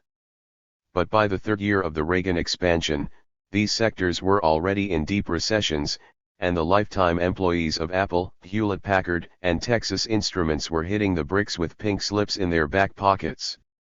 Like other workers, they were discovering that this is an era of many quids but few quos. Just as the birth of the new is proving chimerical, so the dying of the old continues unmercilessly. American labor has entered a maelstrom of uncertain structural changes and unequal social struggles. In subsequent chapters, I will examine the ramifications of this crisis at the levels of class formation and national politics. For the moment, however, it is important to focus on the historical and comparative specificity of the American industrial relations system that is currently under siege. Moreover, in order to understand the current management offensive, it is first necessary to consider why and how a separate apparatus of labor relations arose in the first place. That is to say, it is necessary to investigate the specific institutional forms in which the wage relation has been reproduced in different epochs of American capitalism. The socialization of the wage relation. As every reader of Capital knows, the wage relation is always more than the simple sale of labor power. It comprises, first, the prehistory of that sale, how labor has been dispossessed of productive property and the means of subsistence. It encompasses, secondly, the organization of the labor market, whether labor confronts capital as an atomized mass or as a unified agent with some measure of control over the reproduction of skills and the restriction of competition. Thirdly, the wage relation consists of the historically variegated, and increasingly complex, forms in which variable capital is advanced, as direct wages, indirect wages, deferred wages, or social wages. Finally, the wage relation is also determined by the actual forms of the reproduction of labor power, the waged and unwaged, capitalist and pre-capitalist components, as well as whether this reproduction is organized through private familial or collective consumption. During the last 100 years in the United States, the global or socially average wage relationship has undergone several transformations that correspond to its increasing socialization in three successive regimes of accumulation. 1. Competitive capitalism, from the Civil War to the Great Depression of the 90s. 2. Unorganized corporate or monopoly capitalism, from 1900 to 1935 to 40, and 3. Organized corporate capitalism or Fordism, from approximately 1940 to 1975. Further discussion of the economic details of this history is reserved for later chapters. Here, it will only be necessary to give a brief sketch of the history of wage forms from the competitive to the Fordist stage. 5. As we have seen, class relations in industrializing America were not tempered by the residual paternalism of a landed gentry, nor by the intervention of an administratively powerful state apparatus. There were no Disraelis or Bismarcks to lay conservative foundations for welfarism, nor were there, Pace Harts, powerful parties of anti-liberal reaction acting in the name of pre-capitalist social solidarities. Nowhere in the world was the sale of labor power conducted under conditions of such savage freedom of the market as in the non-southern parts of the United States. Nor, until the First World War, was there any attempt to ameliorate this laissez-faire wage relation by providing social insurance or protective legislation. All attempts to mobilize the reformist potential of mass suffrage for this purpose were blocked by the weight of a petty bourgeois electorate, including nominally populist farmers, ethno-religious cleavages in the working class, and, later, by the AFL's willful aversion to social legislation. In this competitive stage of accumulation, where the power of employers was measured by the number of Pinkertons they could hire, wage and price depreciation cyclically produced immiseration. Astonishingly, no organized social provision, beyond occasional soup lines or the odd local workhouse, existed for the relief of the unemployed, despite their great numbers in the three post-bellum depressions. Instead, the armies of tramps that periodically foraged the land in hard times were the most dramatic expression of a labor market organized on pure principles of Sumnerian liberalism. To the extent that any regulation of the wage relation on a national scale occurred during this period, it was accomplished through immigration policy, the labor injunction, and the Republican tariff. The U.S. open door of immigration was not only the chief mechanism for elastically expanding the domestic labor market in response to the demand for unskilled labor, it was also a central pillar of the world economy, ensuring the absorption of the Old World's supernumerary masses and their potentially revolutionary threat. The labor injunction, in turn, was the iron heel of a system of judicial review which relentlessly translated liberal values of unrestrained market exchange, including the first antitrust legislation, into anti-labor law, aimed particularly at attempts to conduct national strikes or to organize industrial unions. Finally, as James Houston has explained, by the 1870s, it was apparent that the Republicans rested all their hopes for a contented working class upon the operation of a high tariff wall. 6. However, as the rapid growth of trusts in the late 1890s centralized capital into huge, new productive complexes, the limits of social Darwinism as a means of wage regulation became apparent.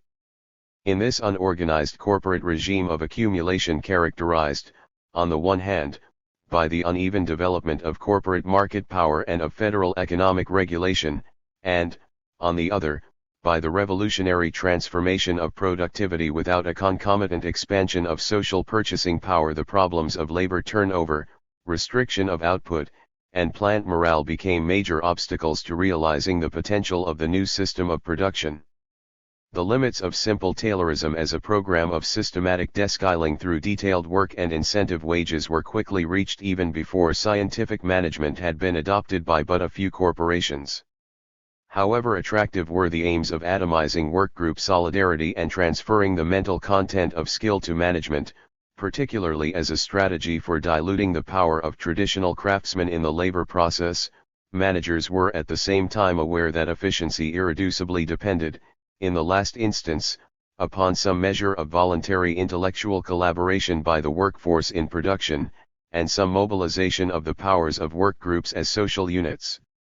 Although mass production on a corporate scale gave capital revolutionary new techniques for coercion, it simultaneously heightened the need to discover new sources of consensus beyond the old and idiosyncratic paternalism of family firms. Welfare capitalism or collective bargaining.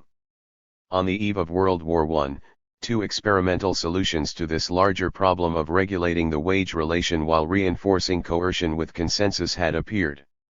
On the one hand, the landmark agreements signed between Sidney Hillman's garment workers and the key firms in the men's apparel industry, followed by similar agreements in the hosiery industry, offered a model for a comprehensive industrial relations system built on long-duration, collectively bargained contracts that stabilized industry-wide competition and offered workers elements of social security. On the other hand, Henry Ford inaugurated at Highland Park his famous $5 a day system, which tried to subsume every aspect of the reproduction of labor power, including the management of the worker's household budget, under a system of authoritarian productivism. Ford was one of the first industrialists to recognize that company welfarism, in the absence of state provision, was not merely a duty of industrial seigneurialism, but a functional prerequisite and source of high productivity. At the same time, it is necessary to emphasize the excluded middle, the remarkable absence in the United States during this period of any strong advocacy, except in academic and professional circles, of a model for the socialization of the wage relationship based on the direct and universal assumption of social security by the state, a system already in place in Asquithian England and Wilhelmine Germany, not to mention the socialistic paradise of New Zealand. During the First World War, powerful supporters of the industrial collective bargaining model, like Felix Frankfurter on the Mediation Commission or Frank Walsh on the National War Labor Board, were able to encourage industrial organizing campaigns in meatpacking and steel. With trade unions' organizational strength raised to an unprecedented level by wartime tripartism, it appeared possible for a brief moment that the AFL might assume a central role in the political economy of American industry. However, the rollback of unionism following the short but vicious Depression of 1921, and the epical defeat of the railroad shopmen in the same year, along with the restriction of immigration, gave large corporations maximum freedom in shaping industrial relations. While a majority of small and medium-sized firms remained obdurately fixed in the liberal, competitive framework, most mass production industries did attempt more or less ambitious experiments in Fordist-style self-organization. Life insurance schemes, company pensions, and stock purchasing plans became increasingly common, while new, scientific personnel practices looked at the totality of work-life and home economy. Recognizing the inherent limits of a drive system that functioned through the petty despotism of a foreman's empire and galvanized union sentiments, some of the larger companies experimented along lines pioneered by the Rockefellers, with satellite employee self-government through works councils and company unions. A few of the most profitable firms with the greatest oligopolistic market power even attempted to follow Procter & Gamble's landmark initiation of job security. American welfare capitalism of the 1920s was much admired by capitalists everywhere, although nowhere more avidly than in Japan, where it was extensively copied, becoming the model to which Japanese business faithfully returned in the early 1950s after the anti-communist purge of the labor movement, and superficially appeared to be unassailable. But the system had two insurmountable contradictions as an industrial relations scheme adequate to a regime of intensive accumulation.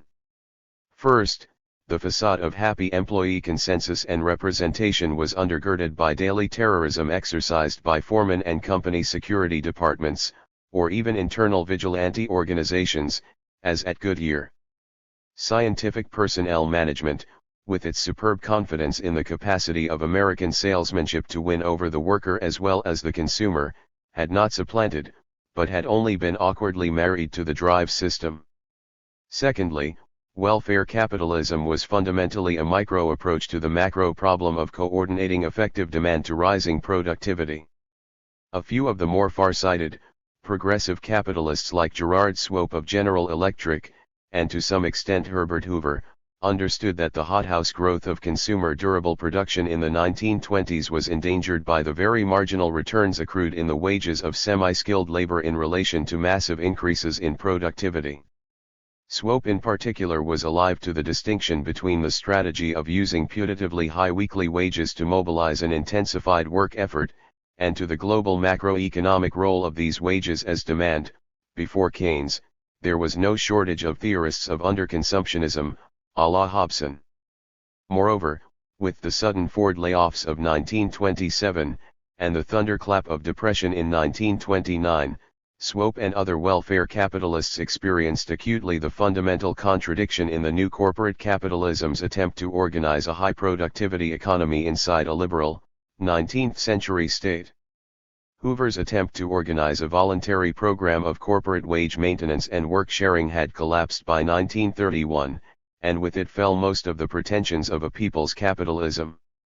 The larger employers, some eagerly, others reluctantly, scrapped their welfarism, cut wages, and returned to supervisorial autocracy. In this situation, and with the specter of drastic state intervention or popular uprising on the horizon, Swope attempted to preserve the self-organized model of welfare capitalism with a bold proposal that business should voluntarily undertake to create its own macro structure of wage and price regulation. Under his plan, comprehensive trade associations, supported by federal relief and nationalized workmen's compensation, would stabilize wages in order to halt the downward deflationary spiral and restore the conditions for an enterprise-centered regulation of the workforce. Swope's plan, of course, was metamorphosed, with amendment, into Roosevelt's National Recovery Administration. The underlying premise of the NRA that the complex diversity of interests among American capitalists could be orchestrated into sectoral and global consensuses through voluntary compliance with the cartel-like NRA trade codes was a vain illusion.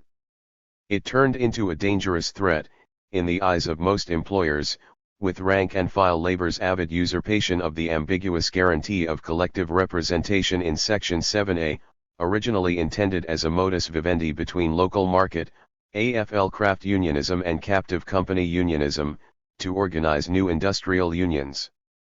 In the wake of the corporate backlash that followed the failure of the NRA, it was left to labor and its liberal allies, without any active support from FDR, to steer the Wagner Act through Congress in 1935.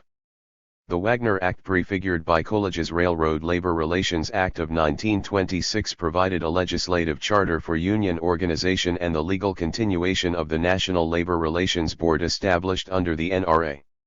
It did not, however, compel employers to reach any agreement with unions, and, in the absence of strong enforcement powers against unfair labor practices, proved relatively toothless in the face of the extra-legal opposition immediately mounted by such hardcore anti-union employers as the brass hats of Little Steel, Chrysler Corporation, DuPont, and Sears. As we saw in the previous chapter, the militarization of the economy was the deus ex machina that resolved the tense labor management impasse of 1940-41 and allowed further progress towards a national system of industrial relations. A complex parallelogram of forces, involving the CM's partial successes, the AFL's conservative machinations, the political revival of the progressive wing of management, represented, above all, by the Business Council-sponsored Committee for Economic Development, and the wartime powers of the executive, all in the context of booming production and guaranteed profits, was required to win the acquiescence of the majority of corporate realists in collective bargaining as the basis of the wage system. In a moment I will return to the case of the holdout companies that maintain the non-union welfare capitalism model. The National War Labor Board became the seedbed for the creation of the institutional and substantive order of collective bargaining. Its wage procedures laid the basis for later industry-wide patterns, while on the shop floor it universalized grievance procedures and established the practice of final arbitration. Its precedents and rulings founded a common law for plant-level labor relations, while it consolidated the basis for internal labor markets organized on the principle of succession by seniority. Moreover, its large staff of administrators and arbitrators provided the indispensable cadre of impartial experts loyal first and above all to an ideology of moderate collective bargaining and conflict resolution, who would administer the post-war system and spread its gospel in the universities. By 1945, therefore, a half-built framework had been constructed for the operation, for the first time in the history of U.S. labor, of an autonomous sphere of industrial relations. The Wagner Act, as amended by Taft, Hartley, provided a legislative foundation for the consolidation of the existing frontier of union organization, while circumscribing and rendering difficult any new advance of organization, particularly in the South or in low-wage industries. The NWLB, on the other hand, had pioneered the rules and processes for integrating worker self-organization into the factory order without conceding any fundamental prerogatives of management control beyond the seniority system. Still missing, however, was a precise definition of the scope of bargaining and the form of the wage relation adequate to a mass consumption economy. The articulation of collective bargaining with the political economy was fought out in the three great wage rounds of 1946, 1948, and 1949. Although Lewis's coal miners were, as usual, the first in the door, winning pensions in 1946 and health benefits in 1949, it was the protracted struggle between the auto workers and General Motors that cast American labor relations in their post-war mold. As the editors of Fortune interpreted it, the ultimate Treaty of Detroit was a basic affirmation of the free enterprise system. First, the auto workers accepted the existing distribution of income between wages and profits as normal if not as fair. Second, by explicitly accepting objective economic facts, costs of living and productivity as determining wages, the contract threw overboard all theories of wages as determined by political power, and of profit as surplus value. Finally, it is one of the very few union contracts that expressly recognize both the importance of the management function and the fact that management operates directly in the interest of labor. 8. At the same time, the 1950 General Motors Agreement established the decisive macroeconomic principle of the progressive wage by providing an annual improvement factor, i.e. productivity share, of 3% along with the cost of living adjustment tied to the consumer price index. Furthermore, the contract also ratified the principle of private supplementation of pensions and health insurance.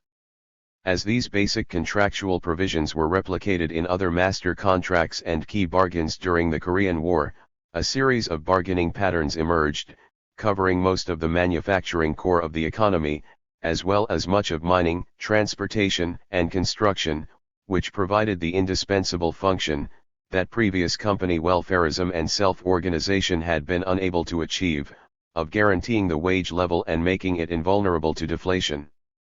In tandem with the seniority system and internal promotion within the plant, the wage system thus established for the core economy, and for the core only, became relatively immune to cyclical layoffs and the tides of the labor reserve army. American industrial relations and international Fordism. The deep structure of the post-war boom was the expansion of the internal markets of the three metropolitan zones, North America, Western Europe, and Japan, through the coordination of mass consumption with continuous productivity increases. The integral linkage of this coordination was provided by the new socialization of the wage relation achieved, at least partly, through the struggles of the American working class. In all the advanced capitalist societies, this socialization had three generic characteristics: 1. The more or less extensive substitution of some form of collective bargaining for the individual wage contract; 2. The more or less extensive insulation of the real wage from deflation through arbitrary wage competition, and the linkage of the nominal wage to the advance of social productivity, rather than merely individual effort; and 3. The collective provision of social security and some more or less extensive social safety net. In every other respect, however, the institutional forms through which the socialization of the wage relation was achieved differed across the OECD zone. It is not merely that there are different industrial relations systems in the various social formations, but the very nature and scope of what constitutes industrial relations, as distinct from social security or state administration, differ as well. To understand better what the old order of American industrial relations has been until recently, it is useful to attempt to situate its specificity in an international grid. See Table 3.1. Regime of accumulation. Form of the wage relation. Mode of industrial relations. Role of the state. 1. Liberal capitalism. Simple, individual sale, elastic real wage, competitive labor market organized by labor reserve army, free immigration. Despotic paternalism on enterprise basis. Guarantees freedom of wage contract and ensures competitive labor market. 2. Unorganized corporate capitalism, transitional form. Notion ally determined via employee representation schemes, indirect or deferred welfare component, nascent internal labor markets, restricted immigration. Welfare capitalism, corporate self-organization of productivist welfare, satellite representation schemes, in few cases, lifetime employment. Fundamentally unchanged. 3. State-organized corporate capitalism, Fordism. Increasing nominal wages follow productivity. Developed and segmented labor markets. Strong state provision of welfare, corporatist structures. Large, universal social wage component. 1. Northern European model, some direct state administration of collective bargaining, works representation, extensive bottom-line contracts negotiated by peak bargaining. 2. British/Belgian model, collective bargaining is basically unregulated by state or law. Strong state provision of welfare, weak corporatism. Smaller, less universal social wage, larger role of forced savings via deferred wages. 3. North American model, decentralized bargaining with extensive private superstructures supported by complex judicial review, legislative regulation of right to strike. Weak and differential state provision of welfare, except education, no corporatism. Smaller, universal social wage, forced savings through enterprise-level insurance schemes. 4. Japanese model, modified welfare capitalism with subordinate enterprise unionism. Weak provision of welfare except education, extremely powerful imbrication of capitalist interests groups, the financial system and state administration, thus only titular tripartism. The overarching specificity of the American system, of course, derives from the absence of independent political representation for labor within national or state politics.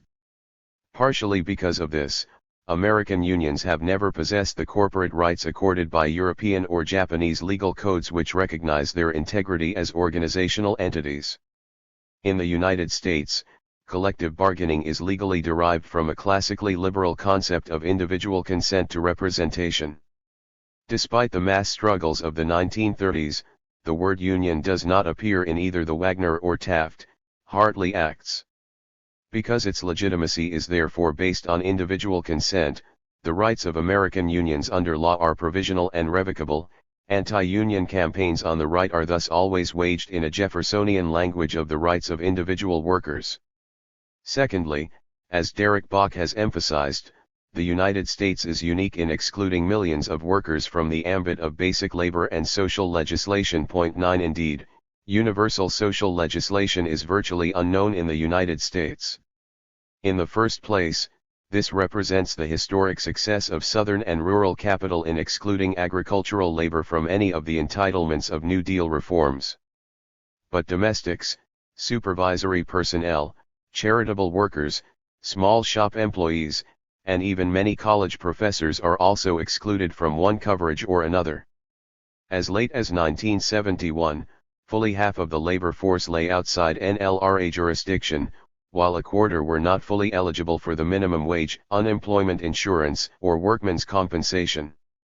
Moreover, the vast majority of the U.S. labor force who are in non-union firms have absolutely no just cause protection against arbitrary dismissal, a noticeable contrast to Europe. Thirdly, as we saw in the last chapter, social legislation in the United States is remarkably stunted, so that the arena of collective bargaining has been compensatorily widened to include the negotiation of welfare provisions. What in Europe devolves to the working class as a social wage based on citizenship rights is available in the United States only as deferred wages negotiated by private contract between specific groups of employers and their workers. The net result is that collective bargaining in the United States has a much narrower constituency than in Europe, while its agenda has been much broader and more comprehensive. Whereas in England there has been, until recently, no legal regulation of collective bargaining, and in several European countries, including the German Federal Republic, there is no legal control of its procedural aspects. In the United States there has been an evolving, detailed specification of the bargaining process. A separate administrative agency, the NLRB, with powers tantamount to judicial review, i.e., the ability to develop case law by analogy with precedent litigation, but with weak enforcement powers, has jurisdiction over union organization pursued under the Wagner Act. Only in the United States are there judicial principles of majority rule, exclusive representation, and representation elections, as well as the specific determination of legal forms of representation, their scope, the nature of bargaining unit and so forth.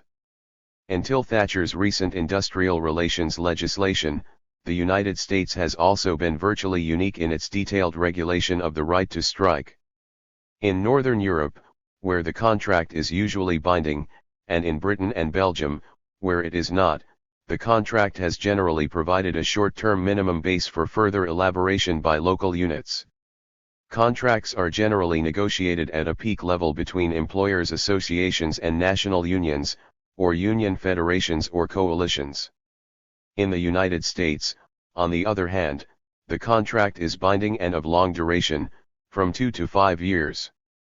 It usually contains no strike provisions, is non-extensive, and, above all, is extremely detailed in its specifications, fixing the actual, not merely the minimal, conditions. Moreover, the supervision of the contract involves a complex web of regulations. In contrast to European or Antipodean labor courts, the control of the apparatus of arbitration is private and involves a much expanded role of union staff experts, personnel managers, and outside arbiters. To operate the system and to maintain a far more decentralized galaxy of individual contracts, over 125,000, has entailed the growth of union officialdom into a bureaucratic stratum qualitatively larger than in any other capitalist society. By 1962, for instance, there were 60,000 full-time, salaried union officials in the United States, one for every 300 workers, as contrasted to 4,000 in Britain, one for 2,000, or 900 in Sweden, one for 1,700. 10.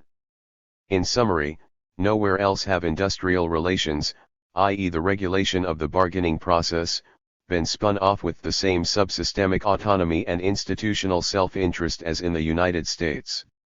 Nowhere else has there developed such a dense mass of private common law, nor so extensive a substitution of legal bureaucratization and arbitration for administrative state intervention or a public judiciary, as in the Australian system of labour courts. The driving logic of the system has been the collusion of union officialdom and management to prevent any statization of collective bargaining or, for that matter, the emergence of any dual powers such as that achieved in post-war Britain by the strength of independent shop steward organization. Bulwarism, the first knell. During the Korean War years, collective bargaining in the United States rapidly developed an elaborate institutional carapace, whose apparent solidity was fetishized by industrial relations theorists into the idea of an irreversible maturation of labor relations and economic democracy. In reality, of course, the entire structure of post-war industrial relations was profoundly contingent. In the first place, it depended upon the trade union movement's maintenance of a satisfactory momentum of new organization, as well as their ongoing ability to mobilize existing memberships for contractual and electoral campaigns. Yet the imminent characteristics of the system, i.e., the fundamental shift of power from rank and file to staff, the non-universality of bargaining, the segmentation of labor markets, etc., estranged grassroots involvement and fostered an inertial attitude toward organizing. Similarly, the legislative and juridical parameters of the system, however logical and rationally motivated they appeared, were shaped by volatile balances of political power. The subordination of labor to the larger coalition of interest groups within the Democratic Party, and the persistent inability to realign that power structure toward a simulacrum of laborism or functional social democracy, grievously narrowed the trade union bureaucracy's bargaining power. A conservative Congress in 1944, inflamed by the mine workers' stubborn militancy, almost repealed the NLRA.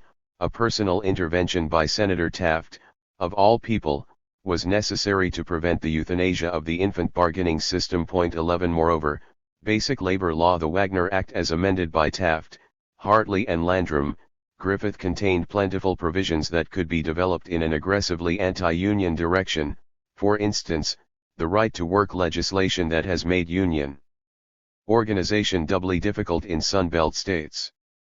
But even more importantly, collective bargaining, which itself provided certain basic conditions for capital accumulation, was in turn directly dependent on other conditions. These latter might be called the Golden Age parameters of American capitalism. Paramount was the secure oligopolistic position of unionized manufacturing industries in an economy that was driven forward by a dynamic consumption of wage good durables and housing, informally protected by a huge U.S. productivity differential. Other parameters were the regulated status of transport, communications, and utilities, which complemented unionism's restraint of wage competition through the support of profit and price levels, and the stable flow of revenues to defense and highway construction, key union sectors. Conversely, any slowing of mass consumption, import penetration of the domestic market, deregulation, or decline in defense spending would directly undermine and destabilize bargaining structures and progressive wage agreements. If from the onset of the modern era of bargaining, the possibility of its collapse was inscribed in the contingency of its conditions of existence, there were from the beginning more active agents to engender its dissolution, consciously and systematically working for a return to liberal or welfare capitalist forms of wage regulation.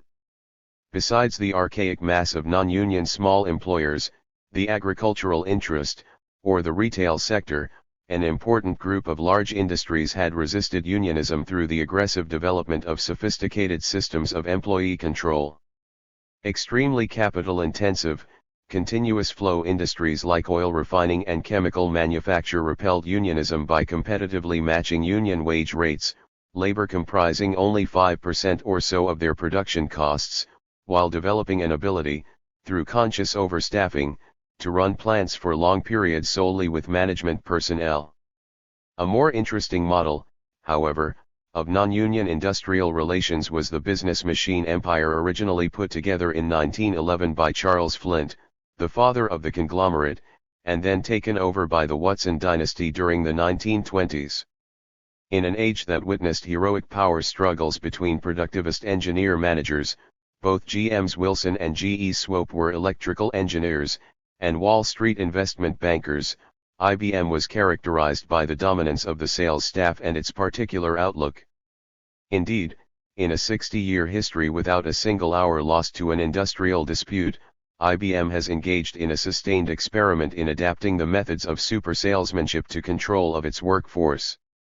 It has been able to do so, of course, because of a unique growth and profit record that has allowed the company to offer semi-guaranteed lifetime employment. On this basis, in the 1950s, the Watsons sought to counter the GM model of industrial relations in which the company ceded to the union a measure of organizational legitimacy within the plant. Stewards frequently have office facilities within larger plants, the unions have bulletin boards, etc. With the slick refinement of Ford-style authoritarianism. A historic step was the salarization of the entire production staff in 1959, in a conscious attempt to refashion plant life around a white-collar ethos. Continuous, systematic opinion surveys were used to monitor morale, while the famous open door was established to allow employees to appeal directly to top management in lieu of grievance procedure. Moreover, contemporary IBM watchers were struck by the extreme attention the company pays to internal communications, a plethora of internal newsletters, videotaped addresses, an Izvestia-style company magazine, and paranoiac control over bulletin boards. Point 12. Already in the 1950s, IBM's striking success in preserving a union-free corporate environment was attracting a cult following in business schools. For most frontline managers, however, the features of guaranteed employment security and universal salarization seemed like dangerous or unaffordable concessions. A more relevant model of hegemonic management, sharing the IBM emphasis on communications and control of plant society, but eschewing its exotic features, was the comprehensive strategy adopted by GE in the aftermath of the Great Electrical Strike of 1946, and popularly known by the name of GE's new personnel manager, Lemuel Boulware. 13. More than any single influence, Boulwarism nurtured the anti-union corporate counterculture which, through the rise of the conglomerate empires in the late 1960s, became the common sense of management by the late 1970s. During the 1920s and 1930s, under the leadership of Owen D. Young and Gerard Swope, General Electric had been the most visionary of progressive managements, the closest approximation to Veblen's dream of engineers in power. In 1926, Young and Swope, seeking to stabilize employment and attract skilled labor, had met with President Green and offered to recognize a union if the AFL would organize it on industrial lines similar to the GE Employee Representation Plan.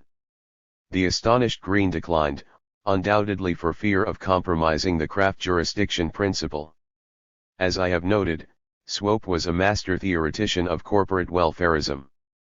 Before 1935, GE had already instituted pensions, unemployment benefits, a seniority system, and other prerogatives won elsewhere by arduous collective bargaining. As Ronald Schatz has pointed out in his study of the electrical workers, GE concluded an amicable company-wide contract with the left-led United Electrical Workers, CIO, in contrast to the stubborn resistance of Westinghouse and RCA. 14. The 1946 strike, when the UE for the first time shut down every plant in the electrical industry, was a turning point. With a new upper management composed of executives from GE's home appliance division replacing the Edisonian duo of Young and Swope, the company undertook a comprehensive reversal of its formerly benign attitude toward the union and launched a crusade to reclaim control of the shop floor. Boulware, a pioneer in market research and founder of the Marketing Executives Society, was brought in to establish a new hardline labor relations strategy that would reassert the ideological authority of management.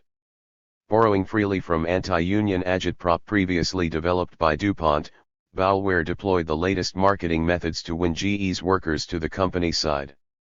As he explained, "This program of ours is a job marketing program.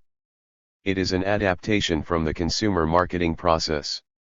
The job market and product markets deal with the same people and the same considerations." 15. His seriousness about the latter proposition was evident from the integrated way in which GE marketed the free enterprise system to its workers and light bulbs to the public. Ronald Reagan was rescued from the downward spiral of his acting career to promote both, in myriad plant appearances as well as on the GE television show. In many senses, Bauerism represents the prehistory of Reaganism. GE's ideological offensive, of course, was abetted by the CIO's expulsion and calumniation of the UE for being communist, followed by the vicious raiding that destroyed unitary unionism in the electrical industry. Freed from the constraint of a powerful nationwide union, as Schatz explains, GE and Westinghouse executives set about redesigning jobs, manufacturing facilities, and the internal structure of management. 16 The essence of this strategy was the decentralization of production from older, larger Northeast factories to newer, smaller factories in the border states, the South and West. Between 1955 and 1960, GE opened 25 new plants in Sunbelt areas: Roanoke, Phoenix, St. Petersburg, etc., only 4 of which were unionized. 17 Meanwhile, in the older organized plants, Bauer dealt with the unions through take-it-or-leave-it final offers accompanied by massive publicity and direct appeals to the workforce. Where General Motors, in its attempt to manage a restive rank and file, came to recognize its investments in the UAW's maintenance of a militant image, often colluding in the kind of stage-managed charade of class struggle described by William Sarin in his famous expose of the 1970 contract round, GE frontally challenged the union's legitimacy. 18 Above all, it laid siege to the privileged communications position of stewards in plant society, undermining their role whenever possible, and circumscribing their mobility and access to the membership. The management offensive of 1958-63. Bauerism, in short, was a sophisticated strategy of gradual deunionization, an internal undermining of the collective bargaining system. Initially confined to the electrical industry, where Westinghouse followed GE's lead, Bauerism gained widespread popularity in the last, troubled biennium of the Eisenhower administration, as embattled corporations struggled to save profit levels. The recession of 1957-58 marked an end to the brief era of labor management good feeling that had accompanied the Korean War boom.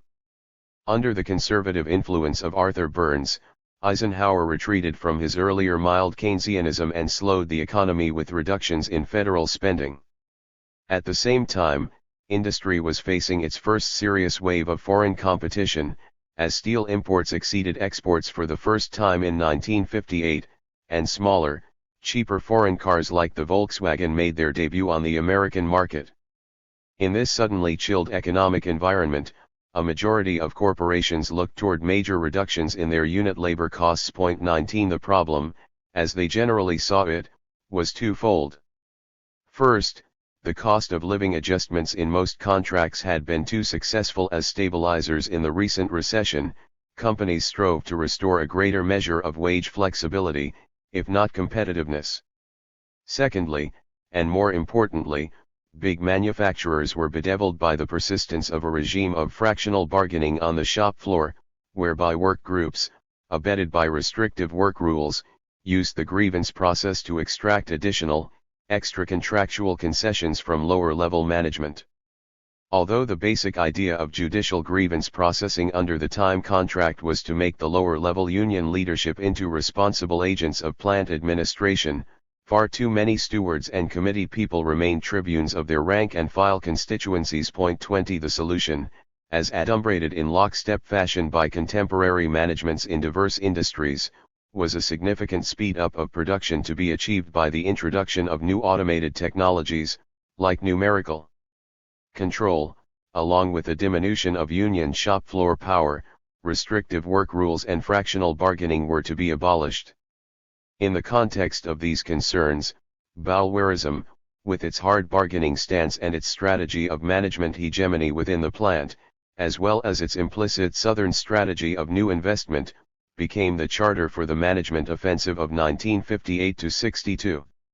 It is generally forgotten how close American industrial relations came to a reopening of the class war in those years. In late 1957, with hardliner John Leary installed as its personnel director, Chrysler resumed its private crusade against the auto workers with a sweeping attack on work standards. At U.S. Steel, where open shop advocate R. Conrad Cooper was appointed vice president for personnel, the human relations approach to industrial relations went into eclipse, while Chairman Blau praised Bauwärism and talked ominously of rolling back unionism. 21 The new corporate militancy also brought greater employer solidarity. To prevent the unions from whipsawing one company against another, the big three automakers formed a united front in 1958 and openly canvassed the idea of a general lockout. A similar entente was achieved by the steelmakers in 1959, while the six largest airlines set up a mutually subsidized fund to spread equally the costs of lockouts or strikes. 1959 brought what the AFL-CIO called some of the worst storms in trade union history. 22 Bogged down in internal jurisdictional disputes, with its legislative program a total failure and the venality of its leadership under public attack by the McClelland Commission, the Federation was ill-prepared to meet the management offensive head-on. In industry after industry, the management attack on work rules and wages provoked long strikes. The meat cutters battled Swift, the Western miners fought the copper bosses, the rubber workers conducted the most bitter industry-wide strike since 1937, and the East Coast longshoremen were restrained only by Taft, Hartley. Union strikers in Kentucky were shot, while in North Carolina, 8 leaders of the textile workers were imprisoned.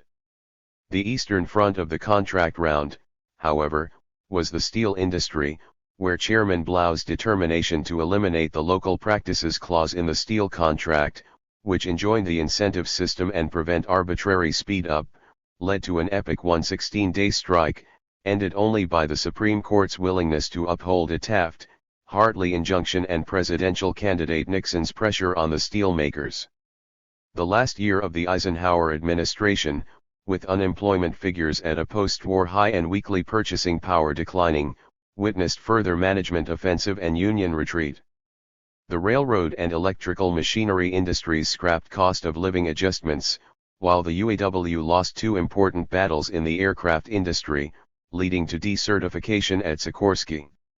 The historic event of 1960, however, was the 3-week GE strike. Unlike the steel industry the year before, which made no effort to keep plants open, GE aggressively tried to break the strike by keeping production going and encouraging back-to-work movements, a tactic that predictably produced violence while revealing the internal disarray of the GE unions. Carey of the IUE, the largest of the GE unions, sued for peace after a majority of his locals had broken ranks and returned to work. A.H.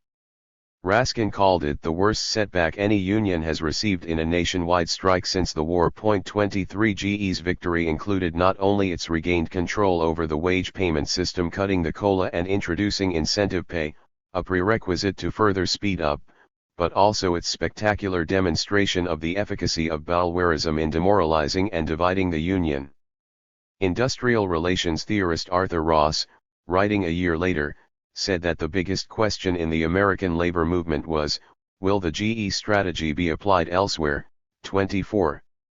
1960s, the uncertain direction of industrial relations. Perhaps it is a misleading counterfactual exercise to speculate whether Bauwärism would have been generalized and collective bargaining destroyed if the Kennedy-Johnson boom had not relieved the pressure on profits. What is more important is that the flare-up of industrial conflict between 1958 and 1963, accompanied by prefigurative signs of union busting, demonstrated the brittle vulnerability of the institutional structures of collective bargaining to any shift in the golden age parameters of accumulation. The incident also revealed the instability of the system on the shop floor, where local unions and rank-and-file work groups resisted the imposition of speed-up and rule changes, subverting the routinized procedures of contract implementation whenever possible. Indeed, the existence of an autonomous space for shop floor activity, no matter how restricted it might appear in comparison to English shop stewardism or Italian dualism, was the central contradiction in the system that provoked during the 1960s 2 diametrically opposed attempts at reform.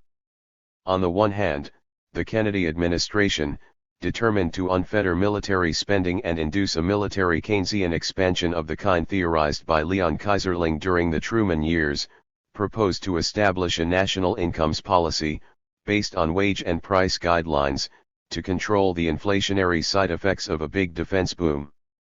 To secure labor and management collaboration, as well as to restore confidence in the shaken system of collective bargaining. Secretary of Labor Arthur Goldberg, the first labor lawyer, steel workers, to occupy that office, organized what was intended to be a peacetime version of the War Labor Board, the President's Advisory Commission on Labor Management Policy. More significantly, Goldberg, with the strong support of Justices Douglas and White on the Supreme Court, sought to greatly expand the power of the NLRB. 25 Whereas the Eisenhower NLRB had pursued a de minimis doctrine of restricted jurisdiction, the Kennedy NLRB was intended to be a major innovatory agency.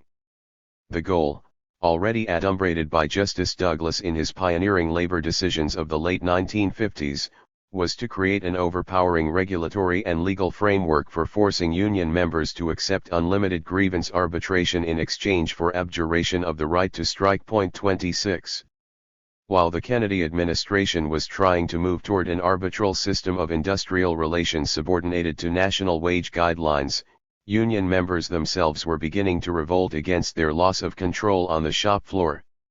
Management's largely successful speed-up offensive was everywhere worsening working conditions, while union collaboration with Kennedy led to a virtual stagnation in wages. 27 Every major ex-CIO union, with the sole exception of the Democratic and militant packing house workers, as well as the miners, teamsters, and postal workers, was eventually challenged at some time between 1963 and 1973 by a major internal insurgency. Contract rejections, a statistical rarity before 1962, soared to 1/8 of all contracts in 1968, while wildcat strikes reached a post-war record. 28 Despite the complex range of particular grievances and histories, the opposition movements universally echoed demands for aggressive strike action to combat speed-up and to raise wages. The first major upheaval occurred in Goldberg's old union, the Steel Workers, where President McDonald had virtually surrendered the union's wage-setting powers to government guidelines. A broad coalition of dissident national staff, rebellious local leaderships, and rank-and-file reformers supported A.W. Abel's successful challenge based on an 8-plant program that promised to return control of basic policy to the membership and upgrade local agreements. In the following years, the entry of hundreds of thousands of young workers, many of them veterans of Vietnam, raised the temperature of industrial relations and forced national leaderships like the UAW to initiate safety valve strikes to contain the pressure for action. In the end, however, neither the federal government nor the union rank and file were able qualitatively to enlarge their power or freedom of action within the collective bargaining system. LBJ quickly abandoned the guidelines experiment, as well as the attempt to sponsor tripartism, in favor of old-fashioned wheeling and dealing with individual unions and companies. Although the Supreme Court did continue to restrict the powers of rank-and-file action in favor of arbitral authority, culminating in the partial restoration of the labor injunction in the controversial Boys Market case of 1970, there was no parallel enforcement of management's obligation to accept arbitrators' rulings. Meanwhile, the labor revolt burnt itself out in the last days of the Great Boom without radically altering the direction of the trade union movement. In contrast to Western Europe, where the insurgencies of 1968–73 led to profound upheavals that set new agendas for the labor movement and recomposed its activist leadership, the American rank-and-file struggles did not succeed in reorienting the unions towards qualitative demands, nor did they produce a distinct new layer of worker militants. As often as not, the defeat of local insurgencies, or, conversely, their immediate co-option into the status quo, only left enduring legacies of frustration and demoralization. The failure of union organization. In 1973, the liberal optimist advocates of collective bargaining celebrated the landmark experimental negotiating agreement signed between the Steel Workers Union and the major employers led by U.S. Steel. After 5 years of strike turbulence unmatched since the end of the war, the ENA seemed to signify a resumption of labor management institution building without undue government intervention or rank-and-file protest. Conceived as an alternative to strikes and consequent hedge buying and import inroads, the union abdicated under the agreement the right to engage in company-wide strikes in return for a 3% annual floor under wages and improved supplementals. Significantly, in the spirit of the Douglas Doctrine, both parties agreed to the central role of arbitration in ensuring peaceful conciliation of their respective demands. Warmly endorsed by President Nixon, the agreement was promoted as the future of bargaining. But it would be a short-lived future, for the artificially contrived boom that Arthur Burns had engineered to re-elect Nixon was bringing the long post-war wave of growth to a close in the sharp recession of 1974-75. In the next 5 years, all the golden age parameters of stable collective bargaining would unravel and lose their integrated coherence. But long before the unions confronted the full force of new low-wage competition at home and abroad, they had to deal with the consequences of their failure to organize the new working class created by the vast expansion of the workforce between Kennedy and Carter. The AFL-CIO itself has estimated that its component unions succeeded in recruiting only 2 million of the 35 million new workers added to the labor force between 1960 and 1980.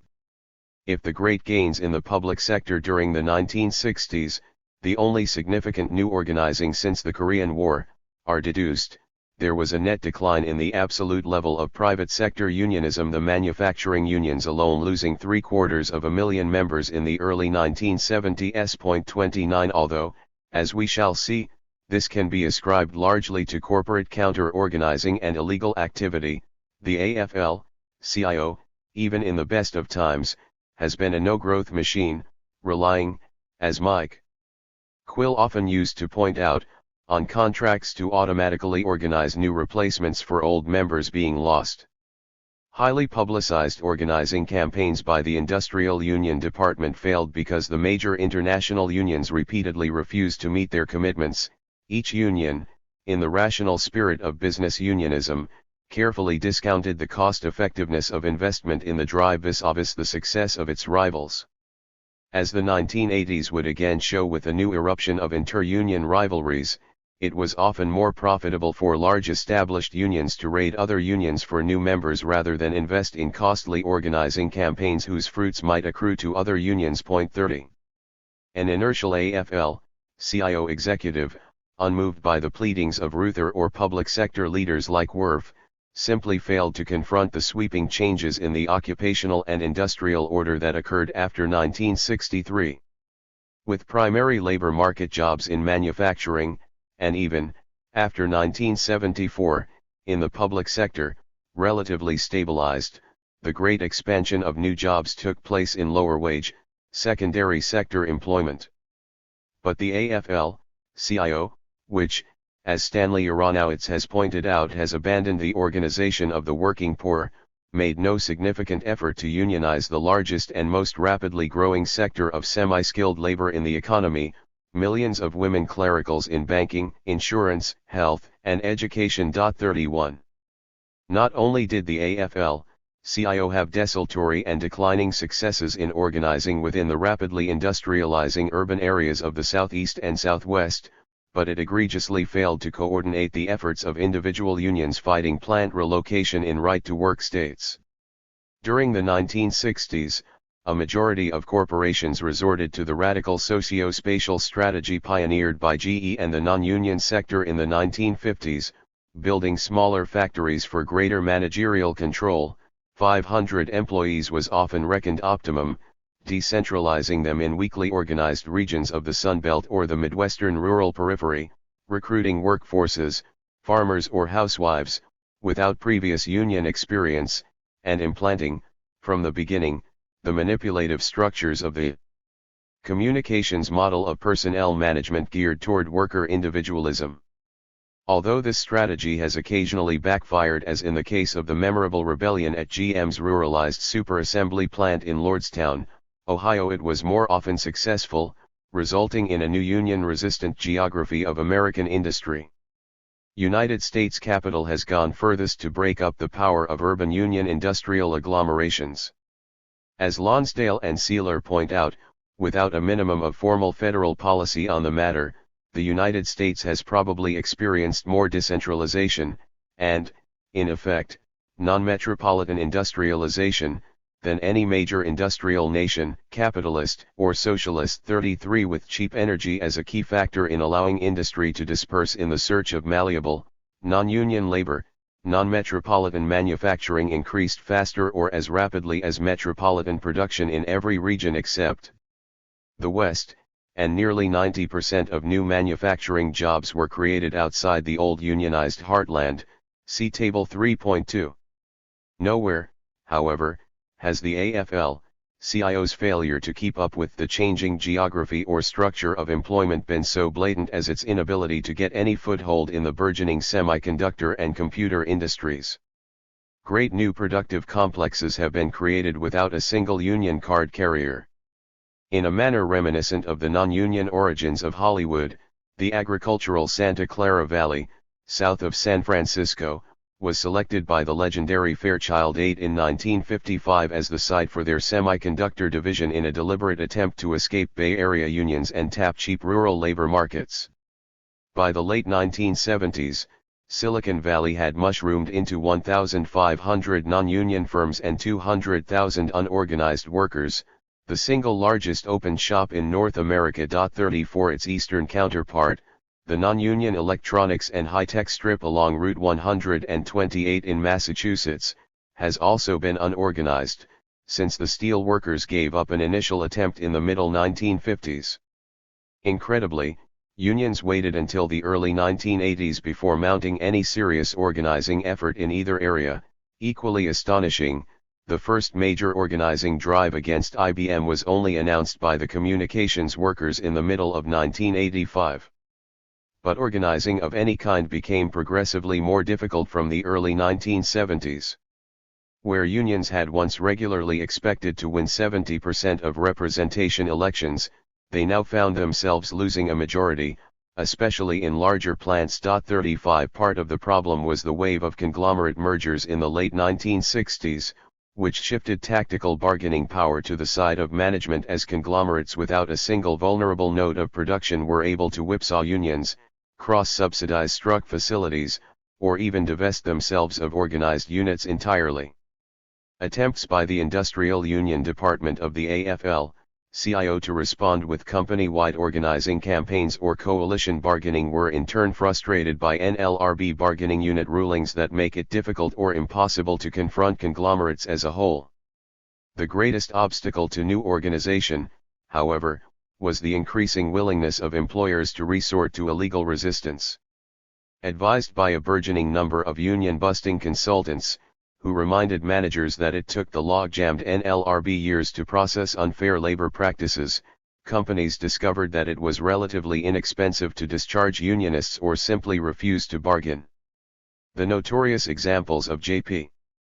Stevens, Litton Industries, and DuPont were simply the tip of the iceberg of employer illegality. In 1978-79 alone, over 30,000 individual cases of management unfair labor practices were reported, 60% involving the discharge of employees for union activity, usually organizing. Indeed, it has been estimated that between 5 and 10% of pro-union voters in recent representation elections have been victimized by the employer. 36. Even when companies had been forced to accept union representation victories, there was no longer any certainty in the 1970s that management would accept the rules of collective bargaining. Increasingly, companies followed in the hardball tradition of Bellware and continued to pressure the unions, looking for the earliest possible opportunity to decertify. Dow Chemical, for instance, decertified 15 plants between 1966 and 1976, using the IBM tactics of comprehensive salarization and the promotion of job enrichment. The annual number of decertification elections, 583 in 1978-79, increased 20-fold over the early 50s, while, according to an IUD study, over one-third of newly organized units deunionized within 5 years. 37 As anti-unionization became deunionization, the specter arose that employers under traditional contracts might begin to import methods of illegal resistance and union busting. The first major industry case came in construction. The failure of corporatism. During the 1970s, The 3.5 million member Building and Construction Trades Department, BCTD, remained the most powerful bloc in the AFL-CIO and the mainstay of trade union conservatism. The bargaining power of the building trades was based on their ability to monopolize craft labor within localized construction markets, where they typically negotiated with employers at the association level. Having lost a majority of home building to non-union small contractors, the strength of the BCTD was in industrial, commercial and government construction. During the 1970s, the stability of these bargaining structures came under serious threat from several quarters. First, the adoption of new building technologies involving extensive use of prefabricated structures, like precast concrete, eroded the boundaries of traditional skills and introduced a larger semi-skilled component into the labor force. Secondly, the union's traditional spatial monopoly on skills was challenged by the rise of giant non-union contractors like Brown and Root or the Daniels Corporation, who operated scab armies on a national level, and by an aggressively anti-union federation of small and medium-sized commercial builders, the Associated Builders and Contractors Incorporated. ABC, which sponsored its own training schemes for non-union workers. 38 These forces came together to dominate whole fields of new commercial construction, including most shopping mall development in the South and West. Their threat to the unionized industry was redoubled by the formation of the Construction Users Roundtable, representing the largest industrial corporations along lines pioneered by the American Plan in Construction during the 1920s. The Roundtable's purpose, in concert with the ABC, was to reduce building costs, arrest wage drift, and encourage skill dilution. It demanded a low-wage rationalization of commercial construction via the suppression of premium pay, the reduction of helpers' and apprentices' wages, the substitution of semi-skilled labor for craft whenever possible, and a radical elimination of restrictive union rules. 39 Large unionized builders, like the Fluor Corporation, responded to the pressures of the Roundtable and the competitive threat of the ABC by going double-breasted with their own non-union subsidiaries. The construction trades union's counter-strategy was to involve the federal government in reforming the industry's bargaining structures along the lines of European tripartism.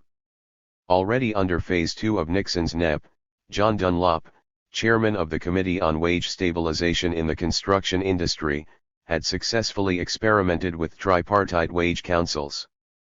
Although these were abolished after the end of controls in May 1974, Dunlop convinced Meany and BCTD head, Georgine, that a greater centralization of bargaining on regional and national scales with government involvement was necessary to avoid a further deterioration of construction unionism on a local level. Appointed Secretary of Labor by Ford, Dunlop met with the BCTD and the contractors through the first half of 1975, proposing a sweeping settlement which he hoped might become the industry's equivalent of Steel's no-strike experimental negotiating agreement. What he offered was a quid pro quo in which the unions would accept a statutory prohibition against unauthorized strike action, which would have enabled corporations to obtain a new form of injunction against wildcat strikes, in exchange for the industry's accession to so-called common situs picketing, which would allow a union to picket an entire building site in a dispute involving a single contractor. Furthermore, a national three-party commission would be established with a mandate to promote centralized bargaining by imposing regional or national guidelines on local contracts. Both bills passed Congress with the support of the AFL-CIO and were sent to Ford for signature. In the meantime, however, an unprecedented coalition of business groups and right-wing activists came together to demand a veto.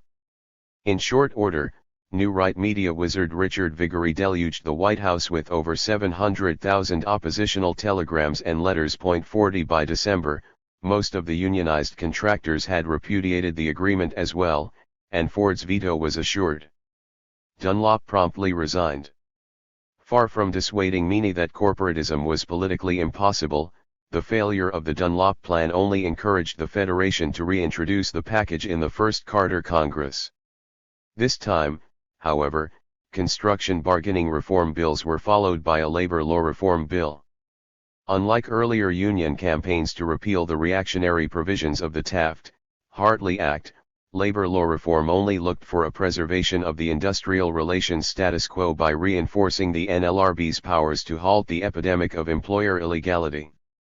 In tandem with construction reforms, labor law reform represented the maximum thrust of the AFL-CIO's fundamentally conservative response to the crisis of the labor movement. Just as the construction package was tied together by the sacrifice of the rights of local members to strike, so, too, labor law reform was completely geared to support a top-down public relations approach to union organization, with little provision for the rights of rank-and-file unionists. Moreover, as the New York Times forced Meany to admit at the time, the AFL-CIO had no actual plans for any major new organization 41. In the event, the AFL-CIO's strategy was not to take the offensive nor even to lead a legislative battle against business.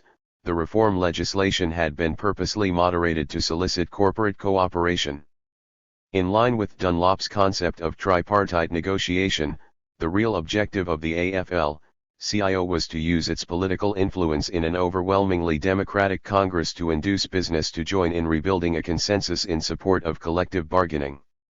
The vehicle for promoting this consensus was the Labor Management Group that had been reassembled by Dunlop, Meany and Reginald Jones of GE on the precedent of previous administrations' advisory commissions. This private body, chaired by Dunlop, was intended to constitute a kind of economic shadow cabinet. Indeed, Carter naively hoped that it would quietly generate a social contract to deal with inflation and the problems of business regulation. On the AFL-CIO side, Murray Finley of the clothing workers claimed that the group had a tacit understanding: labor would support free enterprise, and business would support a strong, democratic labor movement. 42 It was to the corporate members of the group that Meany looked for support for labor law reform. Instead, as both Douglas Fraser and Lane Kirkland complained at the time, the business members responded with smiles and class war. The Business Roundtable, to which the corporate members of the group also belonged, far from lauding the reforms, opposed them with one of the most extravagant lobbying efforts in history. Created from a merger of the Construction Users Roundtable and the Corporate Labor Law Study Committee, formed in 1965 to oppose 14B repeal, the powerful roundtable contributed to the defeat of situs picketing in 1977, and then stopped labor law reform in the Senate, where it was filibustered to death. The destruction of its legislative program in the Democratic Congress was the biggest debacle in the AFL-CIO's history. 43. In retrospect, it is clear that Meany and Dunlop ignored the fundamental power shifts that were occurring in both the economy and the political system. On the one hand, the AFL-CIO and its academic allies overestimated their influence in the Carter administration and Congress. It was delusive to believe that labor could dramatically reassert its clout within the political system without any significant reinvigoration of its own grassroots. On the other hand, they drastically underestimated the lobbying power of business. The emergence of the Roundtable marked a quantum jump in the political organization of the largest corporations, uniting most of the 200 largest firms for the first time in a single peak association. With tactical initiative in the economy and Congress slipping to the corporations, there was simply no important constraint to induce them to take the corporatist ideas of Dunlop or the AFL-CIO seriously. They were becoming free, for the first time in the post-war era, to reshape industrial relations in their own image. The end of the Golden Age. 1978 was the first year of Reaganomics. A Congress two-thirds controlled by Democrats endorsed the legislative agenda of the Business Roundtable by freezing social spending, deregulating the transport and phone industries, and supporting Carter's move to higher interest rates. 44 This resort to a monetarist management of the stagflationary crisis accelerated the erosion of the Golden Age parameters of American industrial relations. Throughout the core mass production economy where unionization had previously stabilized wage competition, labor costs per SE, rather than just unit labor costs, again became the decisive variable in corporate balance sheets. Moreover, as we shall explore in greater detail in Chapter 5, the standardized mass consumption of the 1950s and 1960s was being transformed, through a new bimodal income redistribution between working poor and middle strata, into a more stratified network of markets, with an increasing proportion of cheap wage goods supplied from East Asia. This restructuring of the American economy away from the Fordist model was led by four trends which sealed the fate of the old regime of industrial relations. First, the nearly autarkic American economy was open to foreign imports during the 1970s. Although the internationalization of the U.S. domestic market is usually presented as an inevitable, automatic consequence of sheer market forces, nothing could be further from the truth. The dramatic integration with the world market was politically encouraged by a coalition of forces led by the largest U.S. banks and science-based industries, together with traditional export interests. For the most technologically advanced corporations, ranging from GM to the newly unregulated AT&T, the opening of the economy was a necessary extension of their own evolution into globally integrated industries. In their efforts to achieve world-level economies of scale made possible by internal international divisions of labor, these multinationals have had to radically reorient cost calculations based on traditional oligopolistic, home market niches. On the one hand, they are in the course of dramatically automating and rationalizing their U.S. production and office facilities. Unlike predominantly home-centered industries, the primary concern of these firms is not so much to cut wages as to cut their workforces through robotization and global subcontracting. On the other hand, this internationalizing core of advantaged industries has also been in the vanguard of efforts to reduce the social overhead costs of production in the United States.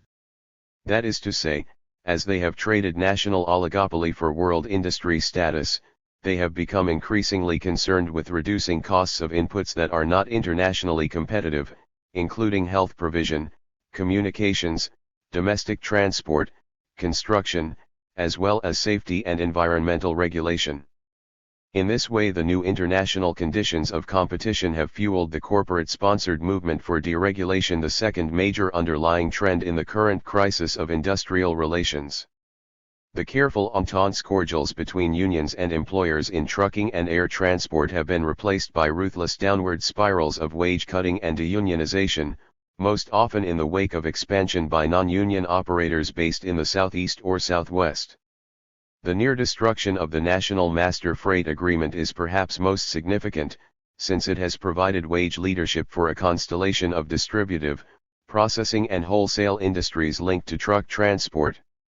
Moreover, the decline of the Teamsters' ability to control the movement of highway transported goods has weakened the strike power of myriads of other spatially localized unions. The role of Sunbelt-based companies is a third major factor in the new competitive equation. In retrospect, it can be seen that the post-war defeat of Southern labor organization, and, correlatively, the failure of the labor movement to become a civil rights movement, was the Achilles heel of American unionism. The right-to-work states have allowed American capital a unique internal mobility, leaving a vast economic space for the evolution of Southern strategies and the crystallization of new non-union sectors. In virtually every industry, the supposedly marginal periphery of non-union production has in fact been the redoubt from which, during the 1970s, major assaults have been launched against wage levels and bargaining patterns. We have already noted the case of construction, where the ABC Group together with large scab firms like Brown and Root have reshaped the commercial and industrial building industries. In meatpacking, to which I shall refer again, an aggressive non-union newcomer, Iowa Beef Processors, has virtually destroyed the bargaining structure of the industry, becoming the dominant firm in the process. In the airline industry, deregulation has allowed anti-union, Sunbelt-based competitors like Delta and Texas Air to establish the competitive standards for the industry, leading to wage cuts and concessions in every other carrier.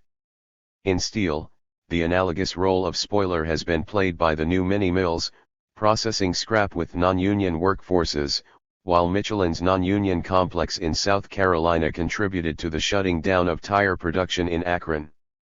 In the retail industry, union chains have been forced on the offensive against their employees because of pressure from non-union giants like Kmart and SuperValu. These examples could easily be multiplied, as the emergence of a new non-union sector, typically facilitated by conglomerate mergers and corporate double-breasting, has reintroduced competitive labor markets. 45.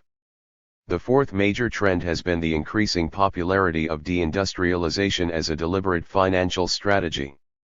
Those major industrial oligopolies least advantaged to restructure their production internally, above all the homebound U.S. steel industry, have instead divested their old capital base to become conglomerates in search of new profit centers in oil production, financial services, or military manufacture.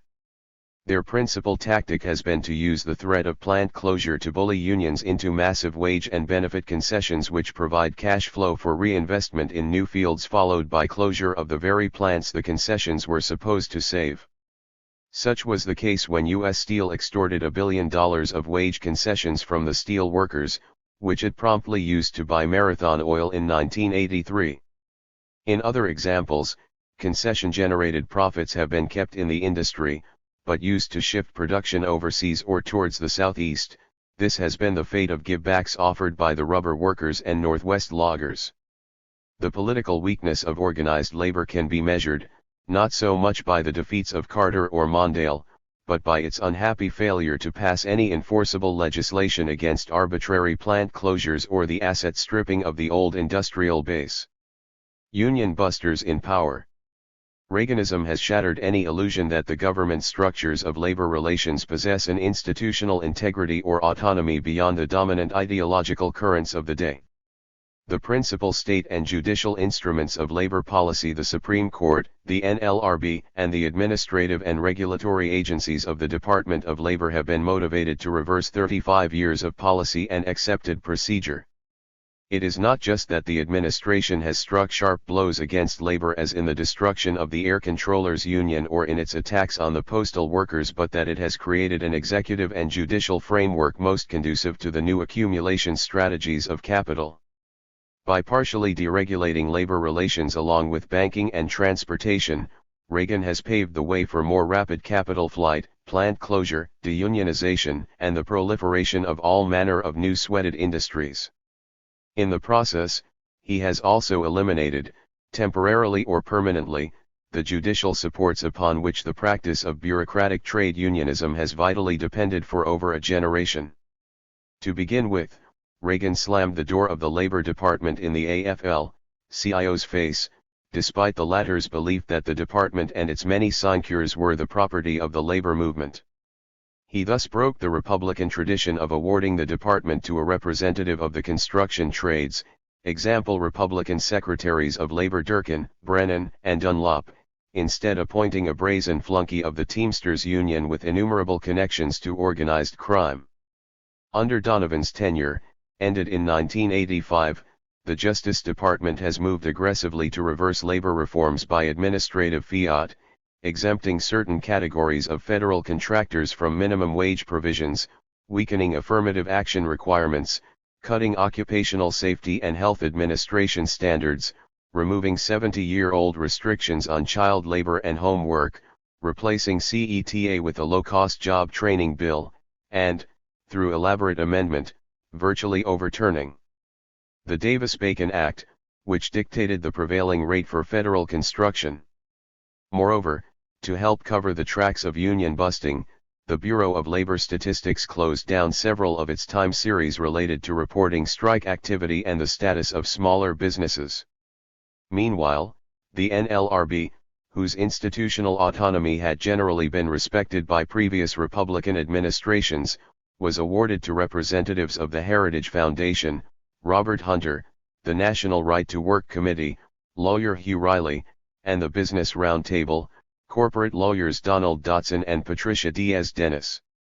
In 1980, Hunter, former chief aide to Senator Orrin Hatch, the leader of the anti-labor law reform filibuster, drafted the Heritage Foundation's recommendations on labor policy to Reagan. The document outlined the issues that have become the chief ideological concerns of the present NLRB: repeal of those NLRB provisions which establish collective rights as paramount to individual rights, the removal of judicial antitrust exemption for unions, and the return of the power to initiate labor law to the states. 46 Like other Reagan-appointed deregulators in charge of regulatory agencies, The new NLRB under Chairman Dotson has pursued a targeted list of precedents to be overturned. By 1984, they had succeeded in reversing 10 major rulings of previous boards. In the name of the supremacy of individual rights, they have limited the right to leaflet, provided for the dismissal of strikers engaged in loud verbal conduct, and ruled against individual employees protesting unsafe working conditions. They upheld complaints against unions nearly 90% of the time, while denying half of the unfair practices charged against management. 47. Most importantly, however, the Reagan NLRB, with the support of the Burger Court, has created broad legal justification for the runaway shop and concessionary bargaining.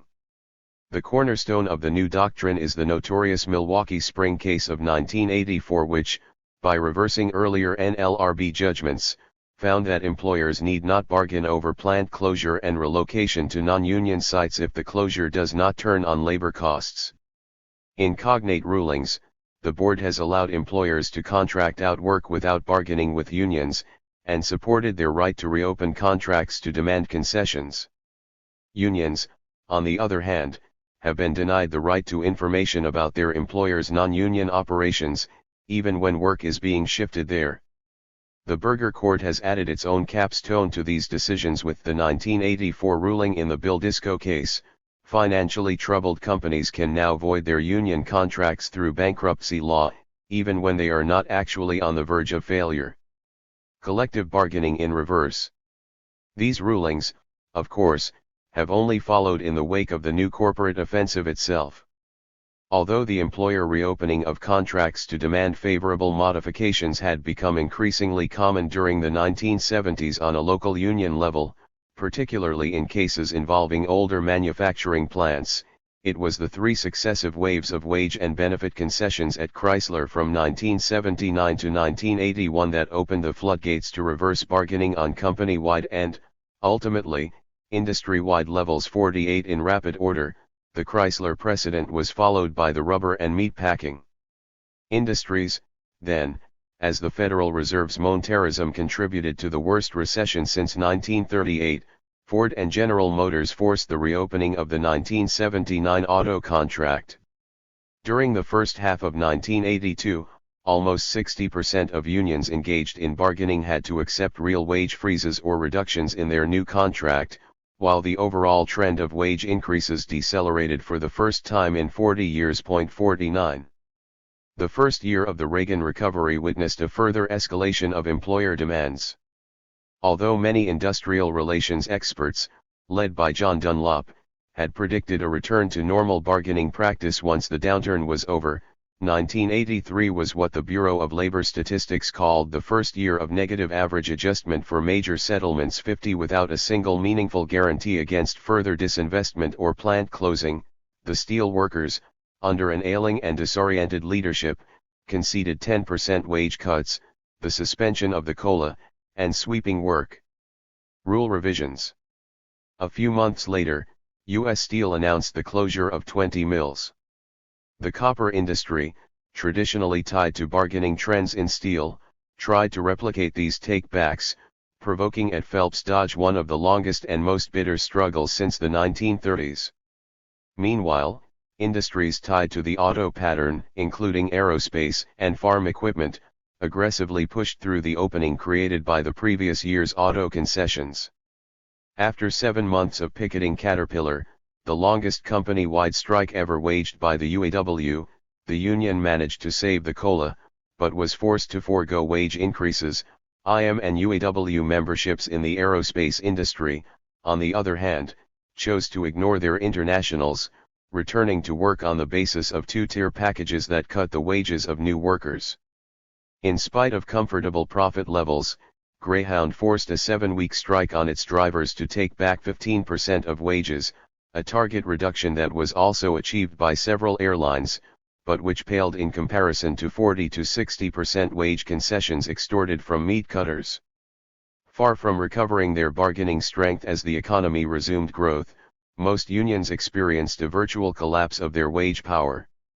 The Reagan boom was the first upturn in modern American economic history not accompanied by a substantial increase in wages. In the second year of the expansion, real wages were actually falling, as the 3% growth in compensation chased 4% inflation. Within a remarkably short period, the management offensive had achieved total flexibility in the real wage, thereby inadvertently weakening one of the main supports of mass purchasing power. The trend is likely to be a long-lasting one to the extent that larger wage patterns have been irreversibly fragmented. Wage setting since the 1960s had been profoundly influenced by the spread of escalator clauses and COLAs, which promoted increased homogeneity and patterning of contractual provisions within, and often between, industries. In 1964, the traditional pace-setting role of the auto and steel contracts for metal fabrication industries had been replicated in the transport and distributive sectors by Jimmy Hoffa's Master National Agreement in interstate trucking.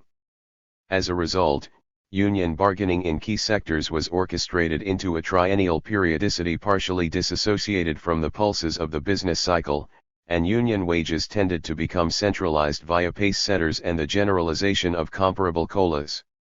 Although COLAs in 1978 covered only 9.5% of the total labor force, they included 3/4 of manufacturing plants with more than 1,000 workers. 51 Thus, for unions in strong labor market positions, the informal spread of pattern bargaining was tantamount during the 1970s to the protection against inflation offered in some European countries by official national wage indexation, although under American conditions, it also led to a dramatic widening of the wage gulf between unionized workers and the unorganized majority. It is not surprising, therefore, that concessionary bargaining has been oriented not only toward wage reductions, but also toward the fragmentation of the wage pattern, the desynchronization of the bargaining cycle, and, in some cases, to the elimination of broadly inclusive COLAs. One major employer after another has sought to break out of industry patterns in order to take competitive advantage of local concessions. The decline of multi-employer bargaining has spread from auto, where Chrysler, despite historically high profits in 1984, had managed to preserve its differential wage advantage, to a host of other industries, including grocery, timber, trucking, where almost half of the major employers have broken with the unified bargaining process of the Master Freight Agreement, airlines, aluminum, copper, farm implement, and meat packing. Finally, in May 1985, 26 years of coordinated steel bargaining was ended. The ENA had died the year before, partially as a result of the USW's failure to hold the line around the anti-concession policy it had adopted in 1983. By allowing local unions to grant off-pattern settlements to a number of smaller steel producers, the International undermined the raison d'etre for compliance by the larger producers. 52.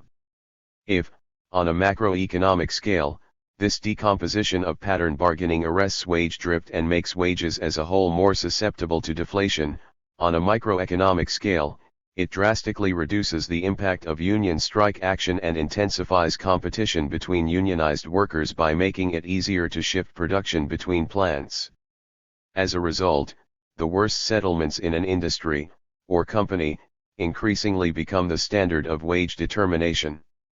The ultimate trajectory, excluding deunionization tout court, is toward a system of highly individuated plant-level or firm-specific contracts with increased wage differentiation at every level from the industry to the plant department.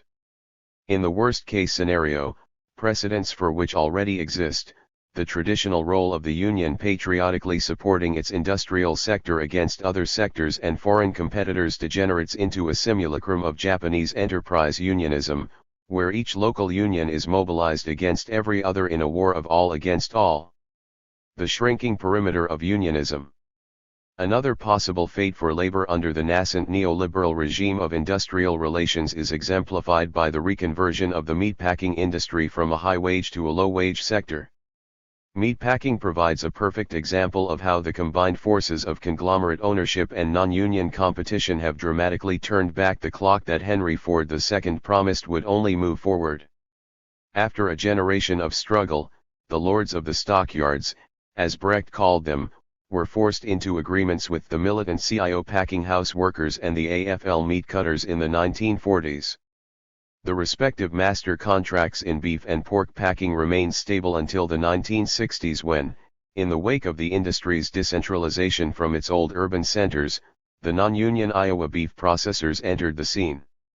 IBF, like its imitator, Missouri Beef Processors, or MBPXL, radically challenged the traditional division of labor in the industry by introducing a new technology of frozen beef, machine cut by semi-skilled, non-union operators.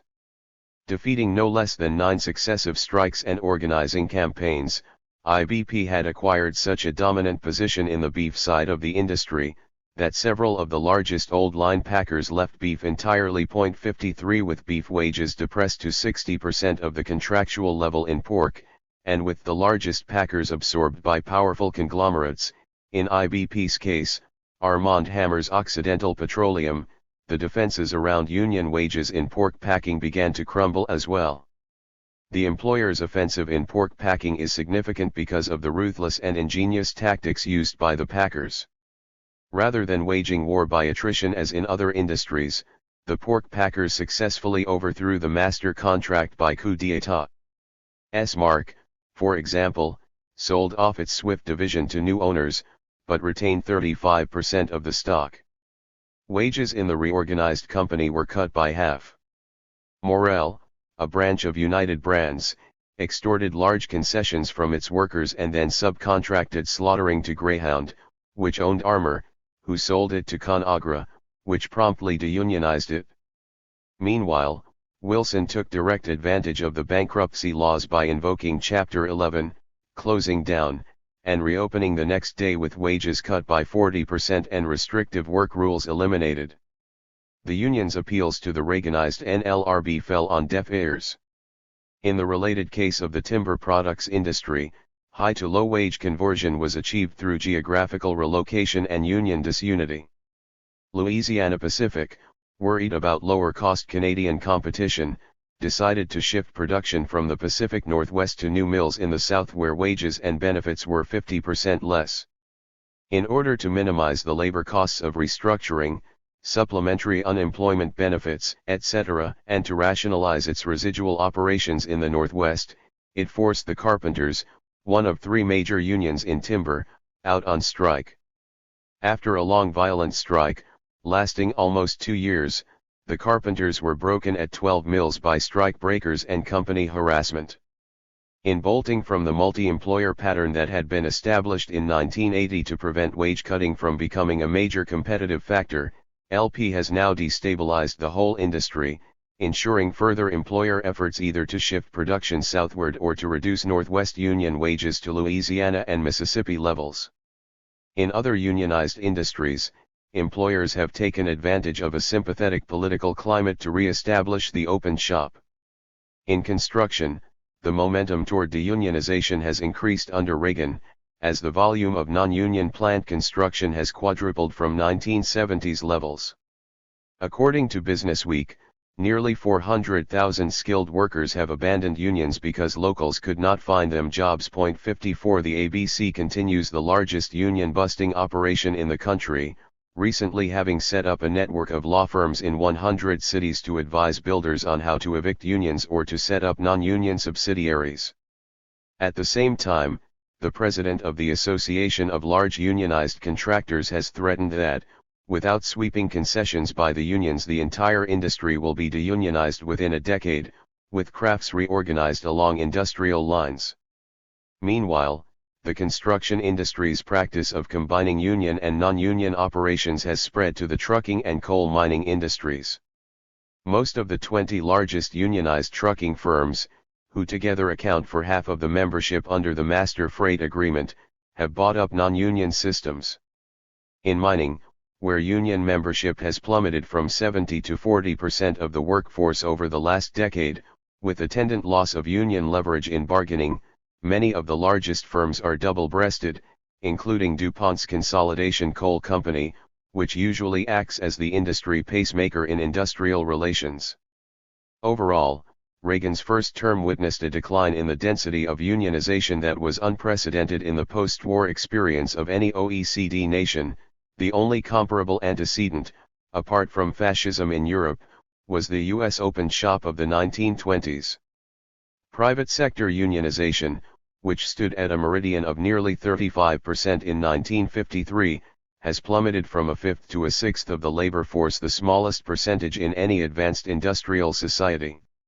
As Chart 1 illustrates, the contrast with the Canadian experience is dramatic. From 1940 to 1965, unionization in both countries was synchronized in trend. From 1965, however, there has been a sharp divergence, accelerating since 1975. Although part of the American decline is attributable to the new job mix created by rising, unorganized service employment, up 5 million from 1980 to 84, and stagnant or declining employment in more organized goods-producing sectors, a significant share involves the direct replacement of union jobs via union busting or plant relocation. Bureau of Labor Statistics analyses reveal that, whereas the goods-producing department of the economy suffered a net job loss of 800,000, mostly in manufacturing, during this period, unionism in the department fell by 2 million, the difference being the creation of 1.1 million non-union jobs. Union decreases were particularly sharp, see Table 3.3, in mining, 43%, and in newly unregulated industries, transportation, utilities, and communications, where unionism slipped by a quarter. Table 3.356 percentage of union membership among wage and salary workers. 1980. 1984. Percent decline. All industries. 23.0. 19.1. 17. Private sector. 20.1. 15.6. 22. Goods producing. 30.5. 24.5. 20. Mining. 32.0. 17.9. 44. Construction. 30.9. 24.3. 21. Manufacturing. 32.3. 26.5. 18. Durable goods. 34.8. 28.0. 20. Non-durable. 28.5. 24.2. 15. Service producing. 13.5. 10.6. 21. Transportation, utilities, and communications. 48.4. 39.6. 18. Wholesale and retail trade. 10.1. 8.2. 19. Finance, insurance, and real estate. 3.2. 2.7. 16. Service. 8.9. 7.2. 19. Government. 35.9.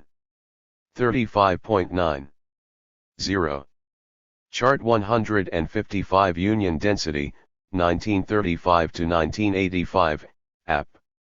To understand the current status of unionism, it is useful to imagine the American labor force roughly divided in half. One half, including goods-producing industries along with transportation and government, is weakly organized, about 30%, the other half, including services, trade, and financial services, is basically an open shop, only 7% union. Within the weakly organized half of the economy, moreover, the only sector of unionism demonstrably able to hold its own is the public sector, which in 1984 for the first time became the largest single contingent of the trade union movement, 5.661 million versus 5.302 million in manufacture and 2.146 million in transportation communications, a shift which will probably have increasing consequences for the AFL-CIO's internal balance of power as well. Yet even within the state sector, the organized share has only been maintained by vigorous new recruitment in the face of the sweeping privatization of public services sponsored by the Reagan administration at all governmental levels. 57. It is likely that this decline will continue and perhaps even accelerate in some sectors like construction and trucking. The U.S. trade union movement has yet to pass through the eye of the storm. The plunge in membership caused by the 1980-82 recession, followed by the offensive power of management through the subsequent recovery, presages even harder times when the economy again goes into a downswing, or some of the landmines in the financial system explode.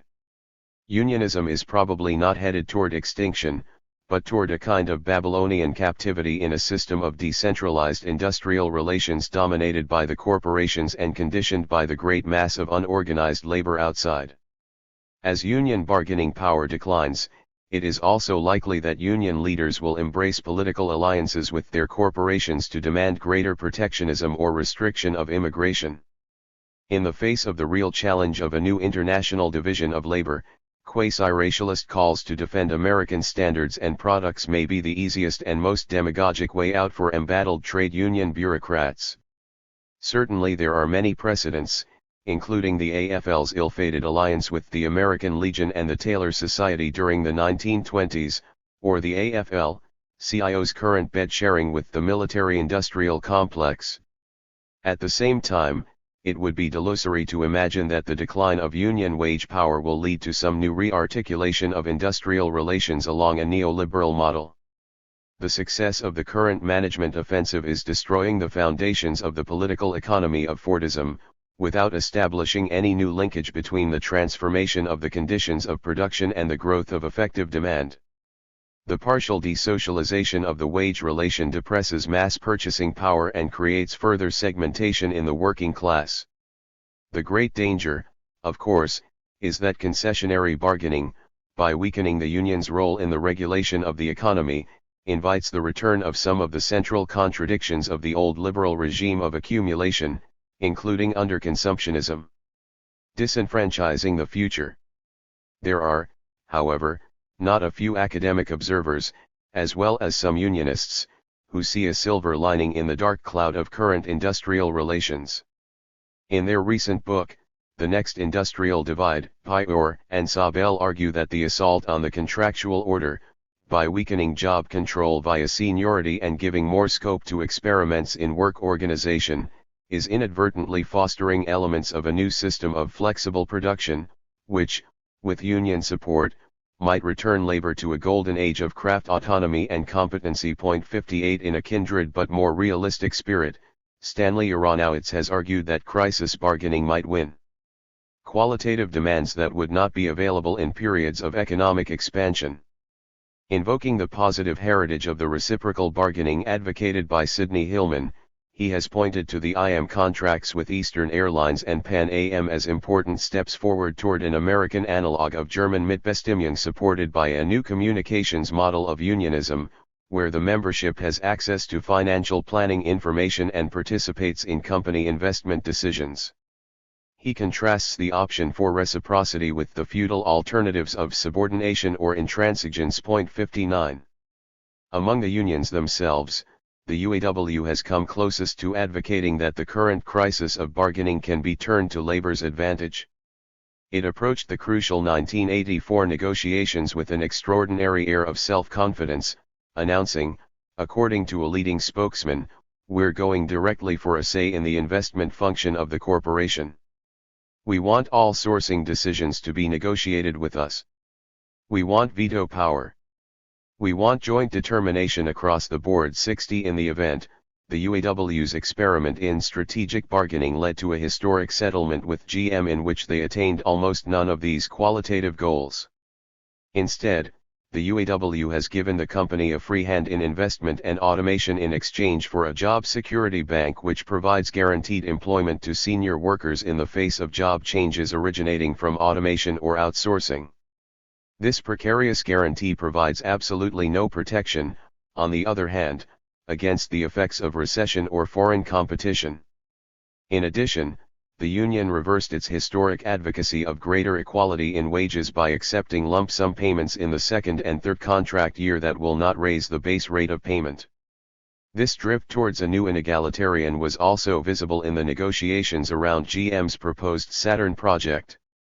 Despite ferocious complaints from skilled trades dissidents who claimed the deal was tantamount to the destruction of the seniority principle, the union accepted a compromise whereby Saturn workers would be salarized a la IBM at 85% of average wages, with employment guarantees for 80% of the workforce. 61.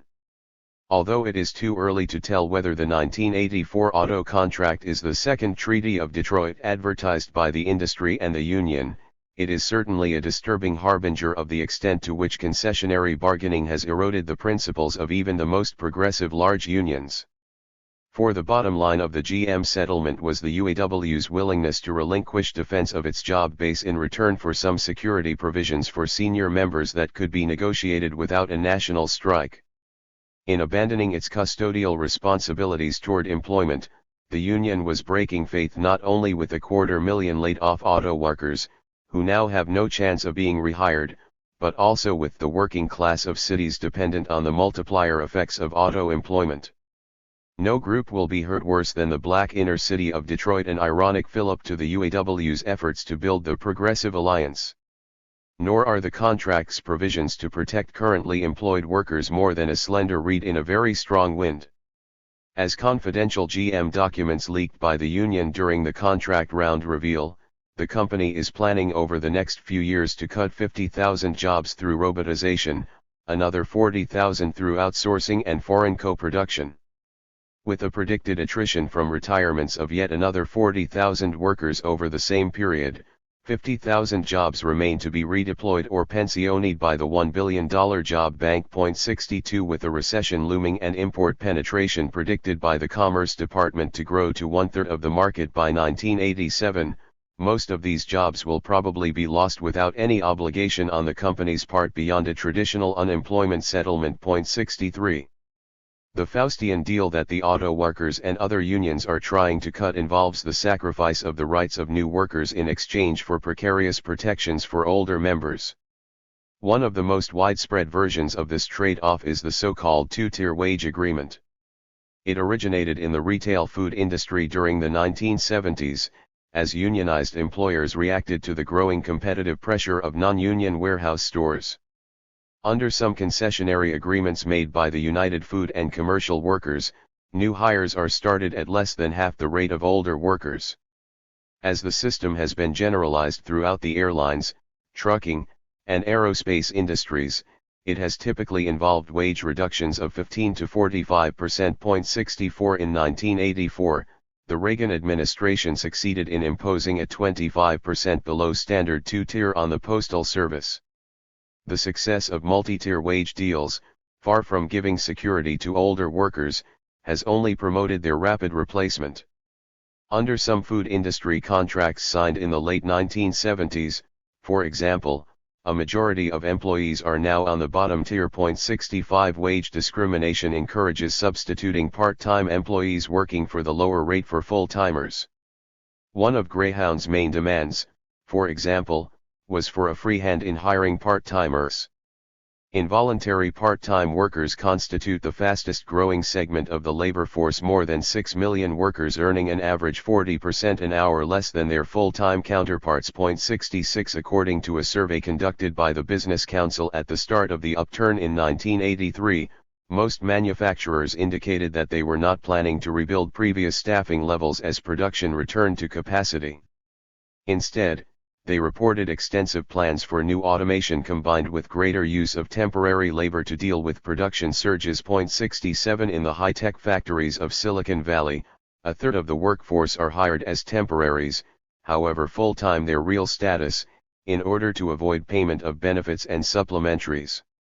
Casualization has gone so far in the food processing and retail food industries that the UFCW reckons that half of its members now consists of part-timers. 68 Another union with a large percentage of seasonal and part-time workers, the Teamsters, eagerly takes their dues money while moving at their 1982 convention virtually to disfranchise them from any voice in internal union affairs. Meanwhile, involuntary part-time work has spread so extensively among the credentialed strata in healthcare and education that whole new categories of underclass professionals have come into existence. Hospitals, faced with competition from cost-conscious HMOs, have defended profit levels by replacing full-time nurses with part-timers, a practice which, in Minneapolis hospitals, led to entire casualized wards and the biggest nurses' strike in American history during the spring of 1985.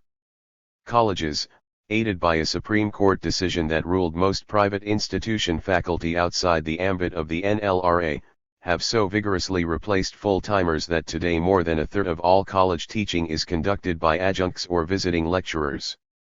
Predictably, the Reagan administration has done its bit towards promoting a second tier in the civil service by ruling that federal agencies could employ workers as temporaries for as long as 4 years. 69. These new inequities, which veteran labor activist Sidney Lenz has characterized as the worst setback for unions in a half-century, are a social time bomb for the labor movement, menacing any attempt at renovation or renewal. 70. In early 1985, the AFL-CIO executive, with unusual fanfare and national press coverage, welcomed a report it had commissioned from Harvard professor James Medoff on the changing situation of workers and their unions.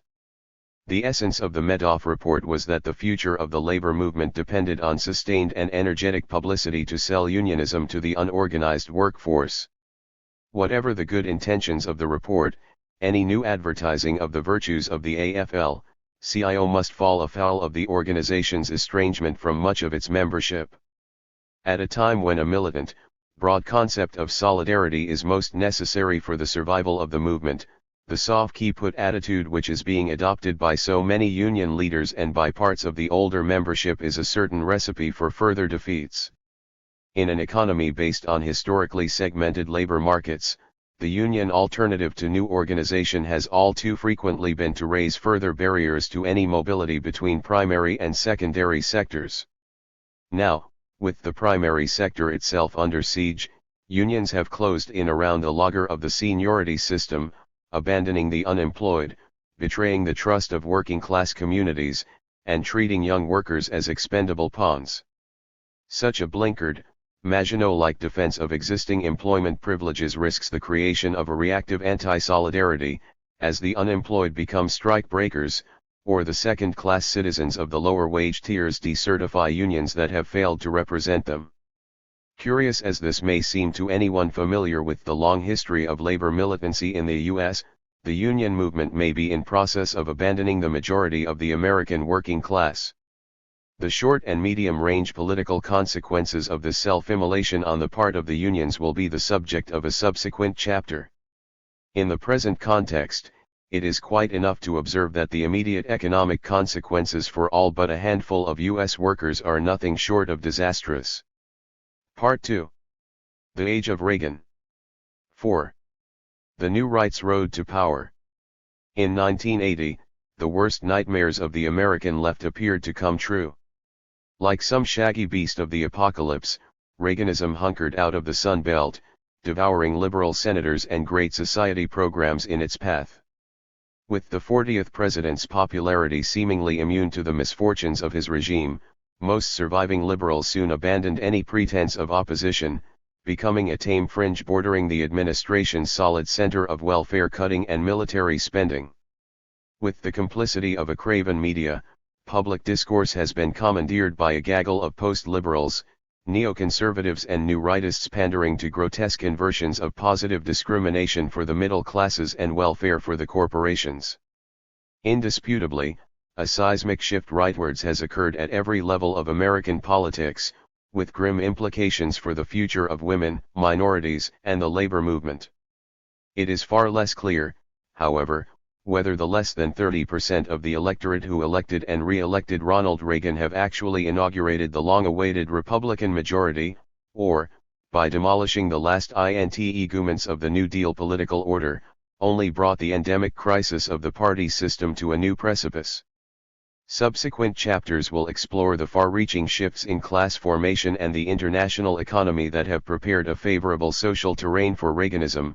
They will also consider the direction of the current politico-economic realignment and the possible futures that may evolve from it. Our primary focus will be on the emergence of what might be called the broad right, sustained by a logic of overconsumptionism, and personified by the neoliberal succession in the Democratic Party, as much as by Reaganism per se. But before any larger overview of Reaganism and American politics is possible, it is first necessary to retrace the genealogy of the old liberalism's gravedigger, the New Right. In part, this is a task of reconstructing the inner history of modern republicanism as a struggle between organized interest groups representing different fractions of capital in relation to the emergence of a Fordist regime of accumulation based on a collectively bargained wage system. It also demands an accounting of how progressive popular movements of the 1960s were replaced in the 1970s by counter-movements of the right, which, through elaborate political brokerage, became articulated with aggressive elements of the capitalist offensive to constitute a new political coalition. Finally, it will necessarily entail a consideration of the political technologies and modes of mobilization that have so singularly favored the rise of this new right coalition, shaping a political arena incomparably more congenial to conservative populism than to social democracy. Like many another tawdry tale in American culture, this one begins in Southern California. Politics California style. It is hardly surprising that California politics provided the primitive accumulation of conditions for the emergence of the new right and the presidential ambitions of Ronald Reagan. California, as everyone knows, is the prefigurative laboratory for national political trends. Its internal antinomies usually anticipate the form and content of social conflicts elsewhere. It is sufficient to recall Berkeley, Watts, or Delano, which literally and symbolically heralded the movements of the late 60s, or Orange County, the antediluvian suburb universally recognized as both the birthplace and promised land of the new right. The rabid polarization of the Southern California suburbs against the campuses and ghettos, together with iron-heeled power of the corporate growers, created a ripe political context for new modes of right-wing mobilization.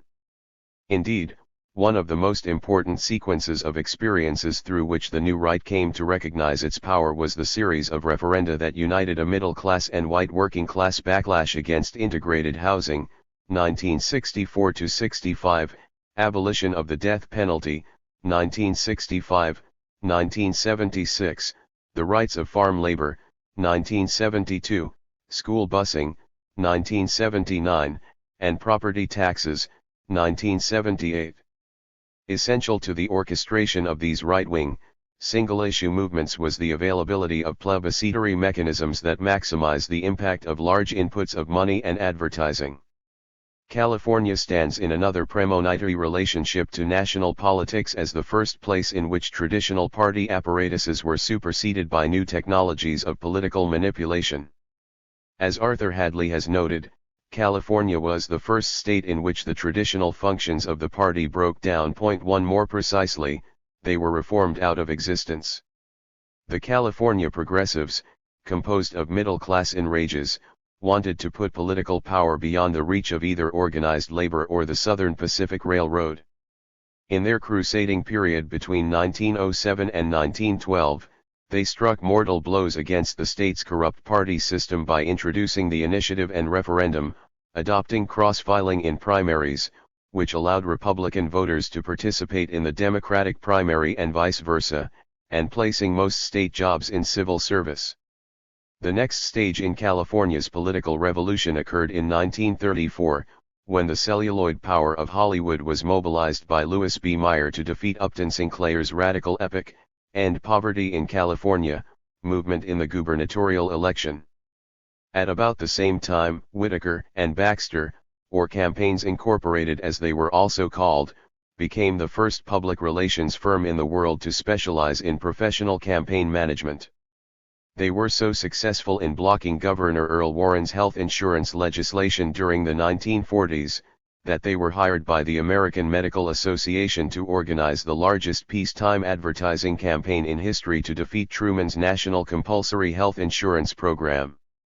Meanwhile, Robinson and Company, of San Francisco, had virtually transformed the initiative and referendum processes into a private monopoly.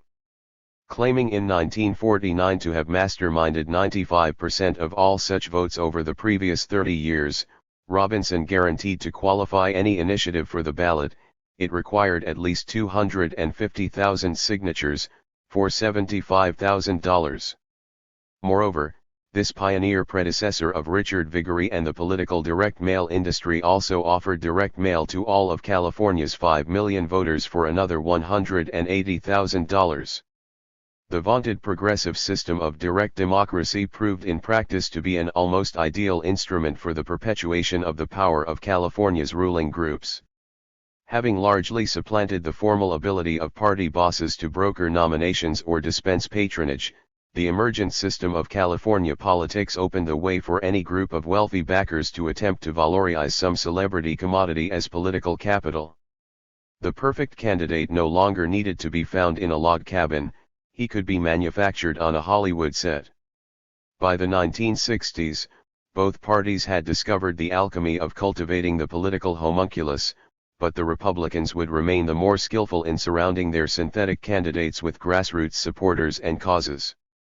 In California itself, the right wing's almost total domination of the initiative and referendum system provided an agitational machinery par excellence. Successive single-issue campaigns, ranging from anti-busing to the Jarvis tax crusade, generated hundreds of thousands of new names for the direct mail list, enlisted thousands of new right-wing activists, and produced bumper crops of highly visible new candidates. Almost 20 years have passed since Ronald Reagan was catapulted into the governor's mansion in Sacramento by a wave of anti-student, anti-black reaction. In the interval, national politics, particularly at the senatorial and presidential levels, have assimilated several of the most distinctive aspects of what used to be called California's anti-politics. First, the number of states nominating presidential candidates through direct primaries has more than doubled during the last 12 years, see Table 4.1, less than a quarter of convention delegates are still selected by the traditional methods of party caucus or state convention. This has radically displaced the strategic locus of the nomination battle from the smoke-filled room to the television studio. For both incumbents and challengers, campaigning has become a virtually permanent process. Reagan, for example, campaigned almost uninterruptedly from 1976 onwards, requiring unprecedented financial resources and mass media exposure. To appreciate the relative novelty of this approach, it should be recalled that the first candidate to seek his party's presidential nomination by focusing on primaries was Estes Kefauver in 1950. Interestingly, Kefauver, the hard-fisted hero of Senate anti-crime hearings, was also the first presidential candidate to establish a national following through extensive television coverage. And to confirm how thoroughly this process is now in place, recall that the last candidate to achieve nomination without fighting his way through the primaries was Hubert Humphrey in 1968, who was selected in the old-fashioned way by party bosses and lobbyists behind the closed doors of the National Convention. Table 4.1 Recent changes in presidential nomination process 2. Percentages of delegates selected in primaries. Number of states holding primaries. Democratic. Republican. 1968. 17. 38. 34. 1972. 23. 61. 53. 1976. 30. 73. 68. 1980. 36. 76. 76. This synergy of primaries and television was the first step in the creeping Californization of national politics. The second step was Congress's October 1974 reform of campaign financing, which drastically limited the maximum amount of individual donations and established a system of matching funds. Ironically, these so-called Watergate reforms produced the opposite result from their declared goal of democratizing the electoral process and reducing the influence of large donors. Instead, a massive shift of power was accomplished away from traditional partisan structures. Limits were also imposed on direct party funding, to corporate-dominated political action committees, PACs, and the proprietors of direct mail technology. The proliferation of PACs has become, as Adlai Stevenson Jr. has emphasized, a revolutionary element in American politics. 3 Historically, the Political Action Committee had been invented, and more or less exclusively utilized, by trade unions and other groups dependent upon grassroots financing and support. By restricting corporate lump sum donations, however, the 1974 reforms compelled corporations to canvass contributions aggressively from their managements and employees.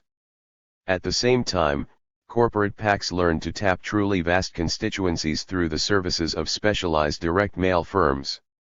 As we shall see later, large-scale direct mail solicitation was one of the most important innovations of the 1964 Goldwater campaign. Its current master practitioner is an ex-Goldwaterite and unrepentant admirer of Joseph McCarthy named Richard Viguerie, whose 300 non-union employees send out more than 100 million pieces of mail each year, using some 300 mailing lists that contain the names of more than 25 million Americans. The power of right-wing PACs has been amplified by their increasing concentration on the financing of single-issue campaigns and political referenda. This kind of focused single-issue funding, when backed by the awesome money power that the corporate PACs can deploy, has become the linchpin of the new politics. First, it has established a new, direct link between corporate interest groups and mass single-issue constituencies. This link, moreover, tends to bypass traditional party organization, relying instead upon the direct mail operators and right-wing campaign activists. Secondly, the accumulation of lists of individual contributions, conveniently stored on computer tapes, can be combined and retrieved for use in general elections. Reagan's 1980 campaign, for instance, made very effective use of lists containing the names of gun owners, right-to-lifers, members of the American Medical Association, Cuban exiles, anti-pornography zealots, policemen, opponents of the Panama Canal Treaty, and so on. Thirdly, successful candidates tend to become autonomous of party discipline to the extent that they submit themselves to the servicing of PAC special interests.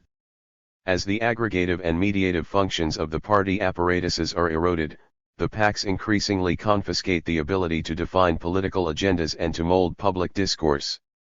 Finally, the liberal, labor wing of the Democratic Party has been disastrously outflanked by the political revolution it inadvertently helped to foster with the Watergate reforms. Viguerie's well-known boast that the liberals are 8 to 10 years behind us in developing the technology of politics was stunningly reconfirmed in 1984. A virtually computerized Republican election machine outregistered the Democrats, who were hoping to bring millions of new anti-Reagan voters to the polls, delivering instead millions of additional conservative votes. At the same time, this technical and financial gap has been aggravated by the liberal inability to mobilize as many activists as the other side. The Republicans have perversely become the more populist party.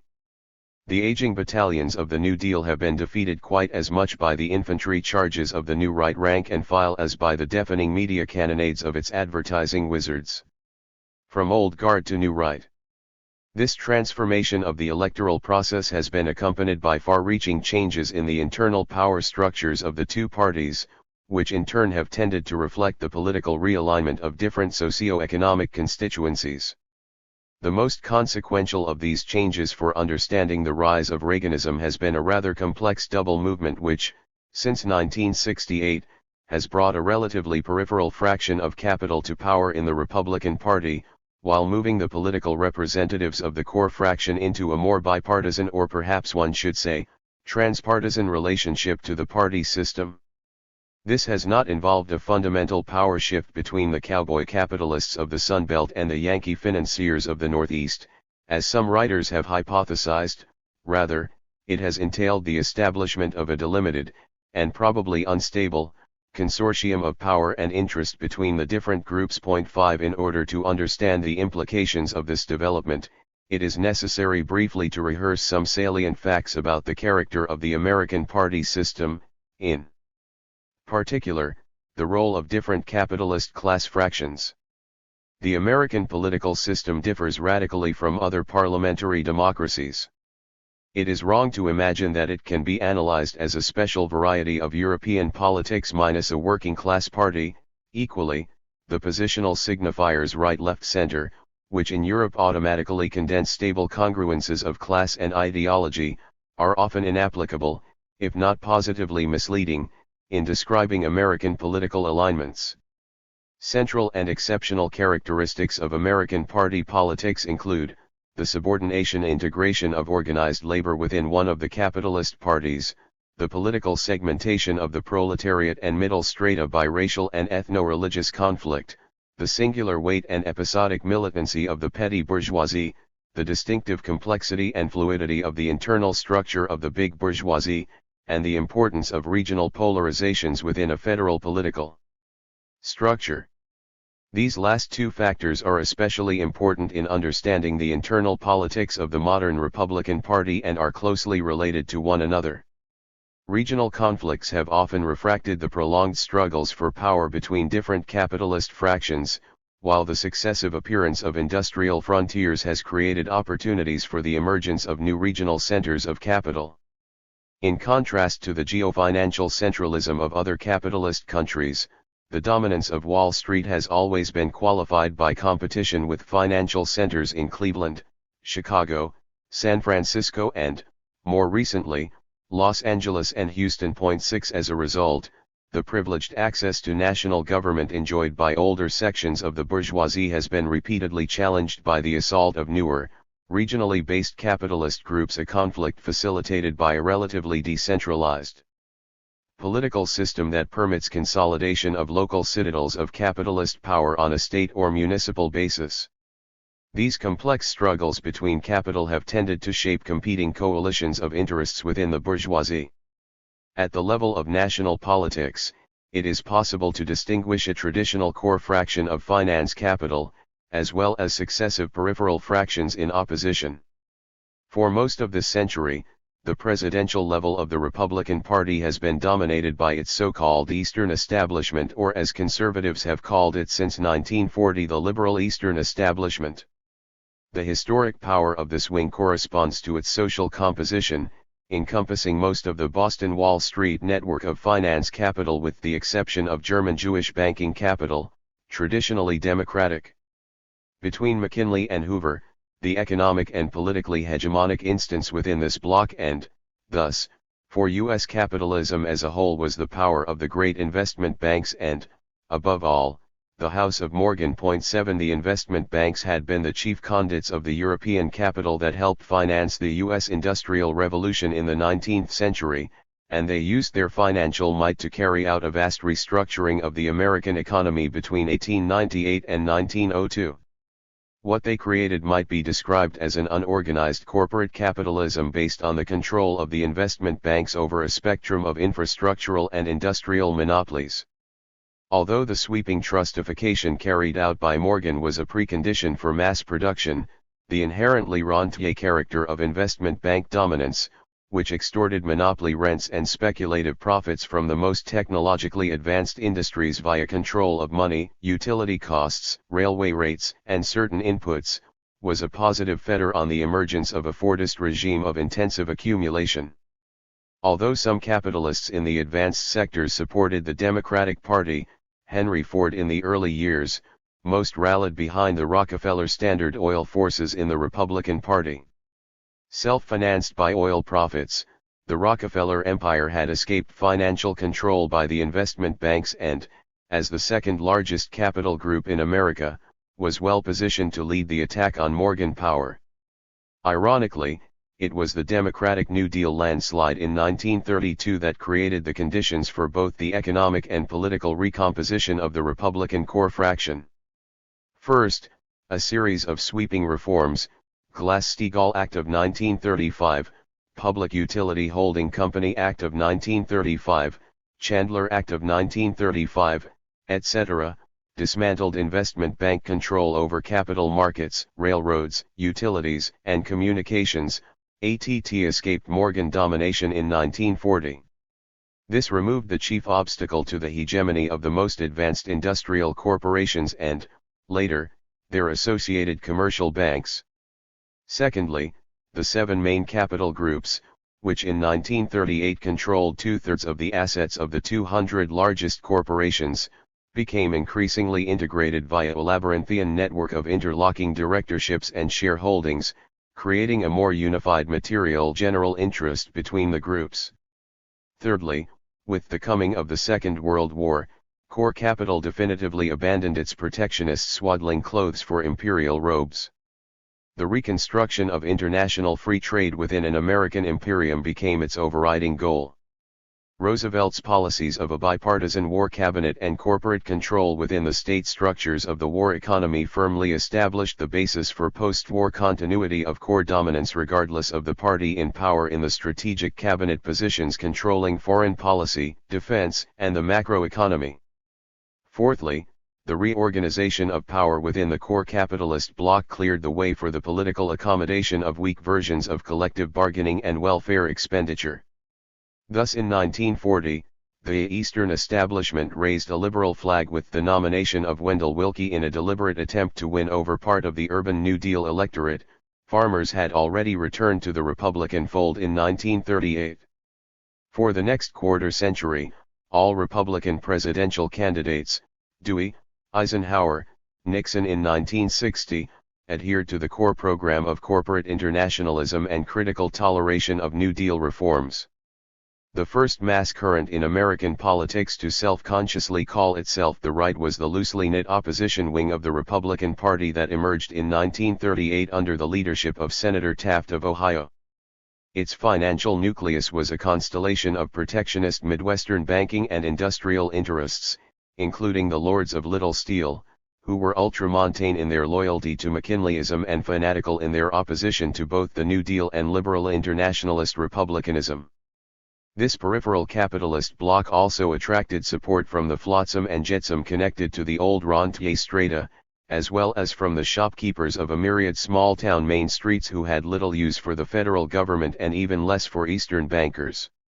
Its distinctive resonance was its blending of anti-Rooseveltian intransigence with a fierce nationalism frequently misnamed isolationism that urged the pursuit of manifest destiny in the Caribbean and Pacific, while rejecting American involvement in European intrigues.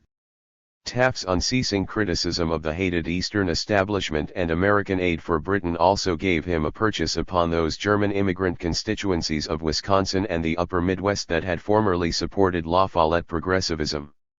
Taft exploited this mid-continental power base to become Senate leader and to gain control of the Republican National Committee, but the presidential nomination eluded him. Despite his support from the party regulars, Taft's presidential drives were sabotaged 4 times between 1940 and 1952 by shrewd injections of Eastern money and the defection of right-wing allies. The Republican right was also internally divided by differences which emerged in the 1945-49 period over the Truman administration's policies for containing communism in Western Europe.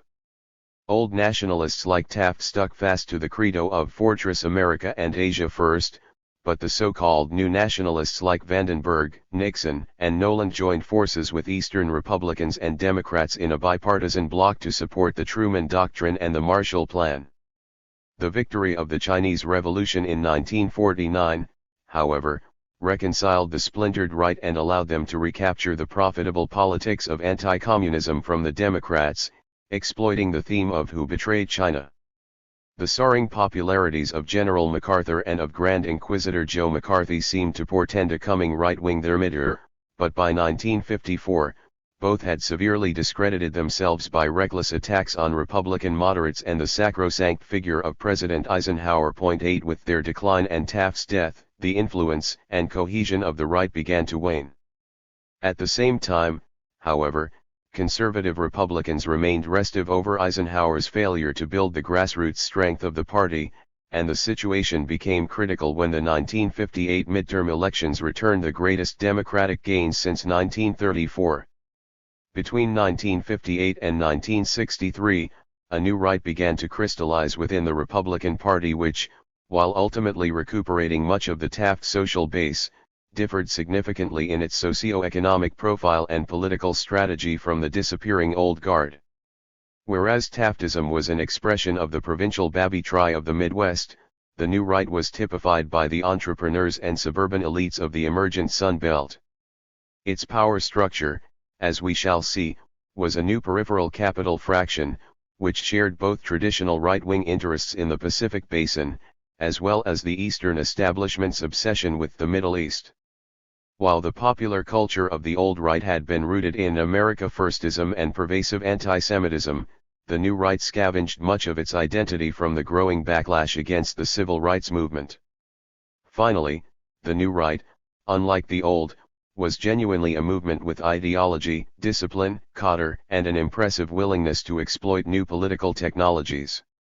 The Goldwater legacy. As the battle for the Republican succession heated up in early 1960, conservatives old and new confidently assumed that Vice President Nixon would pick up Taft's fallen mantle and chase the money lenders of Wall Street from the temple of the GOP. When Nixon instead contrived an electoral pact with Nelson Rockefeller, the Eastern establishment incarnate and the bête noire of the right, conservative anger was articulated by a then virtually unknown senator from Arizona, Barry Goldwater, who called it the Munich of the Republican Party. Goldwater's subsequent jihad-cum-presidential campaign has often been dismissed as a great aberration in the fundamentally centrist and consensualist movement of American politics. He did, after all, lose by 16 million votes. Since November 1980, however, the Goldwater crusade has retrospectively taken on a new significance. Reagan's victory, it is now clear, was built upon its institutional and political legacy. Many contingent factors, Rockefeller's divorce, Scranton's indecisiveness, Nixon's 1962 gubernatorial defeat, Lodge's late start, etc. contributed to Goldwater's stunning upset of the Eastern establishment at the 1964 convention, but the decisive element was undoubtedly the superior organization of the Goldwater camp. Whereas Taft's old guard was still fundamentally a network of courthouse cliques, the Goldwaterites were a cadre of middle class, mostly college-educated, activists with a transcendent commitment to a right-wing ideology and political agenda rather than to the Republican Party per se. They were also a financially independent movement, succeeding in the supposedly impossible feat of mounting a national campaign against the Democrats without support from the Eastern establishment, most of whom decamped towards Lyndon Johnson. As we shall see, the great post-war boom, particularly the disproportionate share of military spending received by the South and West, raised new centers of financial power in Los Angeles, Houston, and Denver, and Goldwater was bankrolled by many of the same angels who would later elevate Reagan. More innovatively, Goldwater was the first major political candidate for whom supporters conducted a large-scale campaign to solicit political contributions through the mails. 9. The extensive mailing lists that William S. Warner collected for Goldwater were a revolutionary step forward in emancipating the right from dependence on the Eastern establishment and in providing the resources for it to survive and grow as a network of institutionalized single-issue movements and multipurpose umbrella groups. The organizational originality of the Goldwater effort, and its radical departure from Republican tradition, is vividly revealed by a comparison of its financial base with that of Eisenhower's 1952 campaign, Table 4.2. Table 4.210. Number of contributors. Percent of donations over $500. Eisenhower, 52. 37,500. 88%. Goldwater, 64. 1 million. 28%. Goldwater's grand design in 1964 combined two ambitious schemas, the Southern strategy and the hidden Republican majority. The first assumed that the growth of massive white resistance to the civil rights movement since 1954 had opened a huge potential breach for right-wing Republicans in the formerly solid South, while the second argued that the GOP had lost 13% of its voters since 1940 because, in nominating moderates, it had failed to offer a real alternative to an alleged silent majority of conservative voters. The testing of these assumptions in the heat of battle produced dramatic lessons which became codified in subsequent right-wing campaigns. The Southern strategy was a qualified success to the extent that 5 of Goldwater's meager 6 victories were in states of the Deep South: Louisiana, Mississippi, Alabama, Georgia, and South Carolina. The hidden Republican majority, on the other hand, proved to be a deadly delusion, as Goldwater's doctrinal fidelity to conservative ideology, for example, in Appalachia, he condemned anti-poverty measures, in Florida he attacked medical aid for the elderly, and so on, alienated millions who had voted for Nixon in 1960, giving Johnson the largest plurality in history.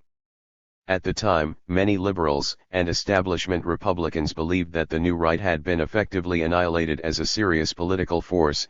In fact, the organizational apparatus survived intact, and thousands of conservative activists learned salutary lessons which they would apply in the campaigns of the 70s. First, 1964 demonstrated the suicidal folly of attacking vastly popular New Deal reforms, like Social Security or the TVA, which benefited the middle classes quite as much as the working classes. Secondly, the abrupt practical refutation of the latent majority thesis sharpened the focus around the problem of winning over elements of the Democratic coalition and encouraged many conservatives to concentrate on bipartisan single-issue campaigns with the rightist dynamic, rather than on frontal ideological clashes. The general crisis of the Great Society in 1968 produced a renaissance of right-wing activism. The Southern strategy became a Northern strategy when George Wallace invaded Yankeeland in the wake of 3 years of ghetto insurrections and white backlash. Although Wallace principally represented the politics of white supremacy, he also liked to expound on our populist struggle against the twin exploiters, the corporate establishment of wealth and the leftist education welfare establishment. Some ex-Goldwaterites like Kevin Phillips and Patrick Buchanan began to argue that a new right-wing majority might be built by using anti-elitism to channel class hostility against a parasitic new class lodged in the universities and government bureaucracy. Phillips attempted to theorize the lessons of the Goldwater campaign and the Wallace movement in his book The Emerging Republican Majority, which proposed a precise electoral blueprint for utilizing racism and status resentment to realign white Northern ethnics and Southern rednecks behind a neo-populist GOP. Although the book was ignored by Nixon, to whom Phillips had offered it as a kind of contemporary prince, the galleys made the rounds of the Republican National Committee and left a deep impression on most of the future managers of the 1980 campaign. Phillips' interpretation of the new right as Latardy-Jacksonianism was just one of the new permutations of conservative philosophy as the once powerful coterie of Burkean intellectuals around the National Review, including such effete snobs as William Buckley, were pushed aside in favor of more popular and Philistine programs. By the beginning of Nixon's imperial presidency, it was necessary to distinguish a confusing cluster of new rights, as ex-Goldwaterites mated and multiplied in a fruitful array of movements and organizations. Although a certain continuity was represented by the American Conservative Union, founded in 1964 to institutionalize the draft Goldwater movement, a new organizational pole emerged in the early 70s under the troika of Coors, Weyrich, and Viggory. Coors, a wealthy Colorado brewer who had deunionized his plants after one of the longest strikes and boycotts in American history, teamed up with conservative activist Paul Weyrich and direct mail wizard Richard Viggory to found the Committee for the Survival of a Free Congress, CSFC, an alternative to the American Conservative Union's political fund.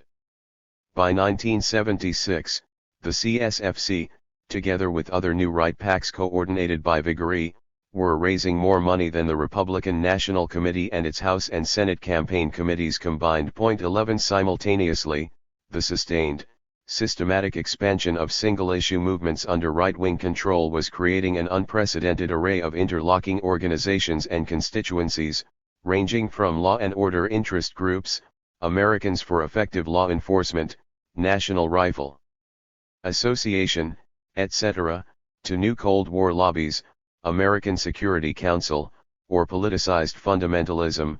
Reverend Jerry Falwell's Moral Majority. 12 The largest and most effective category of single-issue groups, however, were those devoted to the defense of the sanctity of white suburban family life, including dozens of mass anti-busing movements, Phyllis Schlafly's Anti-Era Eagle Forum, Anita Bryant's Anti-Gay Rights Campaign, and largest of all the Right to Life Crusade. Significantly, several of these single-issue blocs, the pro-Cold War, anti-busing and anti-abortion movements in particular, mobilized widespread support from classical New Deal blue-collar constituencies, thus demonstrating that social conservatism, racism, and patriotism provided powerful entrees for new right politics where Goldwaterite economic conservatism had dismally failed. As Viguerie explained in 1981, it was the social issues that got us this far, and that's what will take us into the future. We never really won until we began stressing issues like busing, abortion, school prayer, and gun control. We talked about the sanctity of free enterprise, about the communist onslaught until we were blue in the face. But we didn't start winning majorities in elections until we got down to gut-level issues. 13. Sunbelt Barons and Hollywood Cowboys. The broadening of the New Right's organizational base was accompanied by a consolidation of its links with the new peripheral fraction of predominantly Southern and Western capital. The original nucleus of Sunbelt entrepreneurs who had financed Goldwater were reinforced in the late 60s and early 70s by new levies of Texas oil millionaires, Florida real estate speculators and California construction contractors. The Vietnam War boom accelerated industrialization throughout the southern zone of the United States, while the 1971 and 1974 recession stimulated capital flight from the unionized Northeast to the relatively union-free environments of the Confederacy and Southwest/Mountain states. The 70s witnessed the most rapid and large-scale shift in economic power in American history. While overall manufacturing employment tended to decline slightly, this was due entirely to changes in the North, where almost 1 million jobs were lost between 1970 and 1977. Vigorous growth in the South, by contrast, created more than 200,000 new jobs in manufacturing over the period 14, whereas 3,500,000 Southerners, 86% black, had fled northwards or westwards in the 20 years up to 1960. The 70s saw the same number of immigrants, mainly white, heading south in less than half this time span.